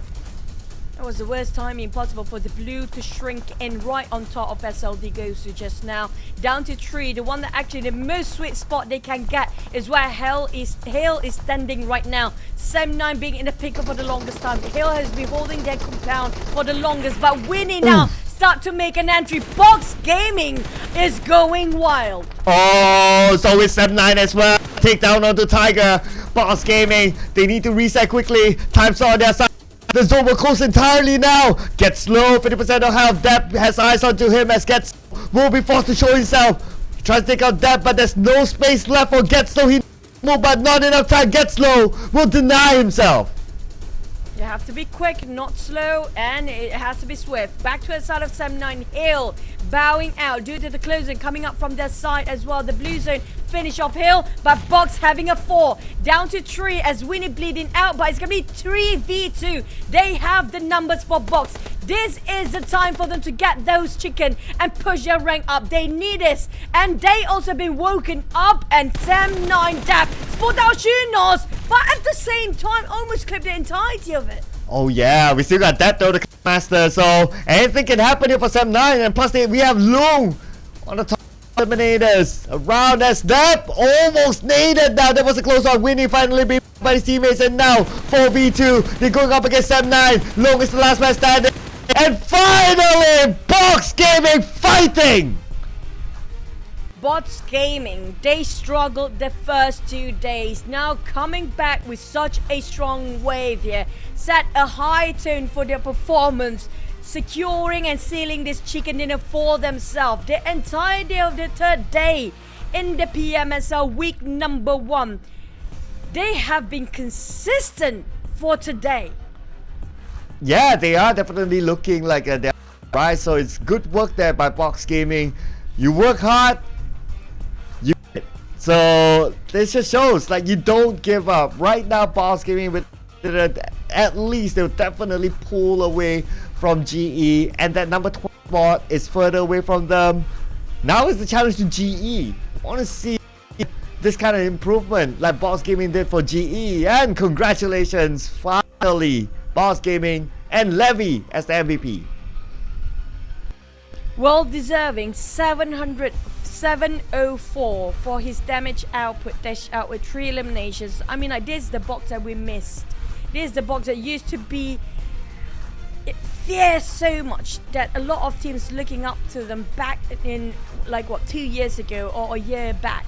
And they have been traveling quite a distance. We're talking about them not getting in the circle as easy as all the other teams. Yoodo Alliance, they don't have to travel as much. It's half than what Sam9 and Box have to offer because of it used to be their place. SMBSO is their turf. But Sam9 still quite inconsistency. They have been up there for the entirety of PMSL now. It is. On top of that, look at their full squad time. It's only 9 minutes. They lost one player fairly early on, but yet they're able to hold on to second place finish. It is impressive. On top of that, the longest travel distance out of these 4 teams, meaning that they needed to work hard. I mean, they did drop VOIN first, and military base islands circle is always very difficult. That's your natural drop spot, and they're able to beat the odds to get the second place. And the circle is just really tough, right? We do know for a fact the first circle kind of playing our feelings a bit when it comes whether to be on the northern or southern part, main peninsula or SMB. But the second shift was more than ready to inform the players everything's going to be SMB. And that's where we saw a lot of teams being caught on top of that bridge. That bridge you have to pay with the death toll.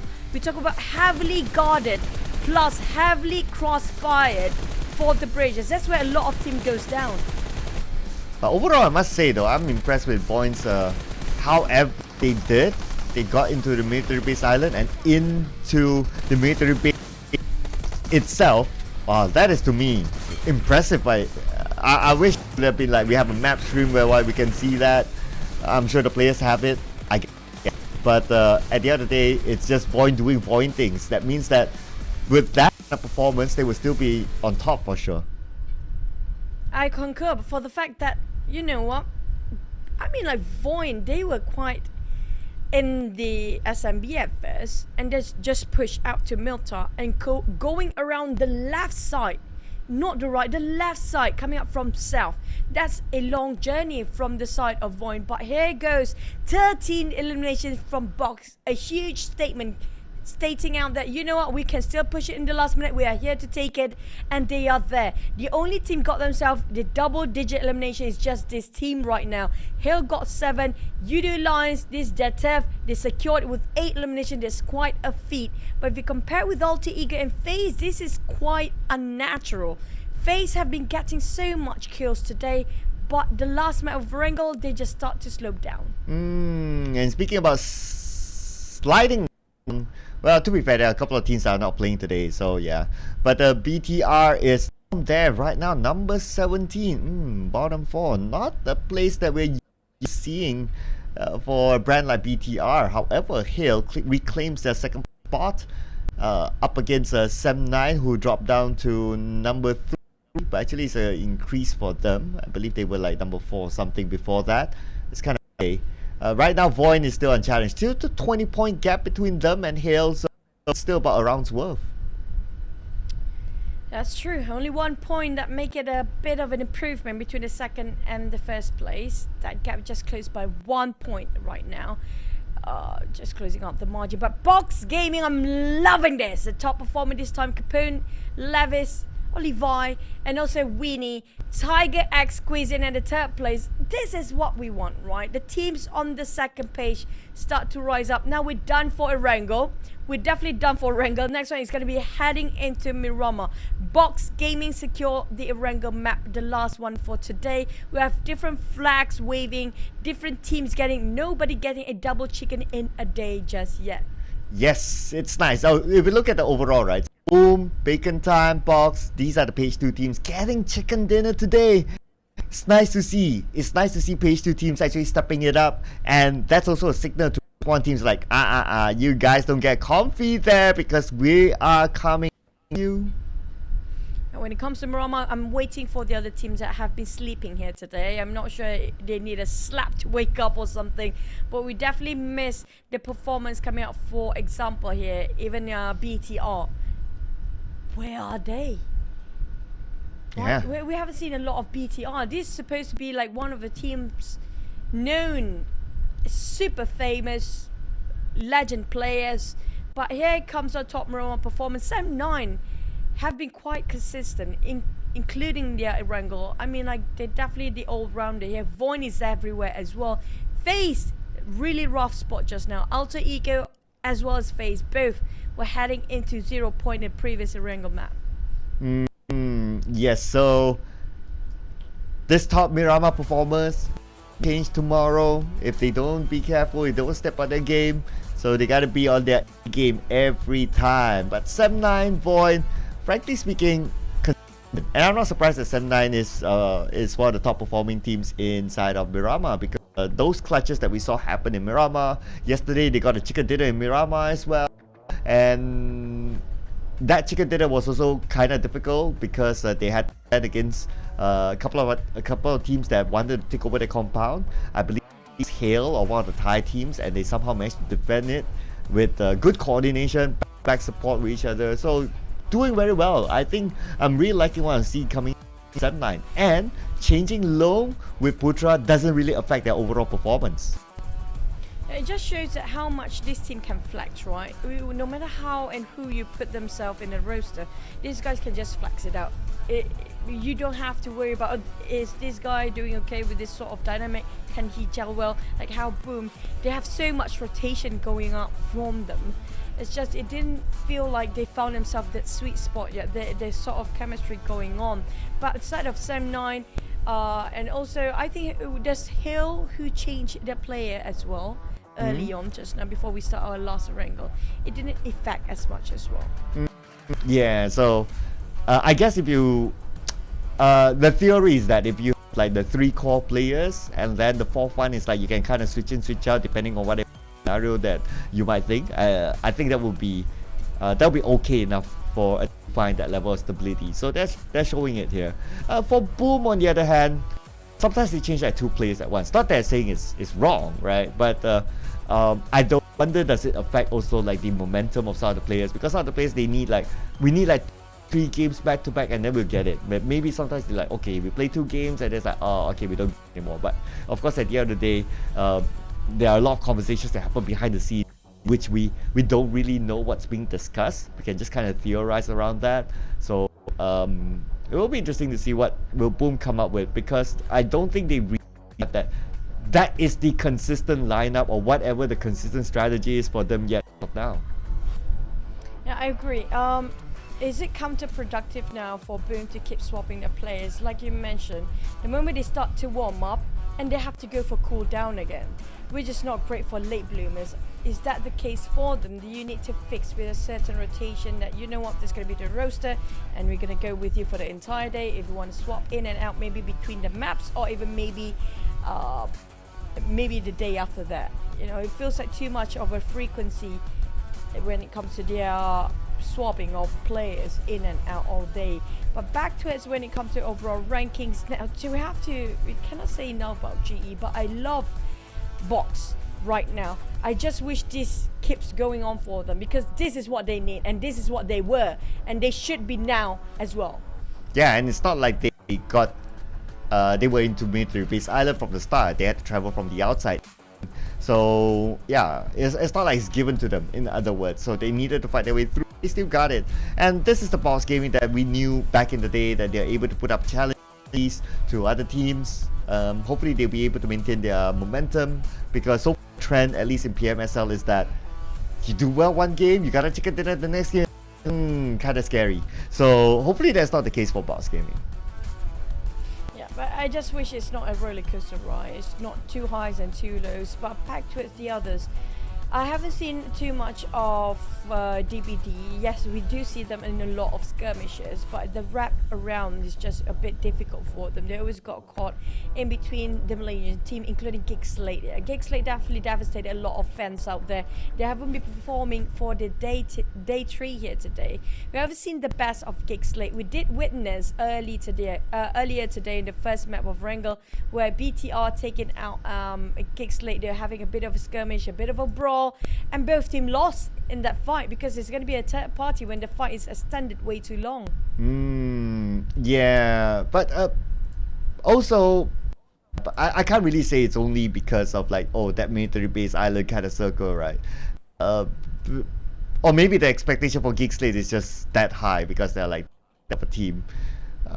Yeah, but anyway, if we look at the overall charts, to be fair, they skipped Monday, so that's one thing to consider.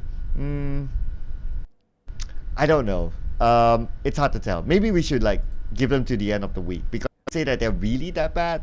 Not really. There are days that we really do really well as well. So yeah, maybe we should give them some time. They deserve more time for GEEK. Yeah, but these are the challenges for the pro players, right? There are days that it's going to be a good day. There are days that are just really bad days for them. It's down to the mental game, yes, but at the same time, no matter how hard you try to work things around, it just couldn't happen. Now, we do have, again, Pumbit out and Hexas in. We're going to see a lot of Hexas today. Before it was Boohoo. I assume Boohoo is back in now, or he's just going to still bench for Boohoo.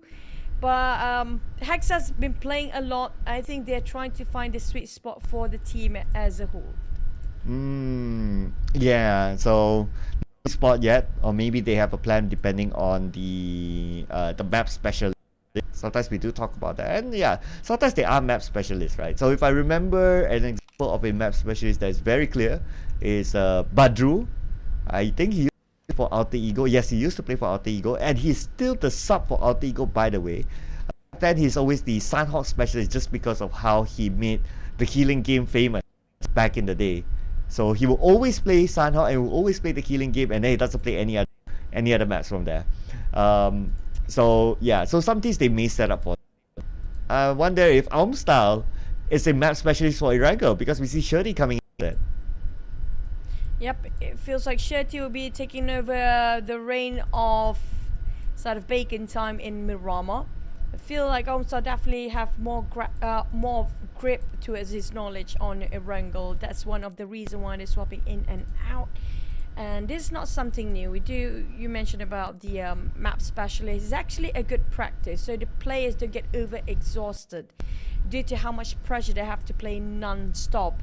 And some of the players, it's good for them to actually have a bit of a downtime. You know how stressful it gets. You start to getting headache and the strain for your eyes when it's just no downtime, back-to-back straight 3 games in a row. True. The stress is real, especially for the fact that they are playing a league. And week 1, you normally see teams that's like, okay, we're still fresh, we're still alright. But when it comes to week 2, you start to see like the stamina is being tested. Week 3, even worse. Been there, done that. So not even for the players, not even for the players, but even for like the managers, the coaches as well, they feel the same. Even though you have a 2-day break, Monday, Tuesday, but you know, it just flies. But anyway, speaking of flying to Miramar, let's go.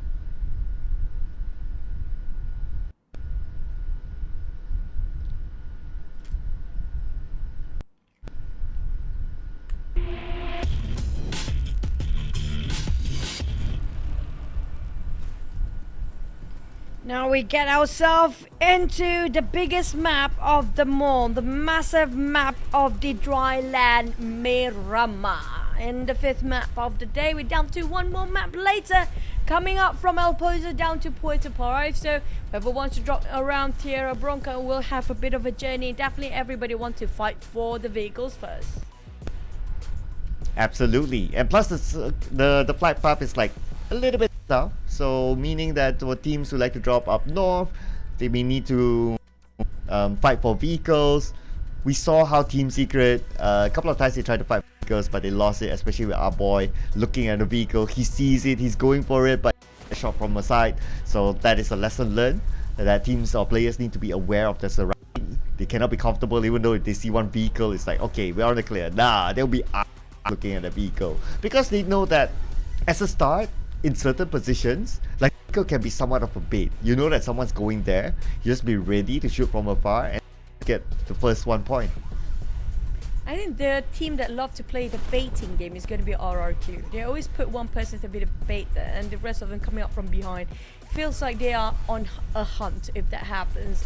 But I'm eyeing out for any hot drops between the teams here. Feels like nobody willing to have early skirmishes, but it's going to be a Hacienda de Patron coming up for our first circle that pops.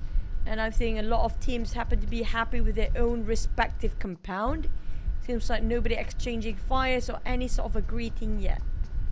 Yep, so looking at how, before we move to the screen, it seems that no early clashes or no team like drop into another each other team compound, or I don't expect a vehicle tussle. I think it's going to be a-okay for the first circle, so that's kind of alright for now.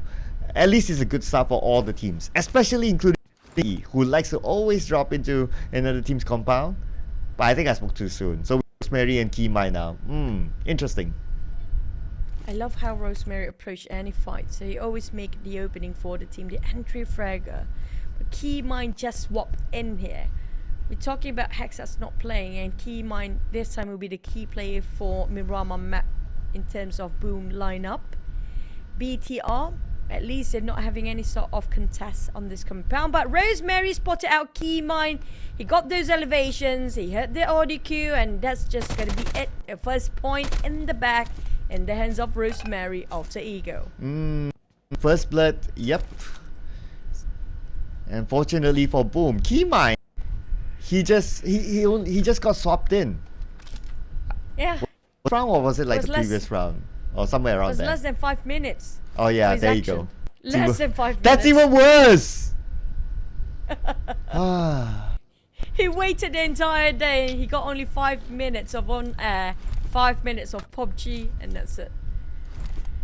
Man.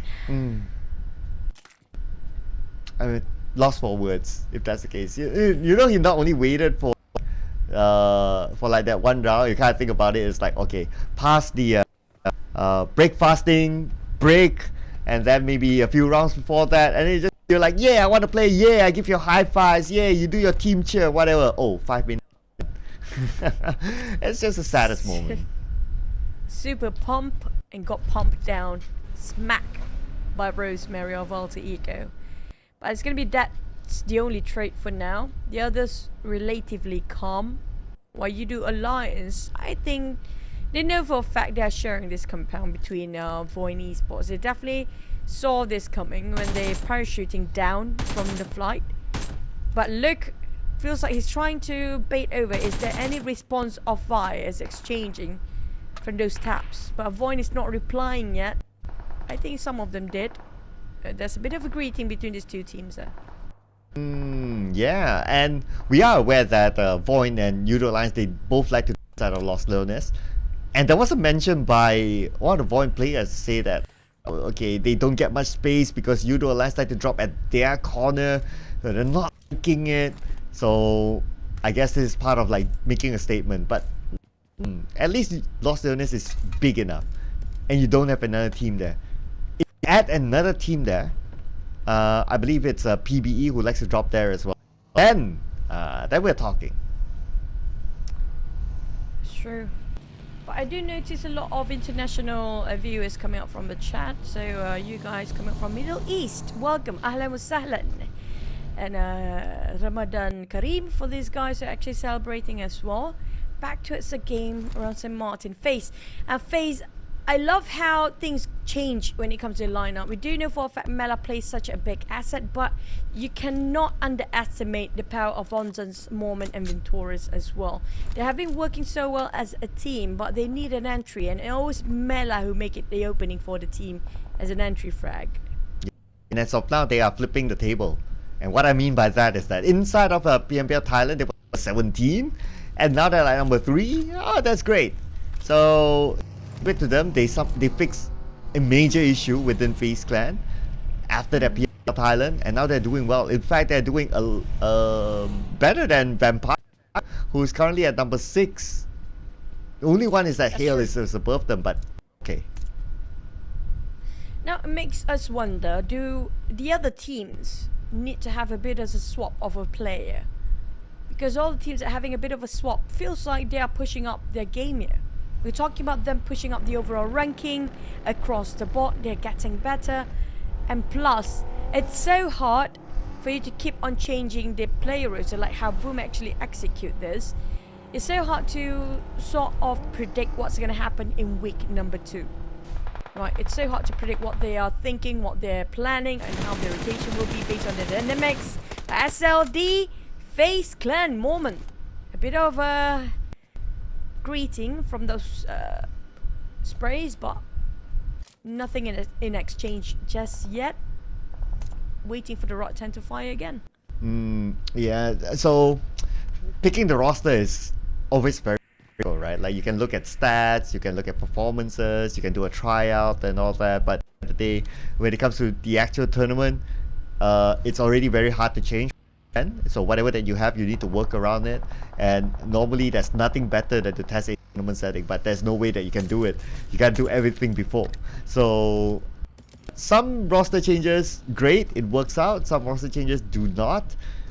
That is the toughest part. That's the toughest part of being whether the team captain or whether being the manager or the analyst or the coach, because you need to make that decision based out of everything except the real thing. True. And nobody willing to show their trump card yet when it comes to the real thing, right? Before that, it's just always scrimmage, just friendly matches, and that's it. No sort of a pressure, not too much at stake, but now everything's at stake. We're talking about the prize pool, we're talking about going to the globals and staying into the next season slot. And that's a lot at stake for these guys. For the GEEK SLATE team, cutting across, feels like they might bomb into Boom later. Yummy is always the first one, and I love how Yummy open up for the team sometimes. His nades were remarkable, but it's just sometimes he's been caught up by the other teams in between. But we happen to have a bit of a shift. It's going to be Minas Generalis for a next circle that just popped. And Vampire right in the middle of it. Nice area, the compound. So it's going to be a lot more challenging for teams coming from the north with this kind of circle, just because that the possibility of having other teams on the power grid background, it can happen, and that area is good to stop teams from coming up from the north of the circle based on this sort of arrangement. So far we can see that Sam likes to drop into power grid. They have that opportunity to go up there. They can still do it unless they want to move, considering that it might be the third phase of the circle rather than just thinking about the second phase itself. FaZe Clan, they're making the move too. Spots out Hill. It should be alright. It gets slow. Ooh, close one.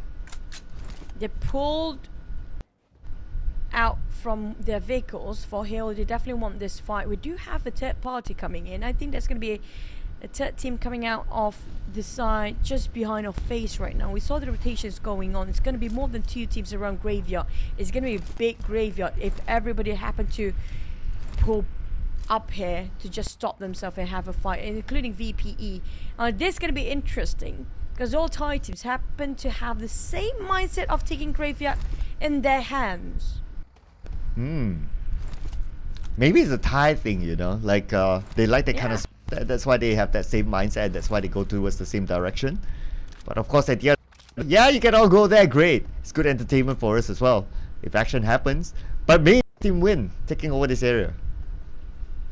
Newsy got himself elevations, and Newsy definitely gonna relay all the information, all the intel he just got back towards his roster, and just waiting for the right time to open fire. Bacon rush into Asar, and I mentioned about RQ playing the bait here. Asar definitely the one that actually plays the bait himself in between, but finished off straight away by Noise. The rest of RRQ, if this is the bait game they are playing, this is losing the bait in vain. Unfortunately for RRQ, they got sieged down by Bacon time really that fast.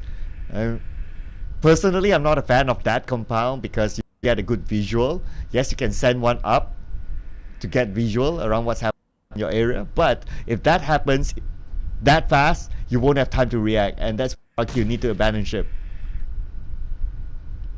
5 shots from Newsy before, but the ones exchanging trades and nades is going to get slow versus Mormon of FaZe and Hill. Hill Tiger taking on a bit of a trading with Mormon as well. Feels a bit iffy here for FaZe and Hill as they are taking the same compound between themselves. The ones winning this on the high grounds, which is going to be Vampires. And Onzo's trying to flush those on the second floor, but at the same time, there's so many corners inside of this church. It's just almost impossible for them to land those shots. Circle still favors Vampire. They're in a decent position. But I think this score needs to be settled between and FaZe Clan. 3 Thai teams just next to each other, while Box is overlooked in this fight. Sky trying to just angle it perfectly for the sort of FaZe DBS in hand on the side of FaZe. Mela already more than prepared. DBS in all of their hands right now. Another 2 player of Hill coming up from the back line as support. A Box heard this gunfire. They want to be part of it. And Vampires taking on fight against Yoodo Alliance. They're picking every part of fights they can on those high grounds. Hill, Tiger and Sky. GEEK taking on GE. Master EG on the ground as Sky and the rest of Hill struggles to find the angle to shoot from above. Yes. Can't find a good angle. It's going to be hard. But at least if he's in that position, if anyone comes out the door, he can shoot first. Sky only taking up the lower ground instead. FaZe Clan, 3 of them still active. Mormon's currently down. But just because they have the circle, so that's why they can take their time. No other team far seems to be interested to just crash in. For now. For how much longer, we have no clue. But for now, they need to quickly wrap things up for both Hill and FaZe. If not just part ways, because this has been going on too long. You saw the circle just now. How many teams will migrate into on top of this abandoned church? Because we do know for a fact this is sort of in the center of a circle. And it's going to attract way more attention than it already does. Speaking of Empires, they are waiting to just shoot down on these guys. Yeah, I mean, well, at least Vampire, they're on the lower ground as compared to this area. Whether they'll be interested or not, it's yet to see. Okay, they got Newsy, so they open up. Early on, they were like all at the lower ground, but this round, they wanted a little bit more parameter. They open up, so it's a good move there by Newsy. We've been doing a lot of that, going alone, taking those high grounds. It's been working out for them so far, but now it's happening. Let's go. Hill, Gaslow finish off straight away. GE versus GEEK. It's not done yet. As Sai trying to have a 1-2-1 fight. But damn good. It's just so good at clutching those compound. At clutching those angle. The off angle that nobody overlooked himself. He got it going. Snipe, slither of health. Last first aid. Keeps it going with a bandage. But spotted out West. Giving a bit of a shot. But the blue zone is not on their side. Time is their enemy right now. And the clock is ticking. Oh boy, this is GEEK struggling in the blue zone just to make it end for the circle. Ooh, at the same time, 9 actually shooting on the GEEK. But Hill won the fight against FaZe Clan. So number 15 with 1 elimination point. That is it for FaZe Clan. Wow, Hill Esports, all Hill Esports in graveyard. BTR spotted out VOIN Esports. Now the circle shrinks even further. Where Vampire Hill do know for a fact they have the most precious compound to hold themselves for the ground. BTR having a bit of exchange greeting and fires amongst each other on the southern part. Box coming in, greeted by Hill on the other end. DBD coming in very late, but Satar with a mini 14 spotted out Capone from Box Gaming. And they have to take a bit of cover. Lucky enough, they have a couple of shacks to take cover for a bit more time, buying them a bit more time just to survive. Snipes. He's the last player for GEEK SLATE. And he's on the outside circle. Not a good position to be in. But speaking about being in a good position, 7-9 in to Graveyard. And that's going to be Hill. So it's going to be 2v4. Not the fight that they want to take. Nuttins trying to get some intel about what's happening outside. If you're indoors, there's no way for you to see what's happening outside. Can he drop a bomb on Newsy? Last time we saw Newsy, he was right high up there with the rest of the teams. Now they're definitely being visited, even though they got those elevations on the side of Empires, but they're not safe as well. Now Boom heard those fights early on. They want to be part of it. Sam 9 Lung from afar. Wait, why? Lung, he bombed himself. When there's no one around, okay, I'm not too sure what happened there, but you know, things just happen. It's very hard to tell. But Hill, now they know that 7-9's around. At the same time, Boom is on the other side as well, so Hill gotta be careful not to be knocked down. If there's one out, either side could rush in onto Hill. Dap hoping to make an entrance. They have to save Lung. Something that should not be spoken of ever again. But Boom start to close in. They've been compressive for Hill. Both sides, we have teams trying to get the compound out of Hill's hand. Box on the other end of the corner. Dap and Loyu looking frantic to find those angles working for the team to rush in, but couldn't have a glimpse of Hill players.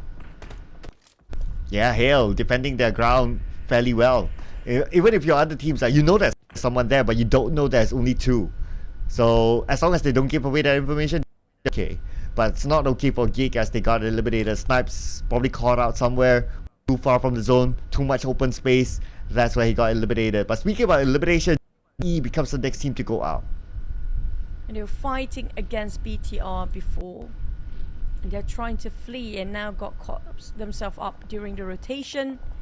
Keenan for VOIN Esports, on the other hand, taking this as slow as they can. They're so disciplined for VOIN Esports. They're not reckless, not hasty about making those calls, whether to go in or not.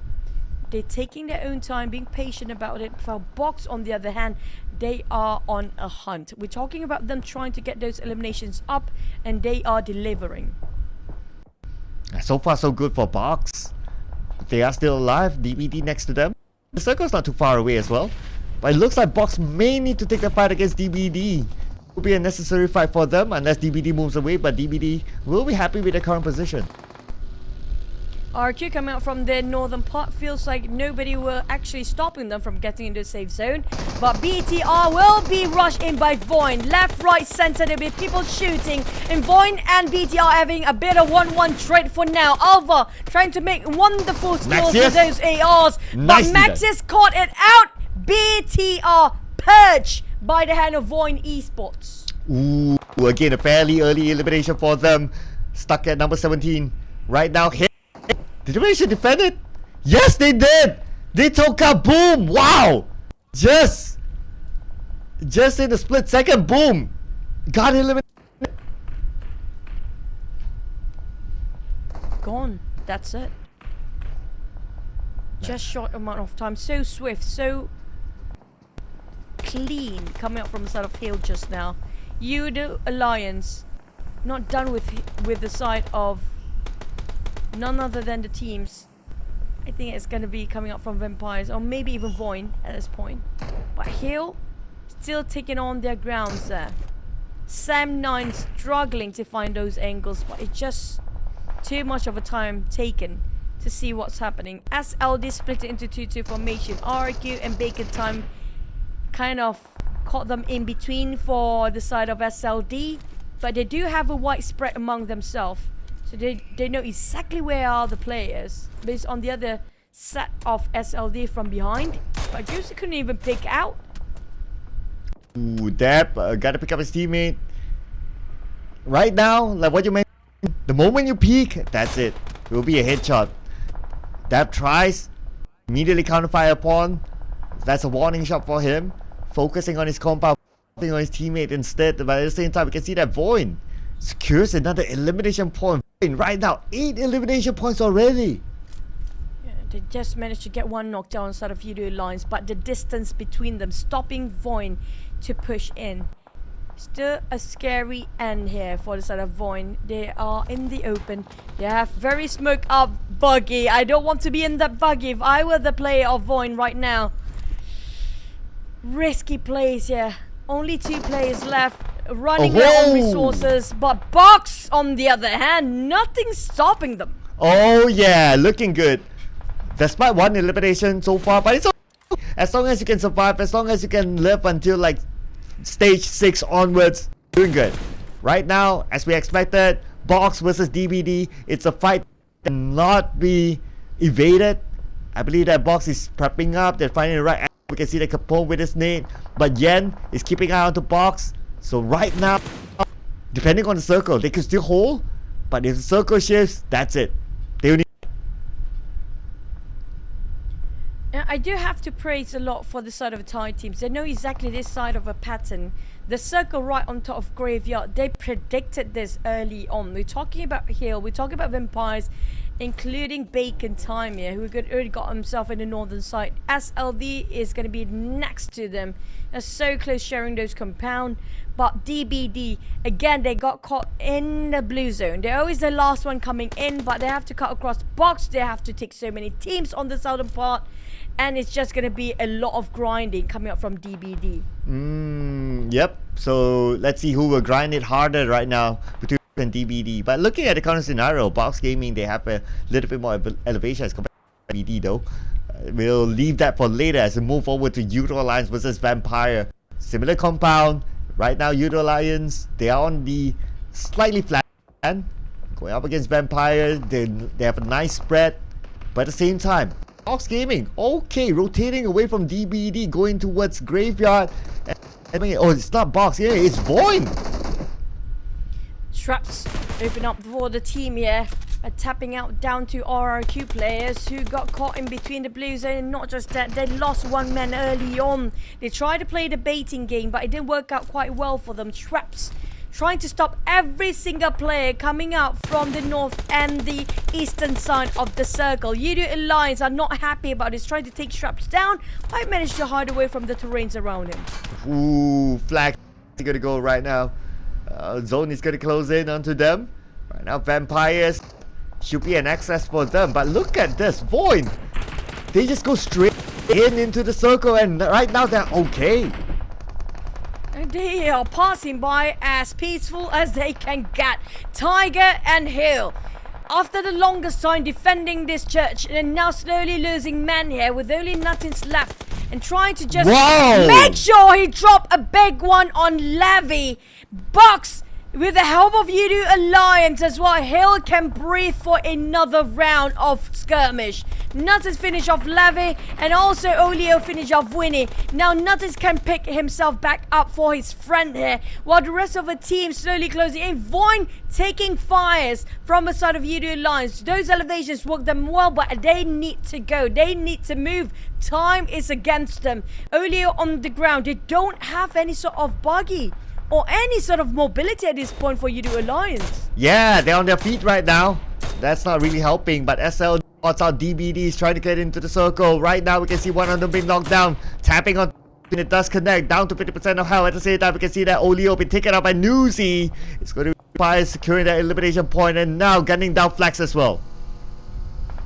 DBD biding their time, taking it very slow. Too slow perhaps. Right now the blue shrinks, and now they force themselves in the open area. Nothing in between, only couple of vegetation, and that's just it. This is going to be opened up such a big spot for Sam9 to just farm those kills. Those elimination numbers will go up if they don't leave here for DBD, but how to leave? Do they have enough smoke? Can they take covers? The moment the smoke dissipates, it's going to be a clear as day for these guys to shoot them down. Now DBD have to figure this out really quick, really swift. If not, they caught themselves in a death trap. Yeah, it doesn't help that they don't have a vehicle right now. Both vehicles used at the bunker, but the bunker is just temporary. The hill, they still have that church. They can still go to the top of the church and look over onto DBD. It's really tough for them. Right now, RRQ on the outside of the circle. They have Vampire to deal with, and they don't have a vehicle as well. RRQ also in the same pickle as same sort of DBD. Vampires, they need to push in, but VOIN will stop them. Now Paco trying to find a spot here, just to get that one knockdown. Make sure the rest of the team can actually get into the circle safely. But they know time is not on their side. They have to move right now. Vampires to climb down is another problem for Stone to figure out. He needs to solve that issue, and jumps down a long jump. Down on his knees, got shot down as well. Oh no, VOIN see this one coming, more than prepared. DBD eliminated. Feels like next one follow up is going to be Vampires. Ooh, Vampires. Let's see, unless they can fight their way through. But VOIN, you can't think about it. They've been playing as the duo for the longest time, but yet still managed to get 8 eliminations. Fending off other teams. It's crazy for VOIN, but now it's going to be crazy for SLD as they go up against Bacon Time. Bacon Time 3v3 as Squad goes down to the last man now. Throngs in. Can he do it? Can he pull off the impossible? Bacon time, Ice watching like a hawk. I feel like it's going to be a rough and a tall order for the side of SLD. But Touch, he has to be more than aware. There's another team coming up from behind. It's going to be RRQ. They march in as a tree. Mort and the rest of RRQ more than ready to take a fight. Taking on Noise. Down. And it's going to be one knock. The second one, the Pekka from behind. But it's a bit of a backfire. As Sam9 taking advantage. Spotted out in the Pekka and the rest of RRQ. The moment they pick out is somebody shut them down. Oh, great position by Sam9, but now putting focus on the Maxius. 1v2. Stone is resetting himself, just too much for him to handle. Maxius goes down, but the nade, where did it come from? That nade! Was it from Tiger? Yes, it was! Tiger taking Vampire out! At least 2 of them. Wow. We're down to 6 teams within a very small radius of circle. We're talking about less than 300 meters apart between these each teams here, with Vampire slowly losing men picked off one by one. Now Tiger with the DBS closing the range, and now the jump shot coming from the side of Tony K works wonderful well, but it's not done yet. He needs to take down on another player across him. It's gonna be VOIN Esports Alva waiting with a UMP. Wow, that jump shot winning against DBS. Alpha representing VOIN still survives, so VOIN still has a representative like those rank points at least. Tony K against Alpha, this is going to be super interesting. Tony K with a UMP in hand, he has a M4 as a secondary weapon. I think he knows that Alpha is there, but he does not have any utilities to throw. Sam9 on the other hand, they do have a full squad. The only team that having 4 men standing still. But Tony K and Alpha is just too close with each other. They can't hear each other breathe even at this point. The Yoodo Q definitely gives away a lot of information. Tony K waiting for Alva to respond with those movements as well, but they're not one of them willing to budge. But the Blues and just finish off from Tony K. It's going to be burning him off alive. Nothing's also in the same compound. Alva spotted him out. Last out of health. Tony K. Wait, so close. Woo! Wow, Tony K won with the own shot.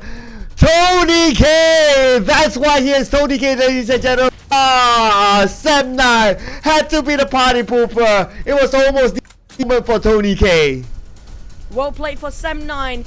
Very alert about their surrounding. Now back to the side of the 3 teams remaining. Sam9 with a 4.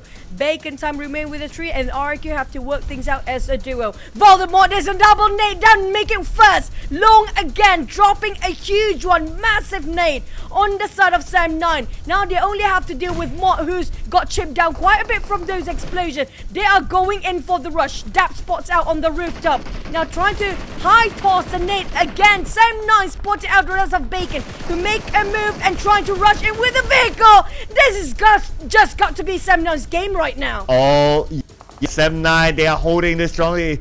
Look at the current condition and where they're at with the number of people that they still have. Looks like it's Sam9's game. But Bacon Time will not be easy for them. At the same time, RRQ is on the left. It could be the K-Maker because they're closer towards Sam9. Bacon Time holding that the lower ground. RRQ holding their grounds as well. Fully able to take advantage of anything that comes by. Shirty trying to stop Loyu. The one they should worry about is going to be Dap coming up from the flank side off angle. One knockdown. Ice waiting for Shirty to pick him up, but Dap there you go. need to expose for himself. Coming up, Mort, see that one coming. Mort making so much work for RRQ. Taking double down. Voldemort tried to follow up. This might be RRQ can still win this, as Sam9 losing men is an equal field of 2v2v2. Oh yeah, this is what we talk about. RRQ could come in the backside, be the Kingmaker. What did he do it? Can he do it? Voldemort, yes, he got retouch. Voldemort still survives. Said to his teammate, there should be enough time for him to reset himself, but right now, they still need to move. Circles down there. Bacon Time is still surviving, but Bacon Time finally they win the fight against RRQ, but Sam9, the first team to achieve 3 chicken dinner PMSL. They almost lost that chicken just now due to Mort from RRQ taking on 2 down and 2 players out straight away from Sam9 lineup. Lucky enough they're still holding their high grounds just now. Bacon couldn't actually have any minute or any second to pick back up all the pieces together for the teammate that's fallen. And that was theirs. Sam9 knows exactly where to stand. They hold their ground, they keep it going, keep it alive. and it's all well worth it. Where do they stand across the board now? Oh, it was scary for Sem9, frankly speaking. Because of RRQ coming in from behind, almost becoming the kingmakers. Oof, that was scary. But how would it affect the board, you ask? I would say it's a second place now for them. And on top of them was FaZe Clan. On top of them was FaZe Clan, and FaZe Clan got eliminated for them, obviously. So it's an opportunity for Sem9. But look at the stats. Oh, this is a new graphic here. So we're going to feature all 4 players from the team that got a chicken dinner. I mean, for the MVP, personally, for me, coming up from Sem9, definitely it's going to be Luke. He opened up so much space, hold on so many angles. It's just not being aware by the other of his own teammates. He makes such a big nade push, coming up from every angle possible. Those coming up from the abandoned church, which is going to be Hale. Those right across him, which is going to be RRQ. He did so much work for the team. But Sem9 taking this round for themselves. But Bacon, they still have this consistency, and VOIN is still up there. I know, right? I mean, I think we're starting to sound like a broken by now, but VOIN again and again and again and again and again. Regardless, like, even though they have 2 players, they still manage to get up there, like a finish. Ah, man, really, VOIN right now with this kind of performance exactly reminds me of the Infinity. The Infinity back then, you have one, they could still go all the way. This is like VOIN is the Infinity. They're just unstoppable. Like, no matter how much you want to shut down on VOIN, it feels impossible. They pick the pieces back up, back on their feet, have it another go. It's just always rinse and repeat for them. There's just no way stopping that. But I love as well as Box Gaming in here. They do have the consistency, keeping it up for the 3rd day of the first week. It's just so hard for them to actually have an entry when it comes to the first 2 days prior for our week number 1. But right now they have this sort of tone. I'm loving how they're putting up their expectation high up there.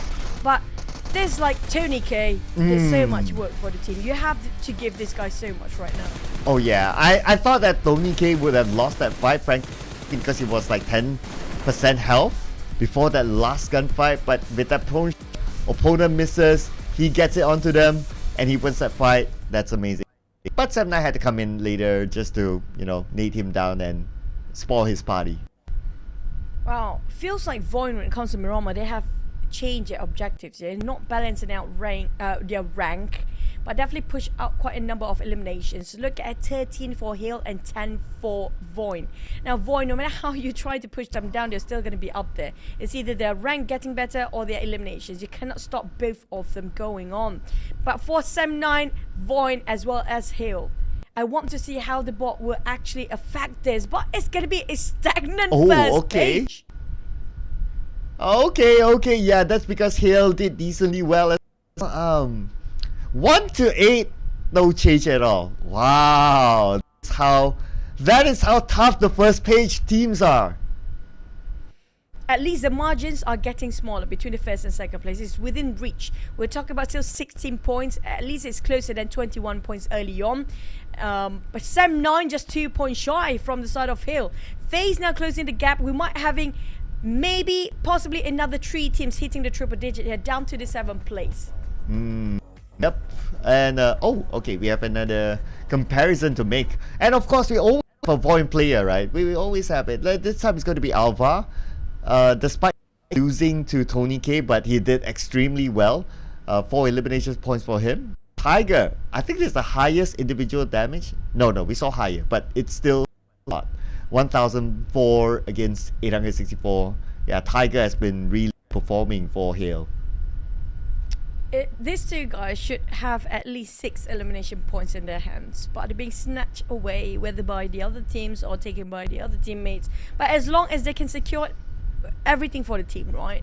But next one, we're heading into our last Miramar of the day. Based on that performance just now, Claire, I mean, like, what are your expectations by for the closing of our final map here? I think looking at one, I think the highest probability for a Thai team to get a chicken dinner inside Miramar is there, because of how many Thai teams actually survived towards that that final few moments, right? Other than that, yes, 7-9 is great in Miramar. Statistics don't lie, but I have one wish list. Of course, it is for GE, because today we got somebody representing the Indonesia region, Thai region, Vietnam, Malaysia. It's only down to GE to complete the puzzle.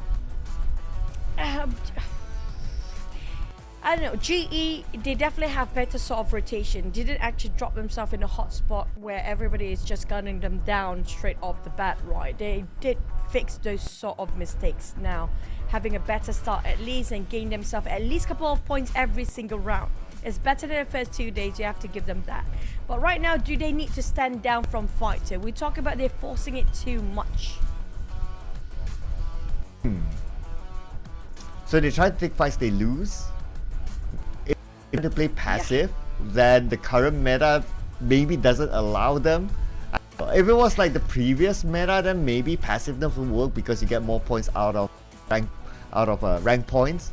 But this time around, I think teams just forced to. You gotta have that level of firepower. If you don't, you really fall out. So I still think that GE still needs to challenge themselves. I do believe in their firepower. I do believe when it comes to individual skills, they have it. That's why they are here. That's why they are in the best in the top 20 of Southeast Asia. But the problem is sometimes it's best to actually step down for a bit, just look at a third person perspective to see what went wrong, because they're always forced in a fight where they don't have intels. The problem is always information on their side. GE, I realize they don't have the information, the position of the other teams out there. Like, yes, you do know for a fact how their rotation is going to be, but when they start to approach a fight, there's always somebody taking them off angle. They caught off guard. That's how the entire team goes down in shambles. Yeah, so I guess it's more like positioning or kind of where your opponents are. I would summarize that. Okay, if that's the case, I would summarize it as better scouting work or better information gathering, so that you know where to position yourselves. You know what kind of angles to look at. I think I'll summarize it as that. If not, just to add up it, maybe a little bit more map knowledge, but I think that's kind of situational. But I think scouting work, yeah, every round would need work, irregardless. Well, whatever it is, GE, when it comes to the coach, there's a lot of work for him to actually figure out what's the best for the team. Right now, the teams that are not playing here for today still have better ranks. If you compare it with GE, the one been playing for the past few days, still haven't pushed themselves in the slump, stuck there in a trench. Now they have to get out, find an exit out. But the ones really going such a progressive day here today, we have to give it to Box.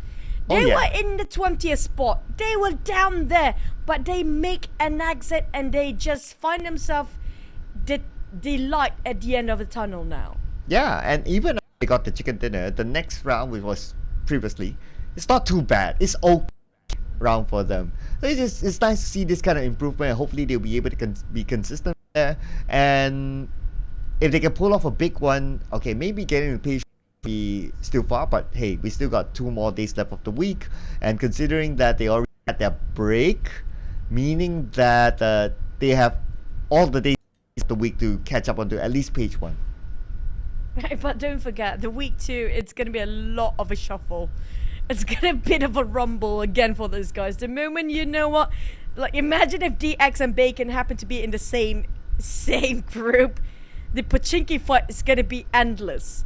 But we do have, again, we talked about how to frequent of swapping in and out of the players, and Boom has done it again. Is this okay?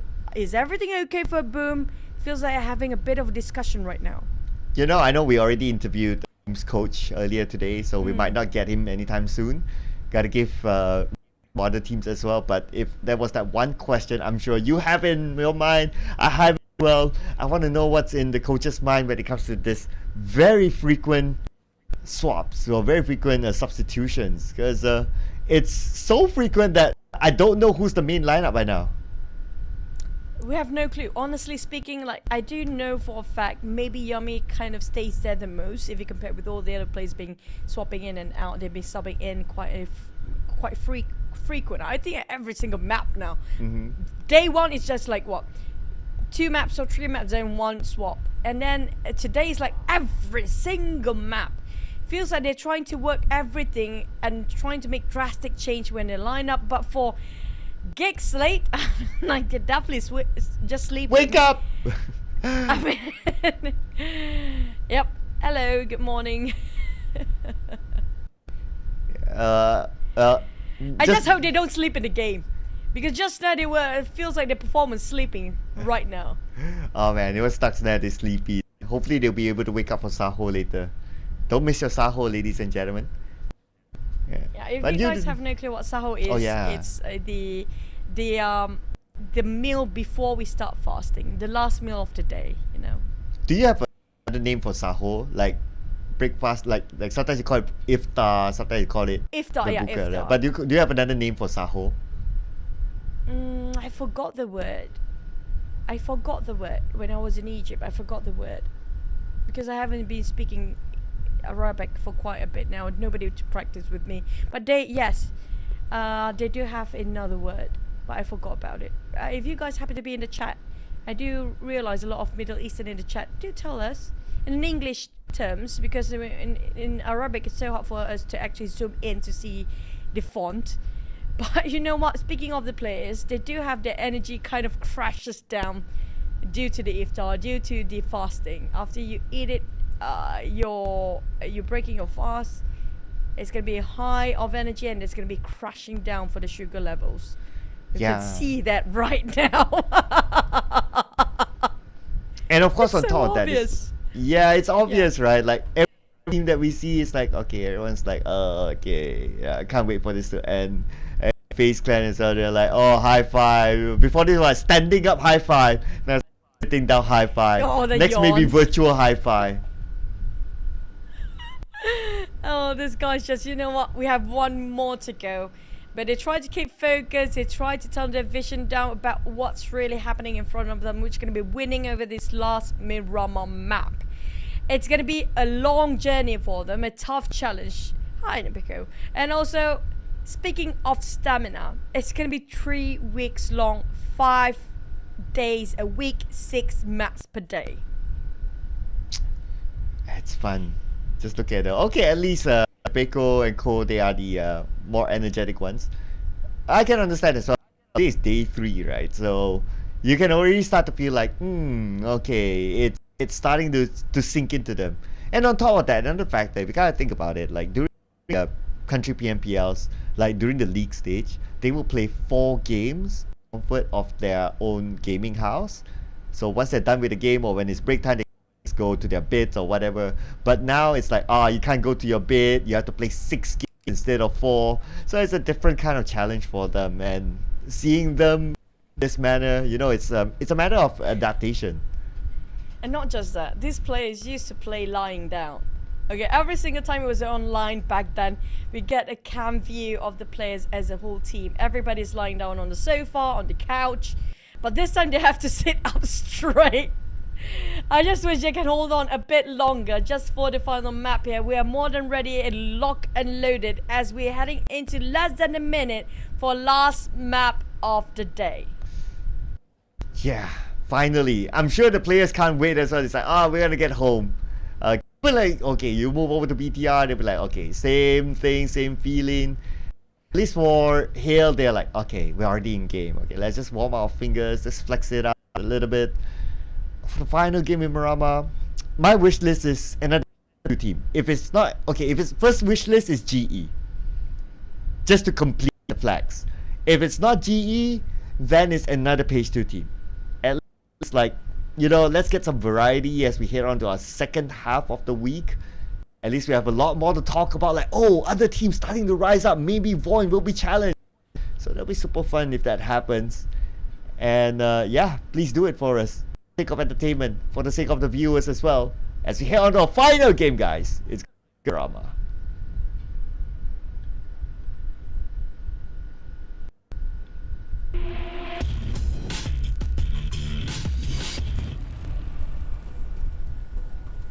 Let's head into Miramar for last map of the day for the teams and players. Good luck filling the demands and satisfy Sir Cloud. It's gonna be a tall order. He got a lot a long list of wish list. But we're heading back into the game. You know what funny is that, I'm sorry, I just got a bit of a glimpse of the chat just now. Some players there still looking over Tony K plays. The funny part is some of them even spell it as Tonk. The Y been missing. Oh. I just wish Tony K you don't butcher the name until it becomes Tonky. If you swap the K and Y, but it's Tony, okay guys. He's such a good looking guy to put his name as Tonk or Tonky. I mean, like, that's not justifying for that player. Hey, for all you know, that means something auspicious in Thailand, you know, Tonky. Really? Really? I don't know. We gotta get Zephyr on the line one of these days. Can we get like a caster's like interview? Like, oh, we asked what other regions are thinking. That'll be kind of fun, you know. I wouldn't bet on that because of the language barrier. It might be something else there if you call it Tonk or Tonky. Now I just wish it's not gonna be that. But we do have our circle pops. It's gonna be on top of Craterfield northwest this time. So we do have the gliders. This time it's so rare for the players to actually use this vehicle, right? It's so risky. It's so hard to control. But if you know it so well, you can play so well with it. It's going to be a huge advantage. But never mind, Lung. You tried. Yep. It's okay. But looks like Loyu wants a ride? Nah, Loyu's like, nah. I'm safer with Dap, okay? Thank you very much. I'll just go the other way. But think about it. If we do that caster interview, like we're in the middle and then we all the regions, and then we ask Zephyr, and Zephyr will go everything like, yes, good, very nice. I mean, like, he's a gentle giant. Oh, I do love. If you guys have no clue who Zephyr is, he's actually one of the commentators come up from the Thai region, and not just that, he's also have been in close contact and sort of a, I don't know if he's like full-time manager for some teams, but a lot of teams looking up for him for his care about sometimes talking out their problems, even asked his opinion regarding the strategy and the strats going on in the game, because this guy has been in PUBG Mobile the longest. Sapphire is like, if it's not casting, he's probably going to be one of the pro players out there. Yeah, he used to play at some point. He was telling me that one time. He used to play at some point, but that was a very, very long time ago. And it's like, yeah, I'm happy doing casting right now, which is fine for him, right? I mean, the other day, he's still like this figure that everyone looks up to. It's almost like PUBG Mobile Thailand equals Zephyr. It's inseparable. True. And speaking of casters, a lot of casters coming out from pro background. If I'm not mistaken, like one of Orange Esports player back then, now becoming a caster as well full time. I think he's a Cambodian caster, if I'm not mistaken. Yeah. I recently saw in Philippines, Edo10 was casting. Oh yeah. Yeah, recently. It was casting for one of the ladies tournament. Was it PMNC ladies or something? Yeah, so it was casting. So I was like, oh, okay, that's great. It's nice to see like some players, they have new careers. Maybe they think that you know playing is enough, and that's absolutely okay. Even, I mean, like, if you guys know enough about PUBG Mobile, even in Indonesian scene, like, Pasta, I don't think he's a pro player, but when it comes to Rufi, he used to be one of the pros out there. He used to represent Indonesia in certain tournament as well. So these guys, if you see these casters, you know, you have to give them so much respect. They've been in the scene, like, forever. They've been growing up with it, but back to our game, speaking of Hill, they have a good run today. They have quite a consistency. Now they have to close the gap between VOIN. How to take down on VOIN? It feels like they are on different caliber of plays. Well, if I were to just give some hope to the other teams, right? So when we started, it's like 21 point different, and then some points like 20. Now it's 16. So if we draw a graph, it's like, okay, there's a slight dip for VOIN, but not to say they're dipping that bad. It's just that 21 points to 16 points, it's still a trend there. speaking of Hill, got knocked down from afar. It's going to be coming up from Thai as well. And Gatslow really going to get it gone because the rest of Cavalry of FaZe is here. And there goes Slow. Oh boy, this is making it even harder for Hill to close the gap. It's probably caught out scouting thing. And FaZe Clan happened to catch him. And this is how fast the teams can play, right? The moment they knock down, they rush in without hesitation. So this is the level that we're talking about inside PMSL. Even if they don't get a knockdown, if they know that there are certain angles that they can crash into a compound without being known, or even for the compound team to be too for them to notice or realize that someone's coming up to them, they would do it. So this is how scary these teams can be. Yep, it's more scary because it's the last match of the day. Now, a lot of teams are thirsty to prove themselves before some teams have to stop and having a bit of a downtime. We're talking about tomorrow game here, which is going to be the team of E will not be playing. So this is going to be their last push before they have a whole day break, which is going to be GE, FaZe Clan, DBD and RRQ. So speaking of RRQ, they will be visited by Boom right now. Mod all alone though. 1-2. We've seen a clutch before, but Mod decides like what you say, it's the last game. I don't want to go out that early. Might as well retreat.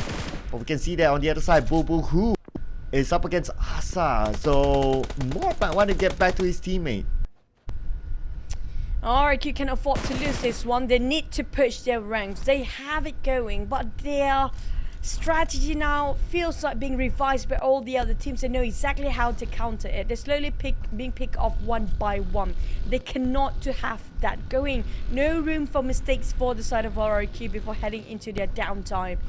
Asa always the first one to be the bait, but at the same time, where are the rest of RRQ? The entire Boom is pushing towards his way now. Very interesting though, because Mod went away. He got the information. Asa a little bit later, but at least he's able to get away. So with the slopes, with the terrain, he should be fine. Okay. Well, he definitely learned from the past game here. Not navigating himself, being too curious about things. But Nepeko, and this is what I love about RIQ. They know how to set up a trap. If it's work, it's just super clean, flawless. Absolute, just perfect place. But when it's just not working out for them, they're just being picked off one by one, bit by bit, and start to lose one of the limbs, like slowly but surely. But GE now, GE also will have a downtime tomorrow, so they need to keep it going. We do know for a fact GE have been playing straight the 3 days straight here, and it just didn't improve when it comes to the scores. And plus they played more games as compared to some of the teams. Because like what you mentioned, tomorrow is their break. So they've been playing 3 days, but 3 days, even with some teams taking at their own breaks, but they're still at number 20. I mean, it's really tough for GE at this point. And plus they are representing the wildcard region. And I really don't know what to say at this point. I really wish that our final interview for the day was someone from GE. I really want to know what's on their mind. I just want to know that, you know what, there's a lot of supporters, including us, want to see GE so well, to do so well in this map right now. But at the same time, there's so many things, so many factors. They just having a bit of a lose. And we're talking about GE right now trying to play safe. And I'm loving this. They realize for a fact, you know what, feels like a bit too stuffy for them to actually take in all of it. Having too much of a drastic change will have it a bit of a problem for the players to adapt to it within short amount of time. They take it slow, it's okay. There's nothing to haste about. You have the all time in the world by Gosu. Spotted out Newsy. That's going to be the scouter doing his work, just to be a bit more taunt from the side of Newsy, just to know where exactly Gosu stands right now. Yep, Gosu, nice action, high ground, immediately chases off Newsy. Tony K, but Tony K not clear yet. That's RRQ on the other side. Nebeko tries on the Tony K, but Tony is on the clear. Beko definitely wants to go for the hunt. RRQ are spreading themselves out wide, but he's trying to reposition himself. We do have vampires out of nowhere now popping into this as well. As LD spot out shrubs possibly, but Yeah, just having another taunt. Just now it was Nuzi, now it was Straps. Stone will be scouted by Truongzin on the flank side. But I'm not sure if Stone know exactly where the players of SLD. They're being very proactive, very actively moving. Yeah. There goes the tires. There you go. Yeah, but at the same time, Schweppes sticking out somewhere else. It is Sem9's map at this point, considering that they're a performing team inside of Miramar. But with that knockdown, it's definitely going to damper their chance of securing another chicken dinner and just creating, breaking records. But right now, I think it's going to be, it was a long race because the last time we saw it's like, okay, it's only a knock but not an elimination. And looking at Vampire's position, I think Adib should be picked up by now. Every single team is tipping on their toes. Never mind. Straps just now was against SLD. Now they found themselves right across Sem9. And now Adib's being knocked down. I think there's a distance between them since... well, never mind. Sem9 be finished off that one player. It's going to be 2 players out from Hill as well as Sem9. And Stone have a bit of a brawl with Shirty. Bacon time. Why there's so many players splitted so far apart from their roster? Okay, I guess it's really down to the strategies how they're doing scouting work, because we were still at like the second phase or third quarter, so there's still a lot of room to play, so it's kind of understandable. But if they do that of the 8th circle, then it really depends on the situation. But for Bacon time to take over from Vampire, that is a good move for them. Now Vampire, they'll be playing the rest of the with at least 3 players. Noise definitely will have to pick him, his teammate up. But SLD scouted out on Asa again, the first one to be knocked down on RRQ side. It's always being the bait for the entire team. And Voldemort spotted him out on a different high grounds, entirely different mountain there. But SLD, be careful. Bacon time is watching as well. And that finish off by Pombit. Now Boom starts to move. Sem9 very overstretched between themselves. Low U still taking up the back line as well. Crater will be a bit of a problem right now as Ventora's taking on Alter Ego. There's so many fights happening, one by one being picked off at the back line for these teams. Yes, and not only that though, Alter Ego and FaZe just next to each other. Ventura is on the high ground. At the same time, Ice from Bacon knocked down. Looks like there's a fight happening somewhere else, and we can see that SLD is having fun collecting elimination points, but they gotta do it quick as 3Touch is prepping up the nade at the same time. It's arrived, and 9 Noise will go down. 3Touch, the last man standing. SLD have to fight against the Blues and at the same time have to deal with a touch coming up from Bacon. Oh, the nade! The big one from the side of Gosu. The perfect one to wrap things up. They do have the time and space here to reset themselves. That finishing coming up from SLD, that was a huge one. Oh, that was indeed. They've been holding their ground very, very well indeed against Bacon time.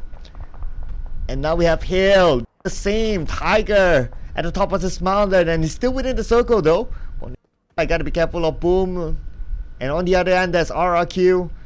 But with this kind of race, he should be alright for now, as long as he still has the circle. But GE, Yoodo Alliance, it's not going to be an easy fight for them. Look, trying to find over GE players on the high grounds here, playing around the corner, got himself that buggy. If he needs to jump down the buggy, it will be more than enough for him to actually exit out. But flag spotted out by the rest of GE. GE going aggressive again. Smile prepping up the nade, and the circle happened to be shifting at the same time. DBD got themselves those high grounds and spreading in a line. It's a beautiful lineup coming up from DBD, but GEEK and FaZe as well as Alter Ego will be the victims if DBD knows how to use the mountains for their full potential. Oh yeah, absolutely. I do agree that DBD has one of the best positions in this circle.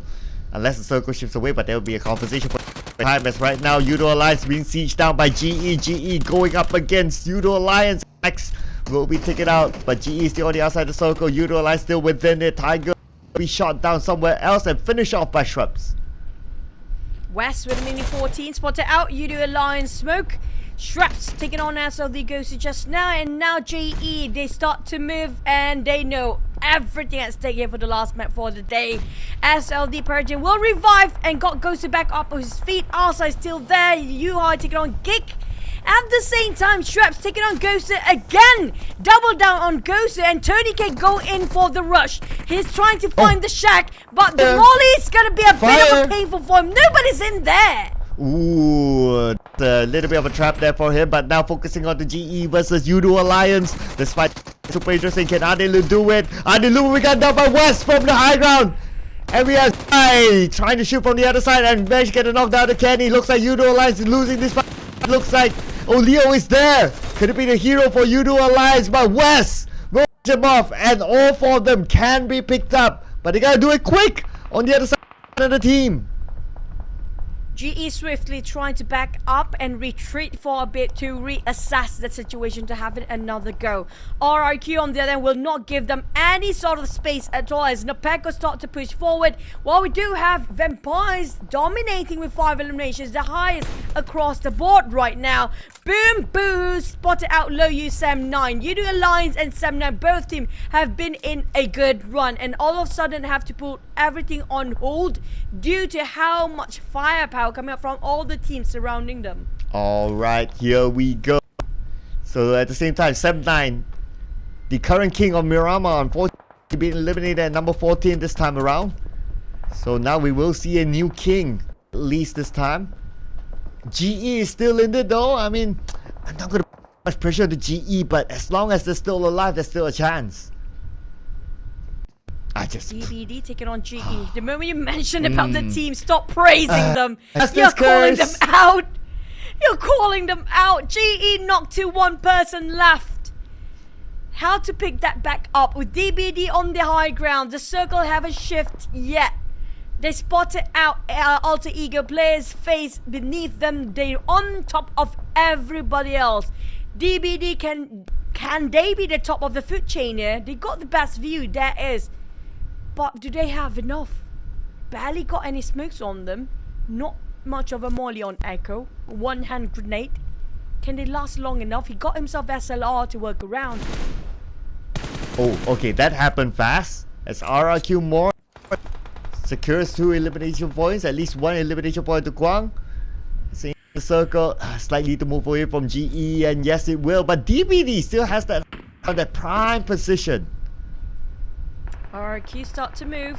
They're trying to get in close contact with Vampires. And Asa make the first front line to go in alongside with Napeko. But they're split into 2 formation here for Vampires. They're holding different angles. A crossfire. Nuzi taking on Asa. They didn't see this one coming. Nuzi coming out from the flank on the blind spot. And Nuzi will just finish them off with a bang. Down to only more on the side of RRQ. How to make things work for RRQ right now. They barely make it in. Oh, and more not in the best of position as Vampire exactly where he is thanks to the smoke. Voldemort on the other side. Okay. I get confused, ladies and gentlemen. We got Mod and Voldemort, and now Nuzi putting focus on the Mod. Mod 50% of the pickle will be finished off by Shrubs. Vampire within the circle. A-okay, but for Voldemort, I don't think he can help his teammates. There's nothing much he can do. Be playing for placement points then.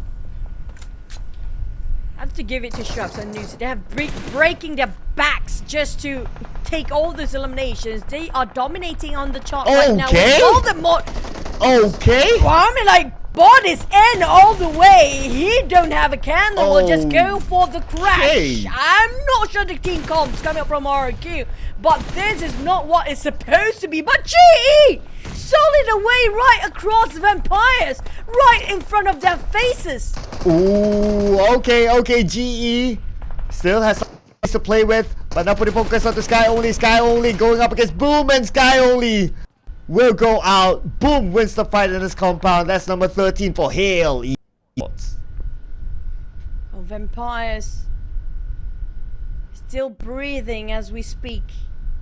He'll have to bow down on second place. Anytime FaZe can take over this board right now, including Vampires, that 2 players knocked down, they still can pick them back up.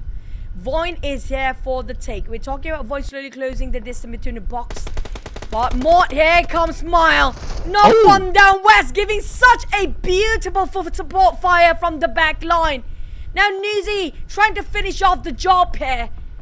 Managed to revive on Tony K. Spotted out West, giving a bit of a warning shots as well. Vampire stands back as a tree. They are not dying just yet. They are the vampires. Ooh, yep, the limit it is. And now it's Smile out in the open. There's nothing much they can do. West, the final representative of GE, Genesis Esports, in the circle on the other side. Come on, vampires, cut him some slack. Don't do it. Come on. They just really want to go for it, but a bit cautious due to how many gunfire shots they can hit right across them. GEEK SLATE damn good. They lost Mika early on. Spot out the entirety of VOIN trying to get themselves into the circle. They will gatekeep this one out, making sure denying the entrance of VOIN Esports, but BIGETRON behind their backs. They have to be splitting the formation now for GEEK SLATE if they want to make this happen. Ooh, okay, he's talking about splitting position. Boom has a split position now, 2-2 formation that they're using. At the same time, Levy is trying to take one. And with this kind of split, this kind of position, it's going to be hard for Box to actually counter upon them unless they can get 1 or 2 knocks. But GEEK SLATE on the other side as well. Oh, GEEK SLATE in the circle, but Boom not in it, and now Boom is moving in. Boom, hit the spray, go for the take. Box Shunos knocked down, not being finished just yet, and they have time ticking out. We're talking about less than 10 seconds, and they have to flee now. They have to exit. They don't have much time, but they keep it going. Extended fight. Yummy need to wrap things up quickly. As Levy just behind himself there. Yummy just trying to finish off Winnie in the small shack. DBD taking a fight against the tower of BTR. Now, Boom, they don't have those vehicles going. They need to march forward. They do have one more pickup truck, but boo-boo-hoo will have to come in very late with the dates. But here comes VOIN, crashing straight into GEEK SLATE. Whoa! Just like that, you blink and you ladies and gentlemen. VOIN just crashed in and GEEK got eliminated at number 11, and here is VOIN from 0. Now they just collected 4 elimination points, just like that. Vampires coming up from behind, but the one have to cut across it. It's going to be Box. It's going to be Boom, as well as the side of the teams out there. But Boom, Pumbet, shot from afar, straight proning down. Have no clue where the shot's coming out from. Boom are confused. Where exactly those guys stands right now. Spotted out BIGETRON, a red UI. Down on these knees. All the players are down as the end. Levy put so much work for the side of Box Gaming.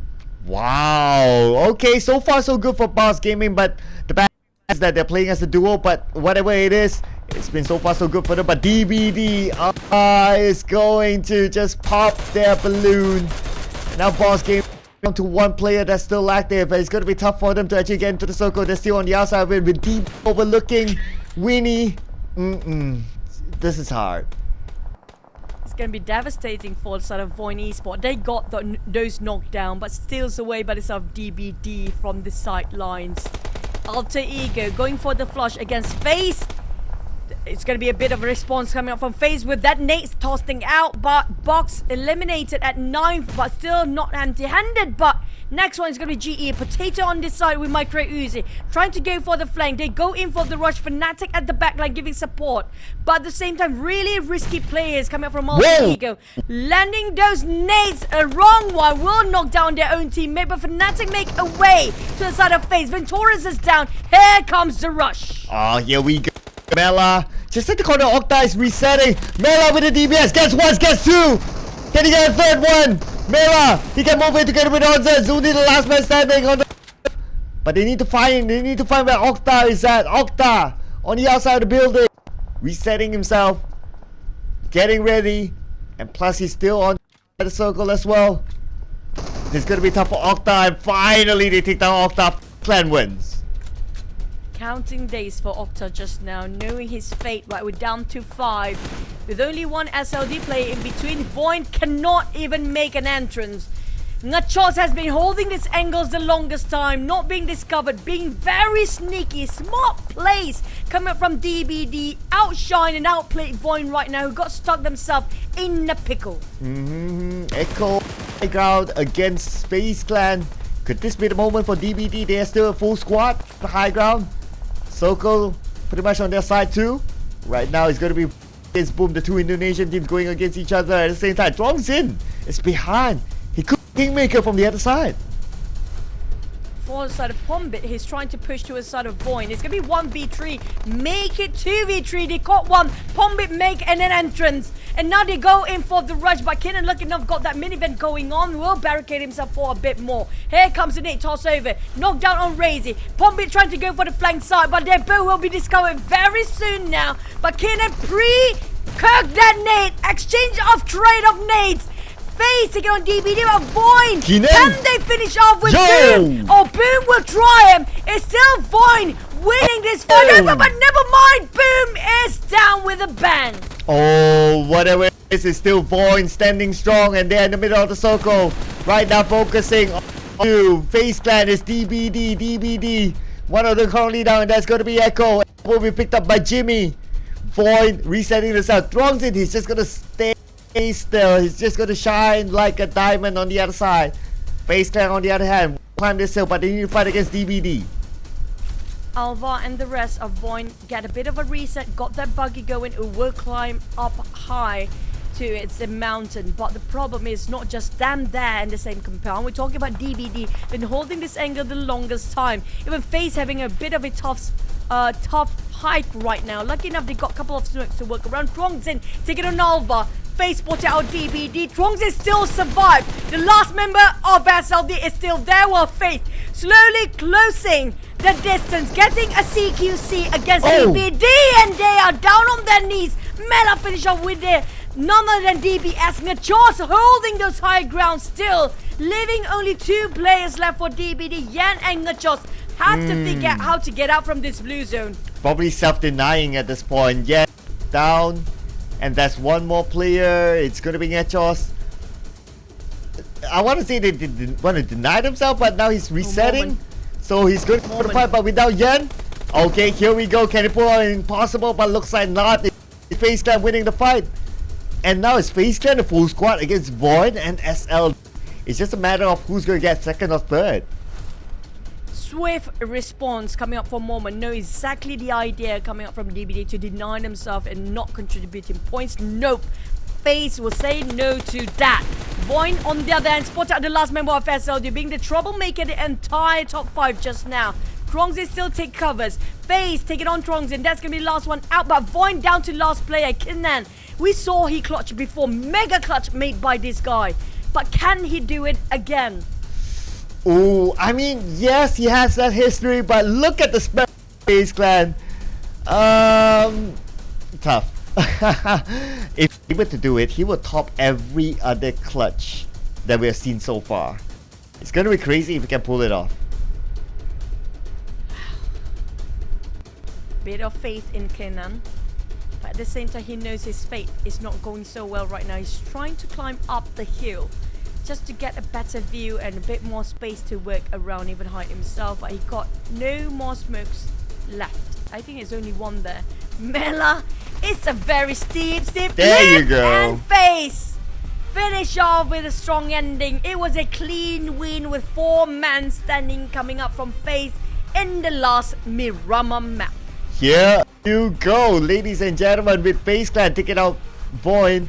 But no matter what, they still number 2. Still pretty decent for them. And because of that, for sure, in the overall charts, they will still hold on to that number 1 spot. But for FaZe Clan, refresh lineup with Mela coming into the fray. Man, this is a huge improvement from them from the last time we saw them in PMPL Thailand. And also they were in the top 5 earlier today, so I do want to see did they manage to swap a bit when it comes to the overall rankings of the top 5 leaderboard. VOIN, I think nobody can take them down just yet. They got this consistency, this sort of a secret recipe going, right? If they're losing the fight, you know what, we're gonna stay safe as much as possible and trying to nitpick a certain fight in a different corner of angle. But for our MVP, it's gonna be Onzen, and we do know Onzen makes such a huge contribution to the side of FaZe Clan after he swapped with MR5. Oh yeah, and they say that Onzen is unwell. I mean, if this how he can perform in an unwell situation, I want to see how he'll perform. He's like fully fit. Like it will be crazy, right? Just imagine. But again, VOIN is up there. These guys, no surprises. They're always at the top 4, top 5. They're always consistent. But speaking about consistency, DBD, despite no chicken dinner, the last few rounds has not been bad. I feel like DBE start to get themselves those tempo going, and they kind of found themselves the best strategy that works well for the team, and it's like they look very comfortable doing it as well. They're taking it a bit slow, try to balance out the rank as well as eliminations, not being too hasty, not being too reckless to force themselves in unnecessary fights like how GE did. I mean, like GE, they are forcing it, yes, they can actually do it, yes, but at the same time, just they work so well for them to actually hold those angles. But you have to give that last play of SLG Twongsim. He's been holding on for the longest time to survive and got himself in the top 5. Yeah, survived to a place finish. Definitely commendable there.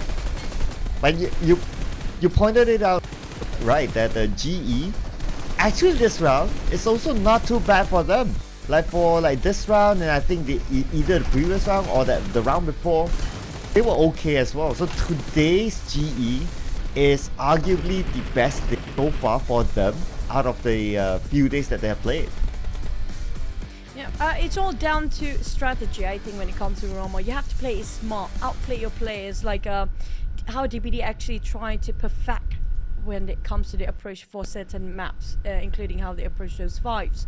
But FaZe right now with 10 elimination, with 10 rank points, definitely will push them back, push them way up there. I think it might be them in the top 3 right now, but I'm not sure myself, because VOIN got himself 12 points. Now this definitely gonna pull up the stretch again between them and Hill, because Hill being finished off early and didn't gain any points at all.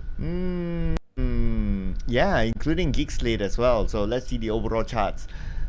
28 points difference between VOIN and the second place, whoever it is by now. FaZe Clan moves up, so it's going to be second place for them. Hill, because of that performance, they dropped down to number 3. On the other hand, GE, despite a decent round, but they still didn't catch up to PBE, who took a break. Now this is interesting. Look at the numbers for FaZe and Hill. It's exactly the same. If you happen to be having a tiebreaker, how do you do this? So it's the same exact number. Okay, so I have the answer for that. So if it's all exact same, the tiebreaker will be based on the last round's performance. So obviously FaZe Clan got the chicken dinner, so that last round's performance was the tiebreaker, hence at number 2.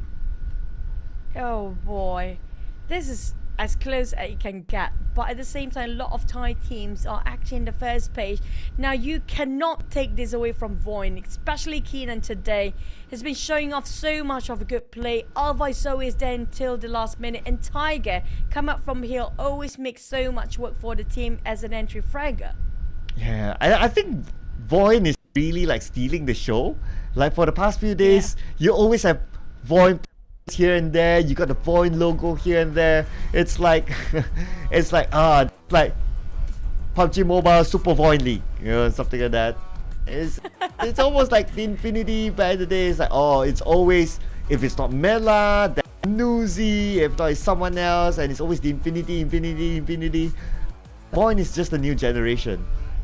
Yeah, I agree. It's like it's very commendable about their rotation wise, about their objective, their drive. You can see they are so focused on their scrimmage possibly, because they just have this sort of consistency. It's almost impossible to take them down the entire week, Cloud. I mean, like, we haven't finished our first week yet, but I'm not surprised if they maintain up there until the end of the day. Yeah. The end of the week. Yeah, at least, yeah, I do agree. I think looking at the rate, this week is definitely theirs. Okay, I wouldn't say definitely, but look at how they're performing. You know, it's looking good for them. But I do hope it's not like the West Point Mamba curse. You're all the way, you're League Kings, but reaches where it matters, the grand final, and all of a sudden it just goes, oh. So that Very. Hopefully it's not going to happen I to mean, them. that curse was way before that. It was HVVP curse. Oh yeah, that too. Oh my god. That one was the... Oh.